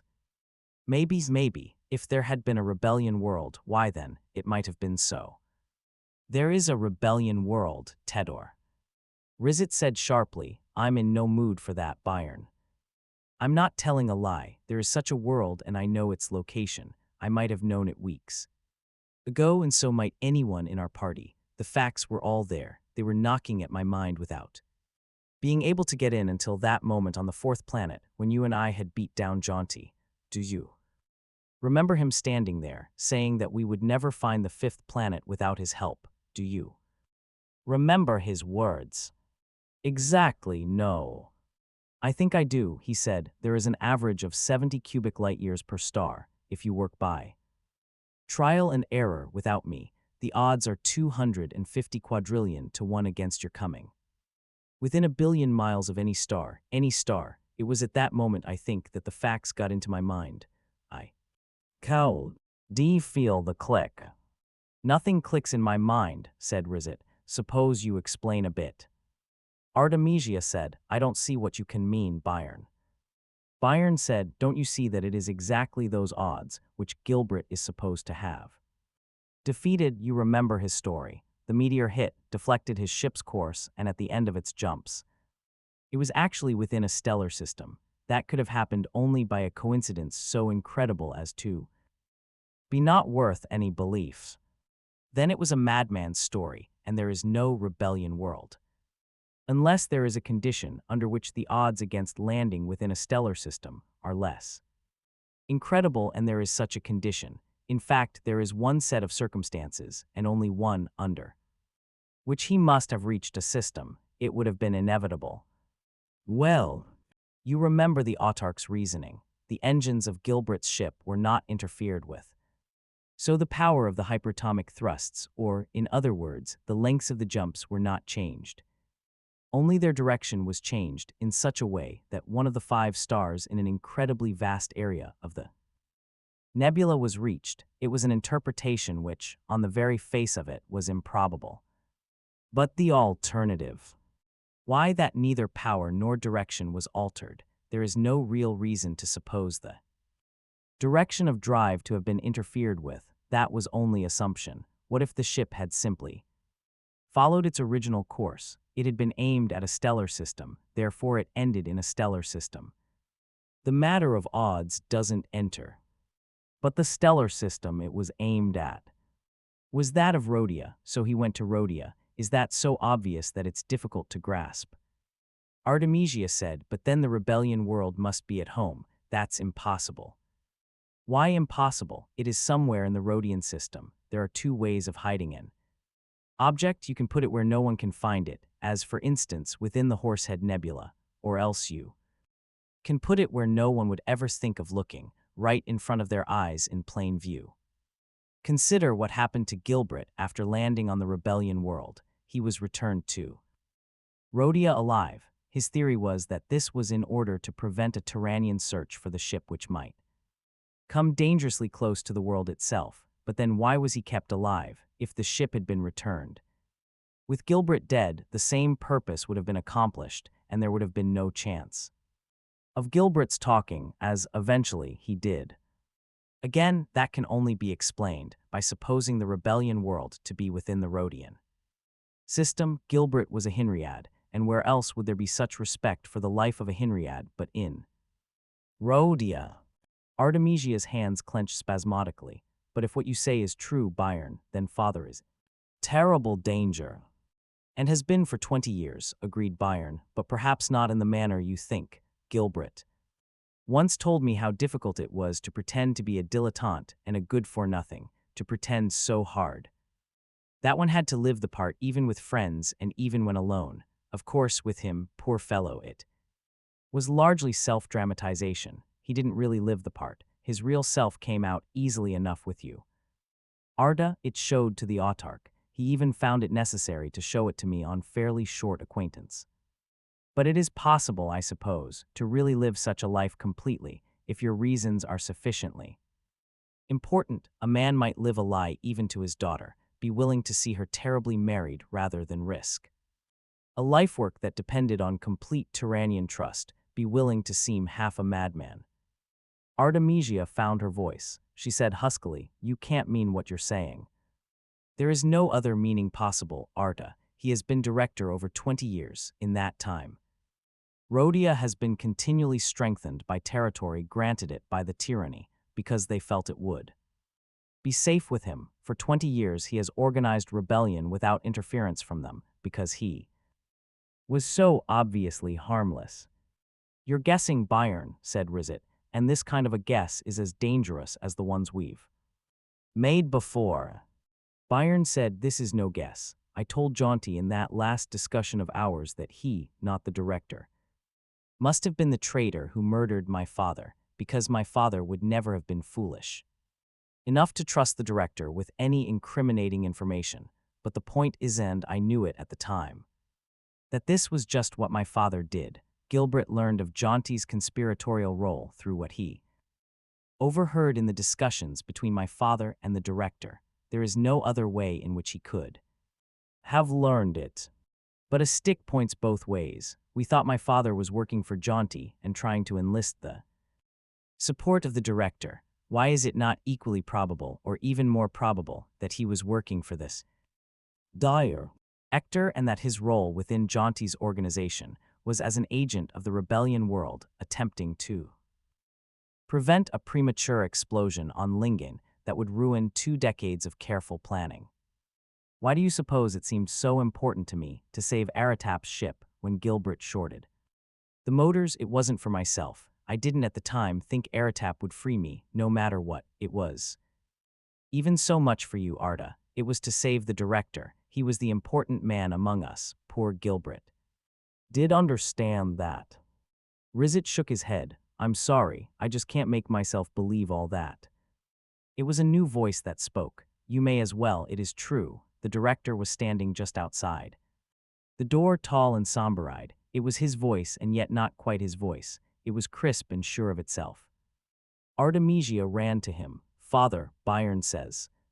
I heard what Byron said. He was stroking her hair with long, gentle motions of the hand. "And it is true. I would even have let your marriage take place." She stepped back from him, almost in embarrassment. "You sound so different. You sound almost as if I weren't your father." He said it sadly. "It will not be for long, Arda, when we are back on Rhodia. I will be as you knew me, and you must accept me so." Rizet stared at him, his usually ruddy complexion as gray as his hair. Byron was holding his breath. Hinrich said, "Come here, Byron." He placed a hand on Byron's shoulder. There was a time, young man, when I was ready to sacrifice your life. The time may come again in the future. Until a certain day, I can protect neither of you. I can be nothing but what I have always seemed. Do you understand that?" Each nodded. "Unfortunately," said Hinrich, "damage has been done. 20 years ago, I was not as hardened to my role as I am today. I should have ordered Gilbert killed, but I could not. Because I did not, it is now known that there is a rebellion world and that I am its leader." "Only we know that," said Bayern. Hinrich smiled bitterly. "You think that because you are young. Do you think Eratap is less intelligent than yourself? The reasoning by which you determine the location and leadership of the rebellion world is based on facts known to him, and he can reason as well as you. It is merely that he is older, more cautious, that he has grave responsibilities. He must be certain. Do you think he released you out of sentiment? I believe that you have been freed now for the same reason you were freed once before, simply that you might lead him farther along the path that leads to me." Bayern was pale. "Then I must leave Rhodia." "No, that would be fatal. There would seem no reason for you to leave, save the true one. Stay with me and they will remain uncertain. My plans are nearly completed. 1 more year, perhaps, or less. But, Director, there are factors you may not be aware of. There is the matter of the document for which your father was searching." "Yes." "Your father, my boy, did not know all there was to know. It is not safe to have anyone in possession of all the facts. The old rancher discovered the existence of the document independently in the references to it in my library. I'll give him credit. He recognized its significance, but if he had consulted me, I would have told him it was no longer on Earth." "That's exactly it, sir. I am certain the tyranny have it." "But of course not. One have it. I've had it for 20 years. It was what started the rebellion world. For it was only when I had it that I knew we could hold our winnings, once we had won. It is a weapon, then. It is the strongest weapon in the universe. It will destroy the tyranny and us alike, but will save the nebular kingdoms. Without it, we could perhaps defeat the tyranny, but we would only have exchanged one feudal despotism for another, and as the tyranny are plotted against, we would be plotted against. We and they must both be delivered into the ashcan of outmoded political systems. The time for maturity has come as it once came on the planet Earth, and there will be a new kind of government, a kind that has never yet been tried in the galaxy. There will be no khans, no autarchs, directors, or ranchers. "In the name of space," roared Rizet suddenly, "what will there be?" "People." "People, how can they govern? There must be some one person to make decisions. There is a way. The blueprint I have dealt with a small section of one planet, but it can be adapted to all the galaxy." The director smiled. "Come, children, I may as well marry you. It can do little more harm now." Bayern's hand tightly enclosed Artemisia's, and she was smiling at him. They felt the queer inward twinge as the remorseless made its single precalculated jump. Bayern said, "Before you start, sir, will you tell me something about the blueprint you mentioned, so that my curiosity will be satisfied and I can keep my mind on Arta?" Artemisia laughed and said, "You had better do it, father. I couldn't bear an abstracted groom." Hinrich smiled. "I know the document by heart. Listen."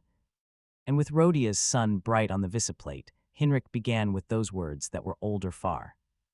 Older than any of the planets in the galaxy, save one. "We, the people of the United States, in order to form a more perfect union, establish justice, ensure domestic tranquility, provide for the common defense, promote the general welfare, and secure the blessings of liberty to ourselves and our posterity, do ordain and establish this Constitution for the United States of America."